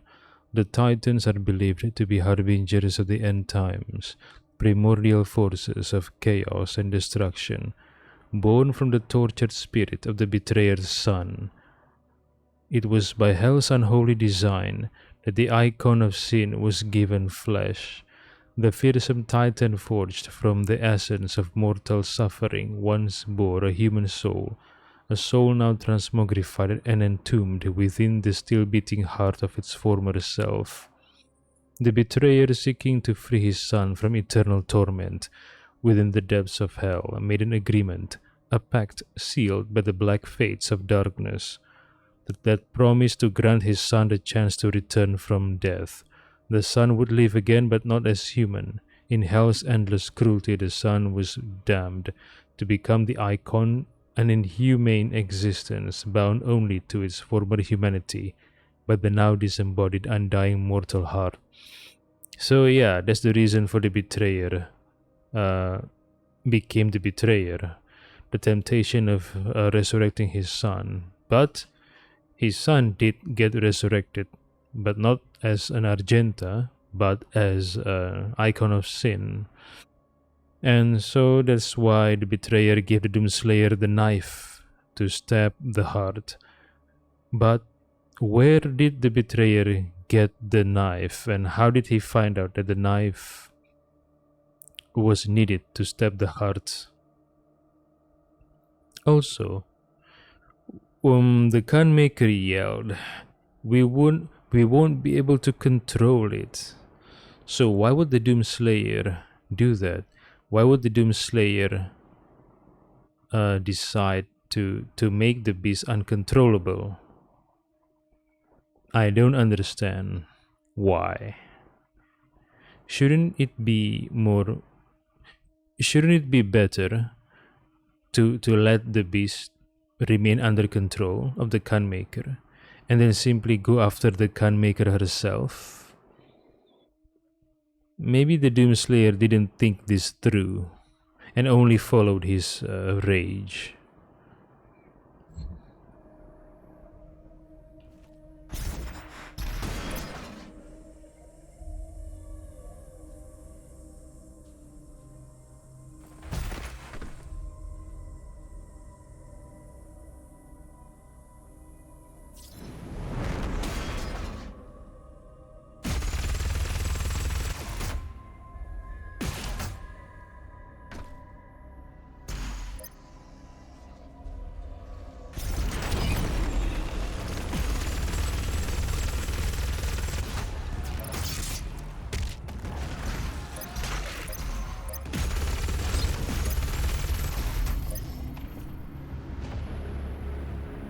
What is this?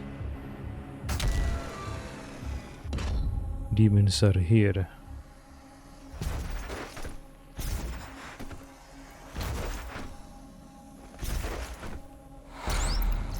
Oh, secret.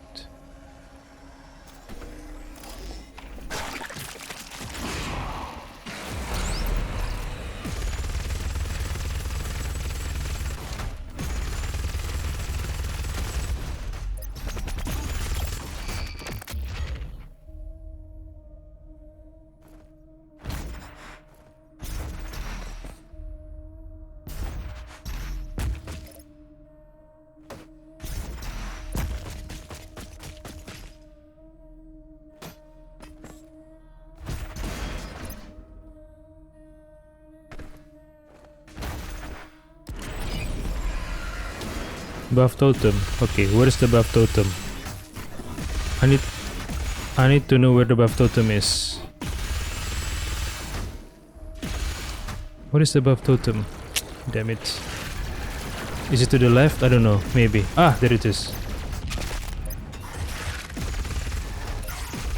Fuck you, demon. Die, demon. I'll kill you, demon. Okay, never mind.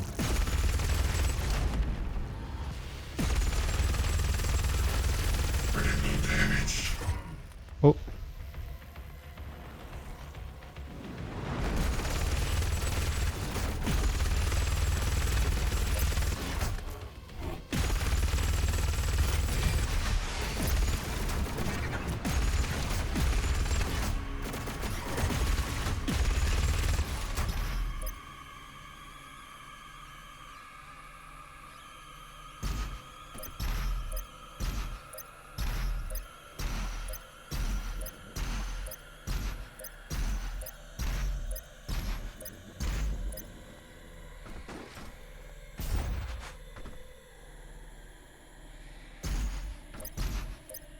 Wait, where do I have to go?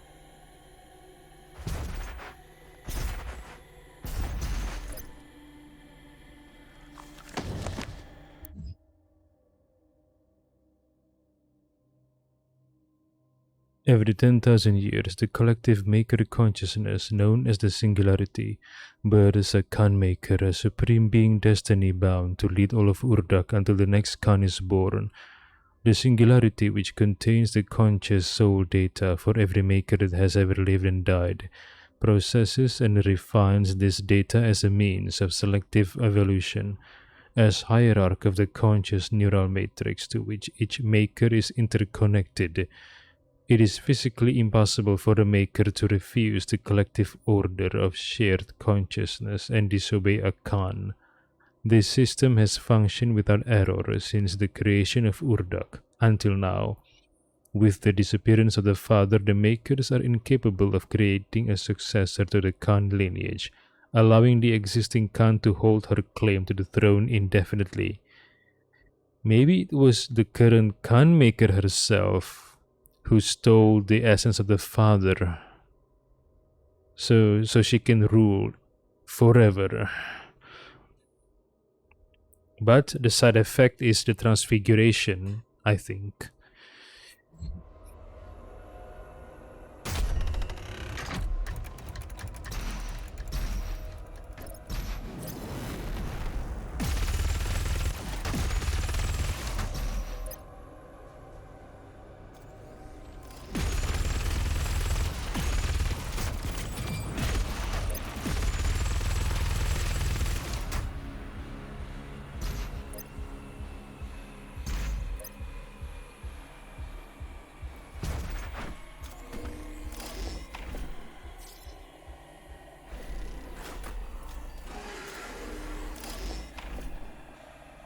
I hear monster sounds. We can use here on Urdak to get back to Earth, but you will need to reconfigure the teleporter rings to activate it. We must move quickly, for the icon of sin grows more powerful the longer it is on Earth.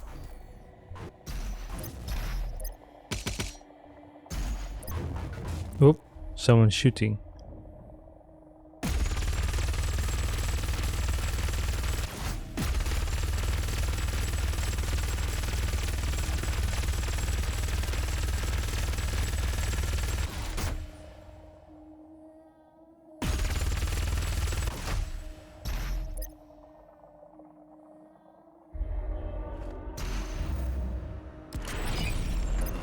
Empower Demon where?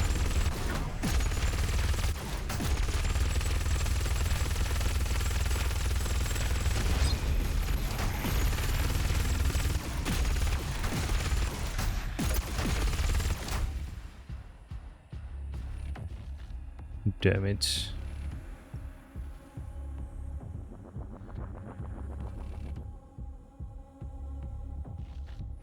Oh.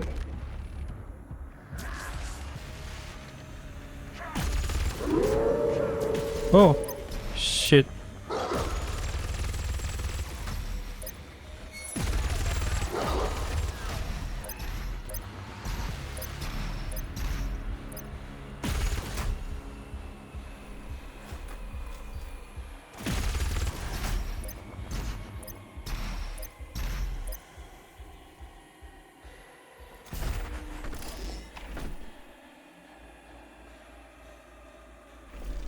Now, insert Vega to activate the portal.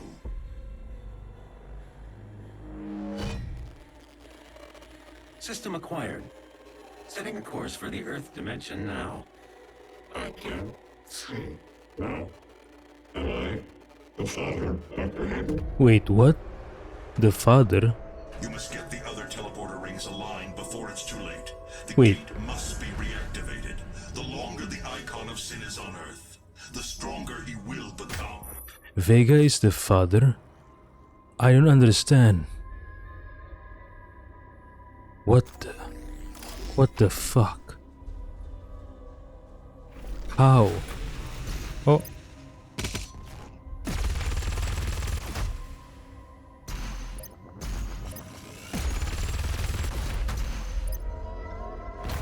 How the fuck is Vega the father?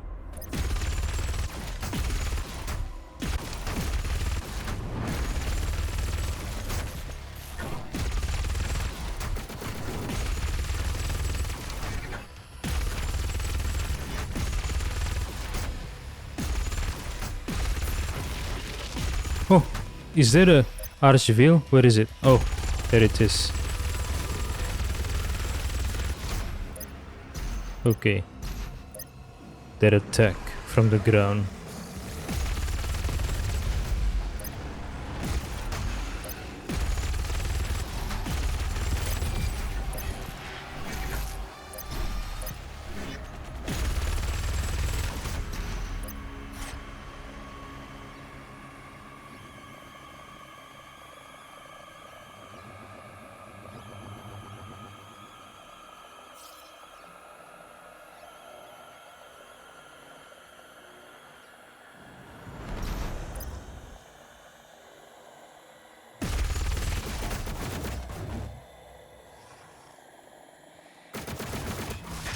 Nope.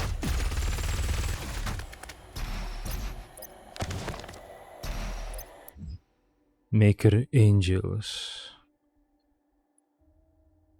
These revered figures serve as speakers for the Khan Maker, earning positions of leadership and high esteem within their species.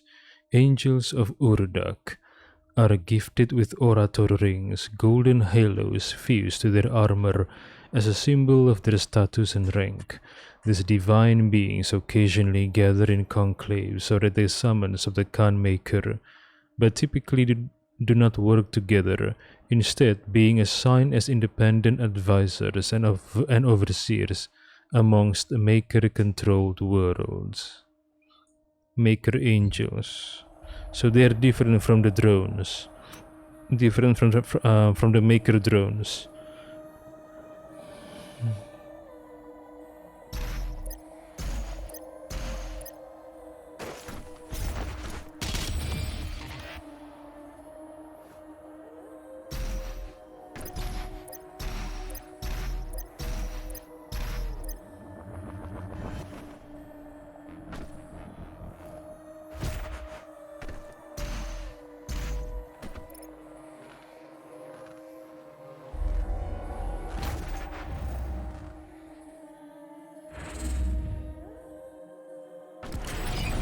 Totem, where is it?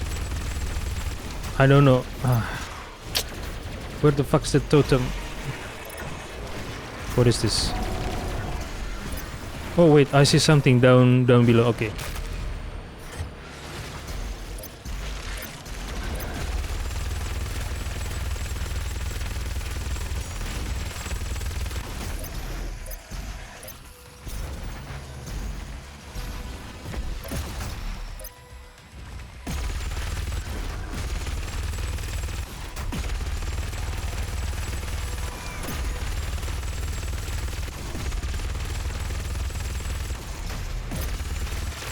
What?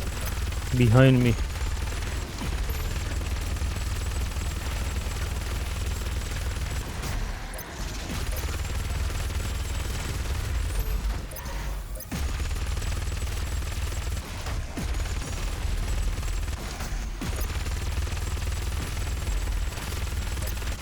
What? Where is this missile coming from? Okay.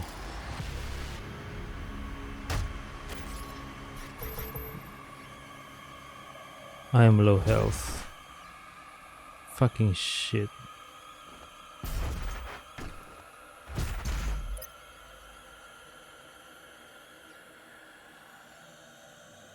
Are there no health?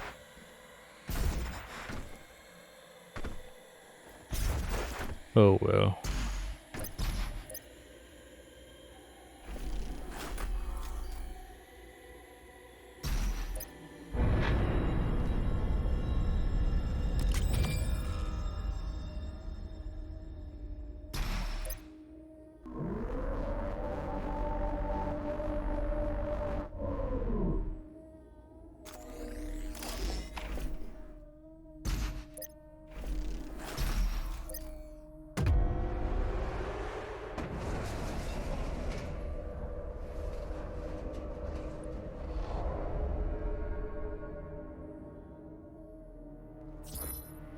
Two out of three, one more.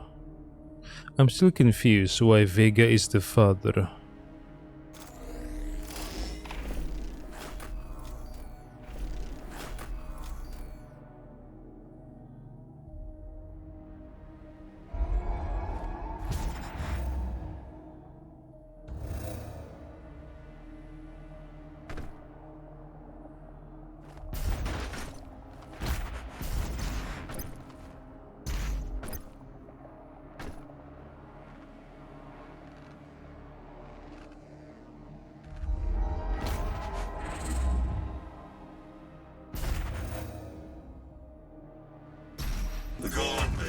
leaves Earth to be consumed by the demons, or her world will die.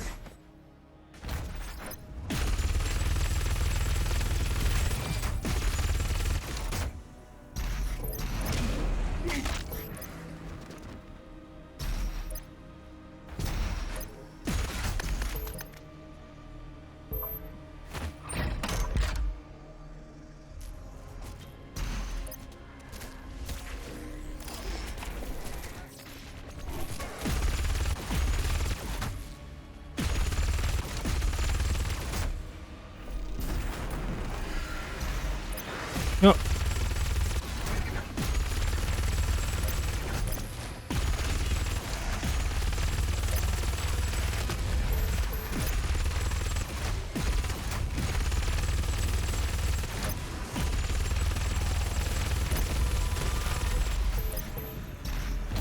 Fuck, am I dying?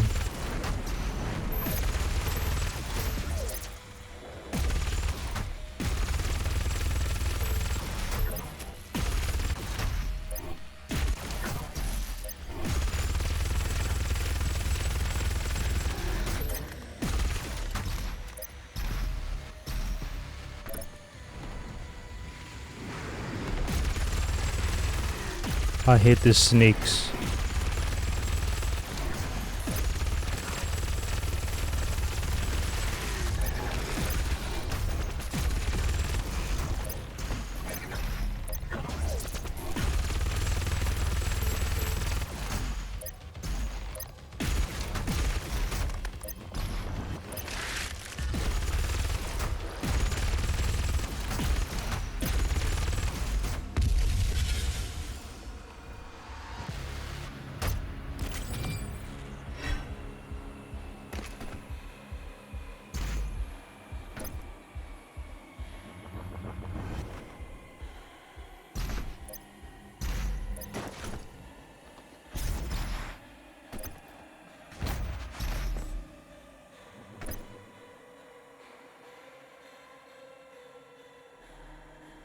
By awakening the icon of sin inside Erdak, the seal has been broken.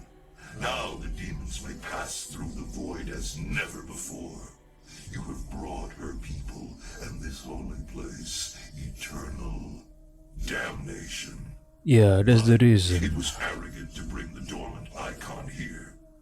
Her hubris has shattered paradise. So that really is the reason why demons can enter Urdak.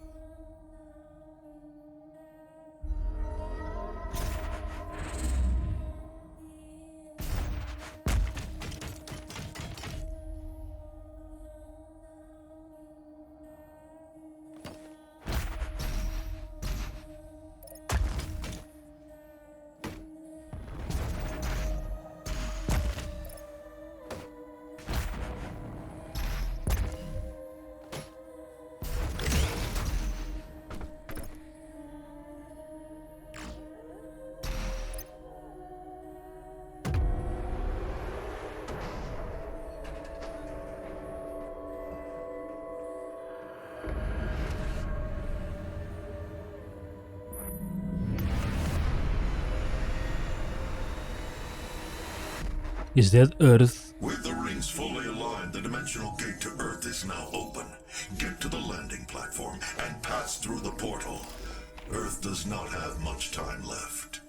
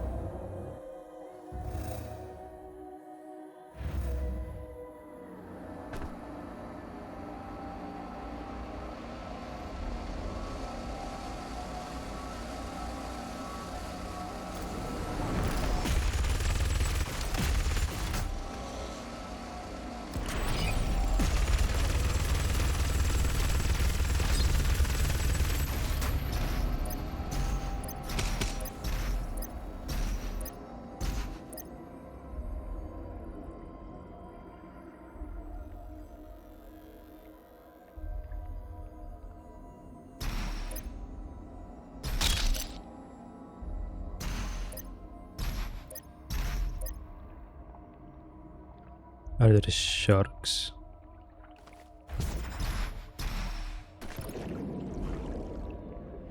Oh! What is this? A squid?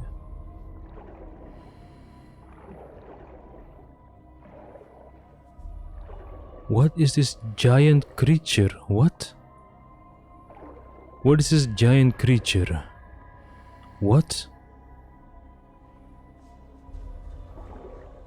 What is...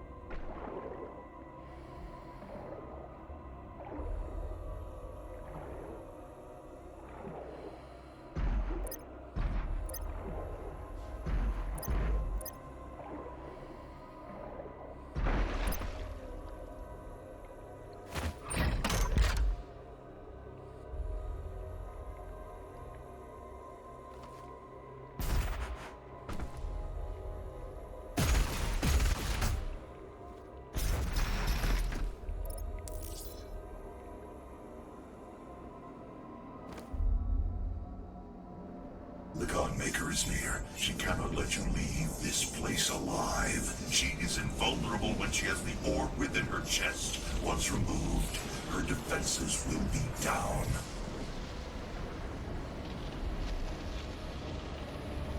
For millennia we have survived. Made others sacrifice in the name of our prosperity. So that they may in turn find redemption. Who are you? A human, once a mortal, to defy our tradition. Once a mortal.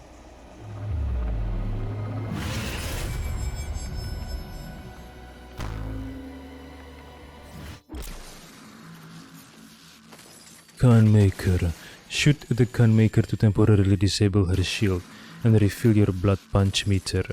While she's vulnerable, use your meat hook to get in close and then use blood punch to deal damage.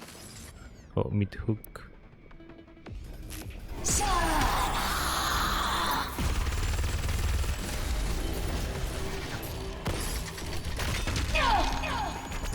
Okay. Ah! No! Help!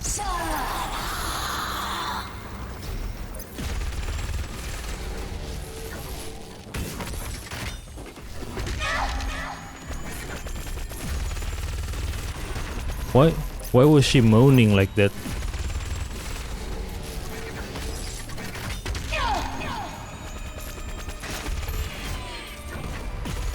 Blood punch meter, okay.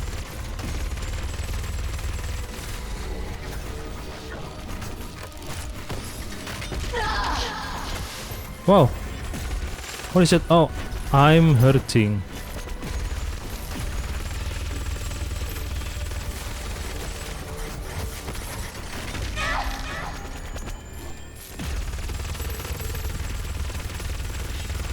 Oh shit.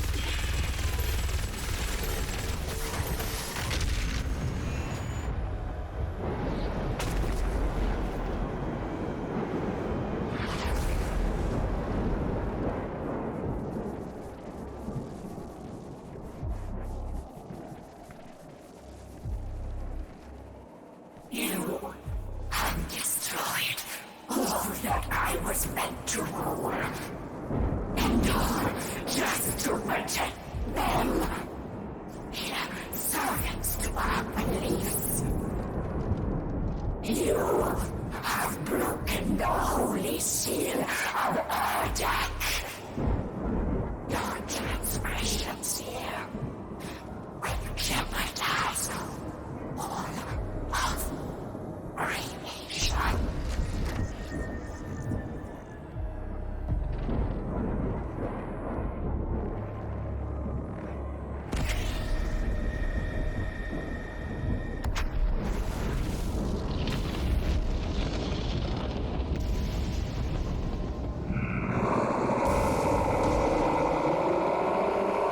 Who was that screaming? Who's that screaming? Slave, now. Was it the big creature I saw under the water? So that's how the makers look like, beneath their armor. Who was that screaming? The big creature, the big maker, the giant maker under the water?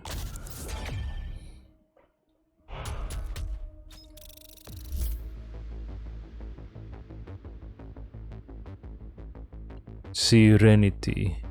Final scene. For he will walk among us, and he will smite the evil from this earth. For he who comes in our time of need is not of mortal breed. He is the destroyer, the right hand of our creator, and the one who brings fear where there is no hope. Korak's tablet. Okay, the Khanmaker referred to the Doomslayer as once mortal. So the Doomslayer is more than mortal. I mean, I guess after he was put into the divinity machine, he's divine now, maybe. I wonder if the other Sentinel warriors also used the divinity machine. If so, it's a scary thought. An army of warriors with the power, strength, and speed of the Doomslayer.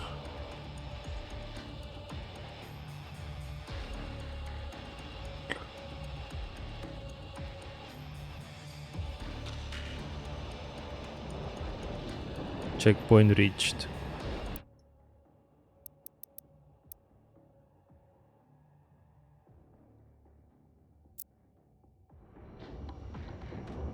Destroy the icon of sin. We are back on Earth, right? Blood. Oh.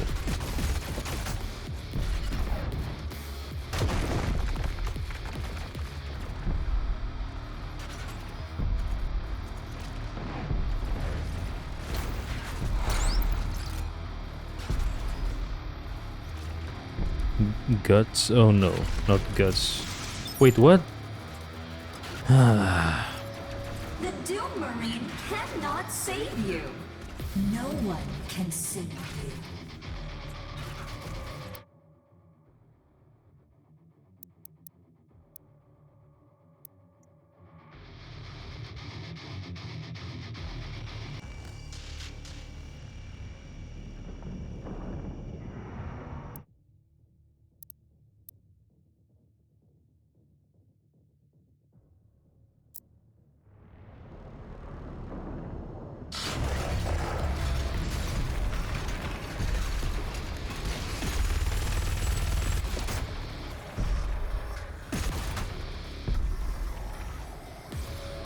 The Doom Marine cannot save you. No one can save you.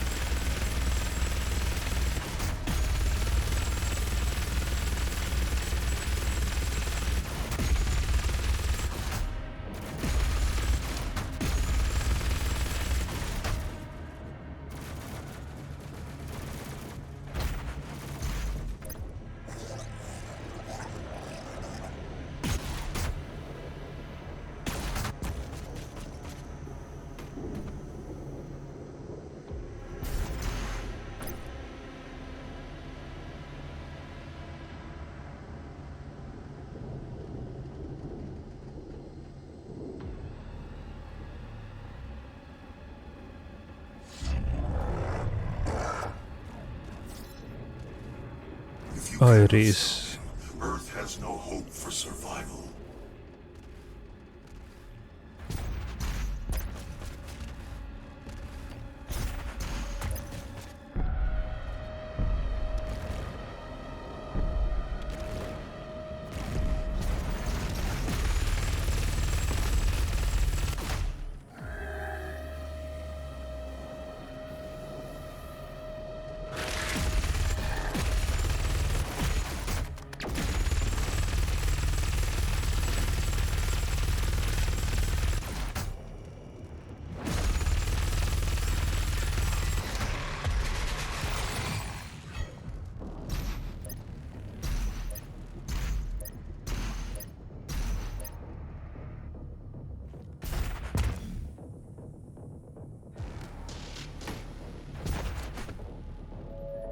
Can someone kill this idiot, please?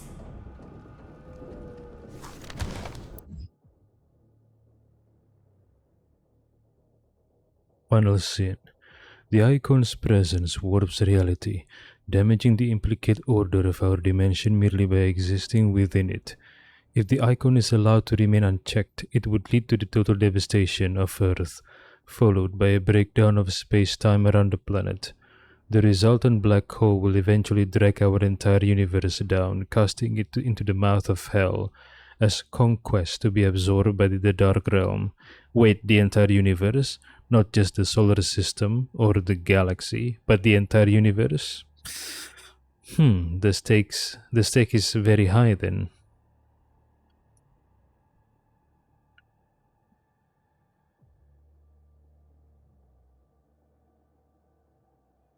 The stake is very high.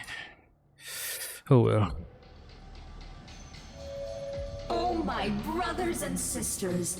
Something wonderful is coming. Something truly wonderful.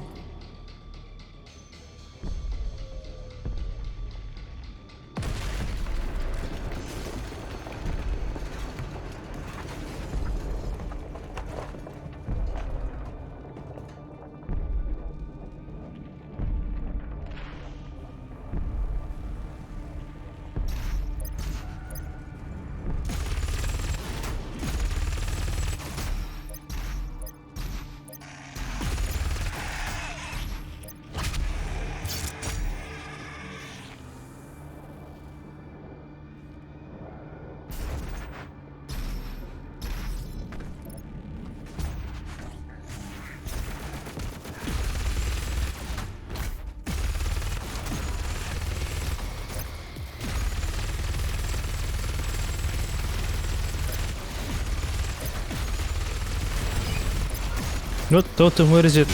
Oh.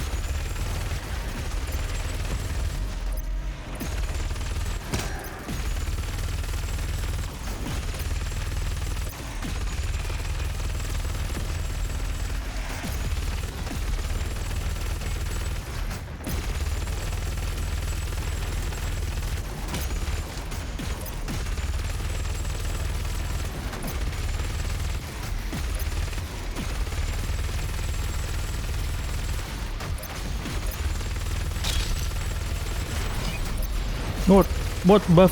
Where is it? Where is it? Ah, fuck, I'm dead. I'm dead. Is it upstairs? I don't know.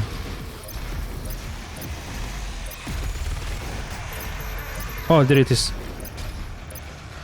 Oh.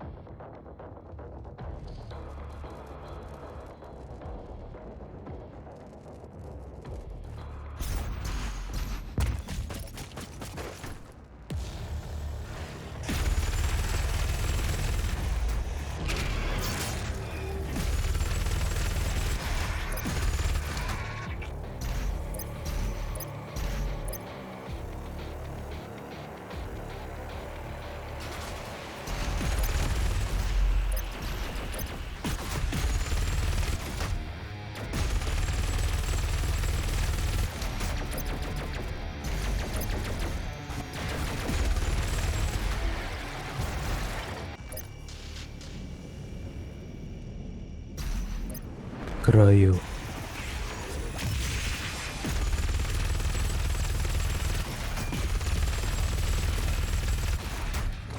What is this? What?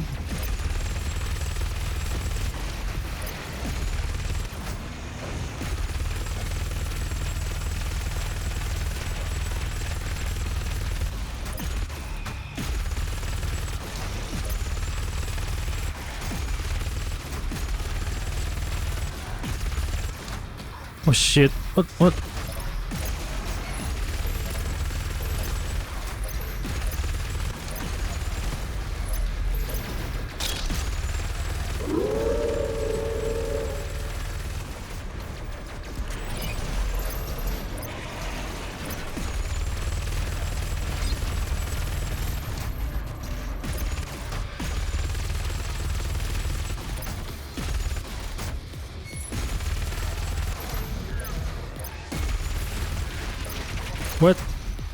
Is there an Archville?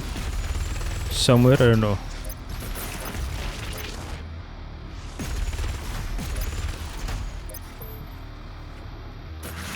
Yep, there's an Archville somewhere. Oh, there it is.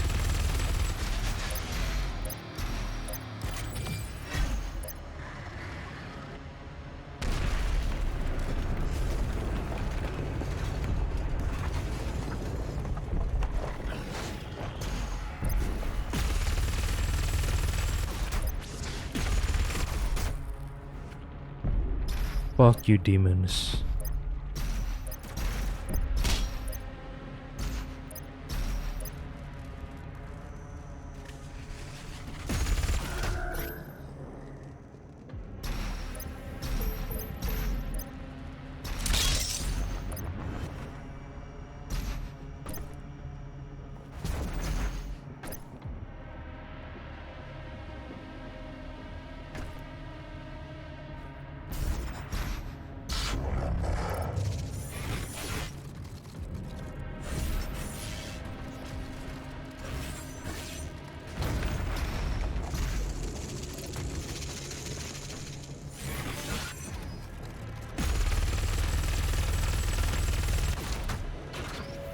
Soon, the gods will walk amongst us once again. Only then shall we find salvation.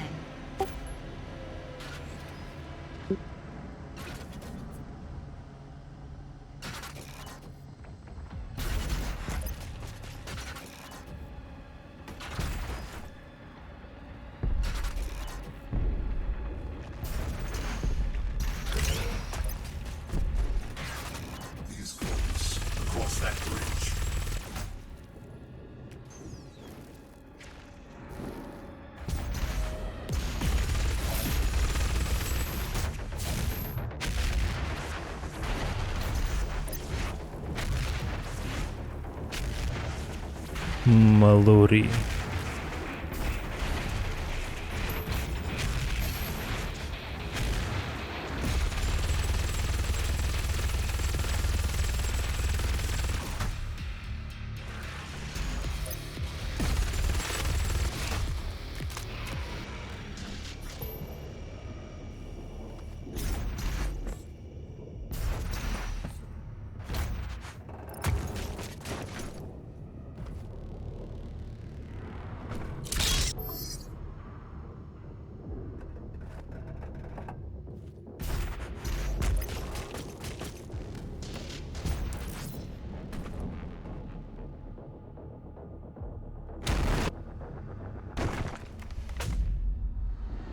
Now is the time.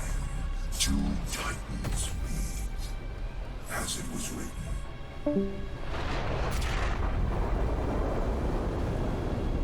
Two titans meet, as it was written.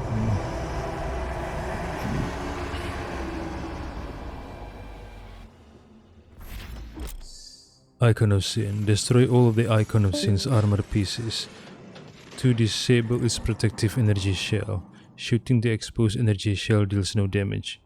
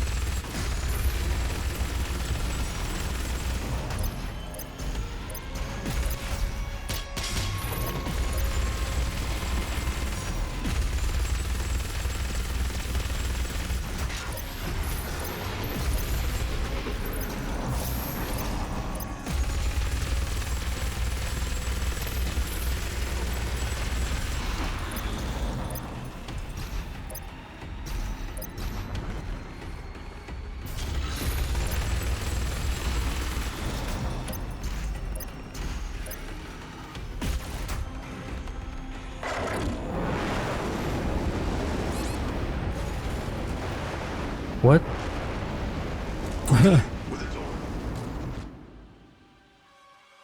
What the hell? No! Start over.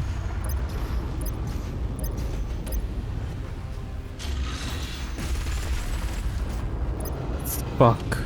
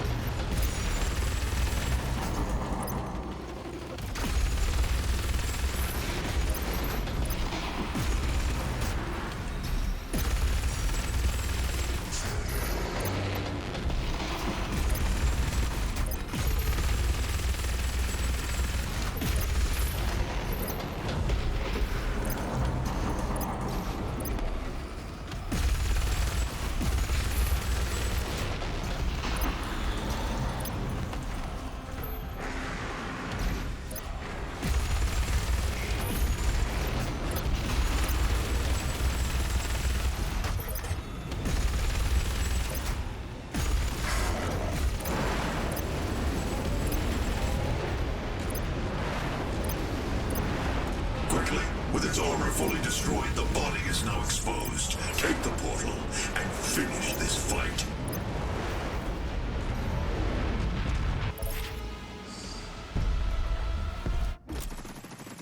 Shoot and destroy the 8 body parts of the Icon of Sin. Shooting destroyed body parts will deal no damage. Oh. Oh. What?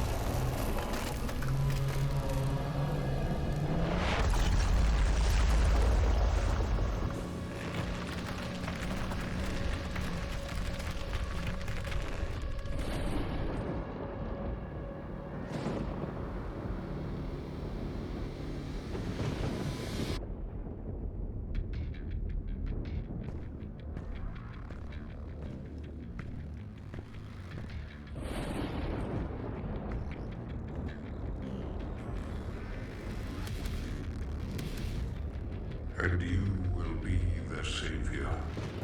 Your strength will be their shield, and your will their sword. You remain unbroken, for your fight is eternal. The moon is destroyed. Wow.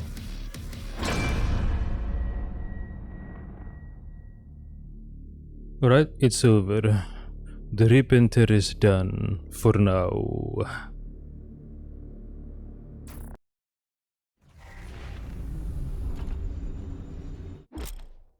Game complete. Okay. Okay, game complete. This is the Resistance Network, in what will hopefully be our final broadcast. To all the people of Earth, to anyone listening, the demonic horde has been defeated. The beast, identified by ARC scientists as the Icon of Sin, was destroyed earlier today by the Slayer himself, and with it, the majority of the demonic force has dispersed. With the threat decreased, it is important now more than ever that we come together. There is hope. The human race will persevere. Many of the survivors believe the Slayer to be a godlike figure in what was a battle between good and evil of biblical proportions. As humanity struggles to understand what happened to them and why, many look to the Slayer now for answers, but his whereabouts remain unknown. Okay.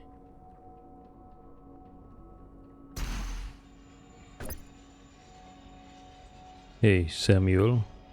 So, explain to me, why is Vega the father? I think he's asleep.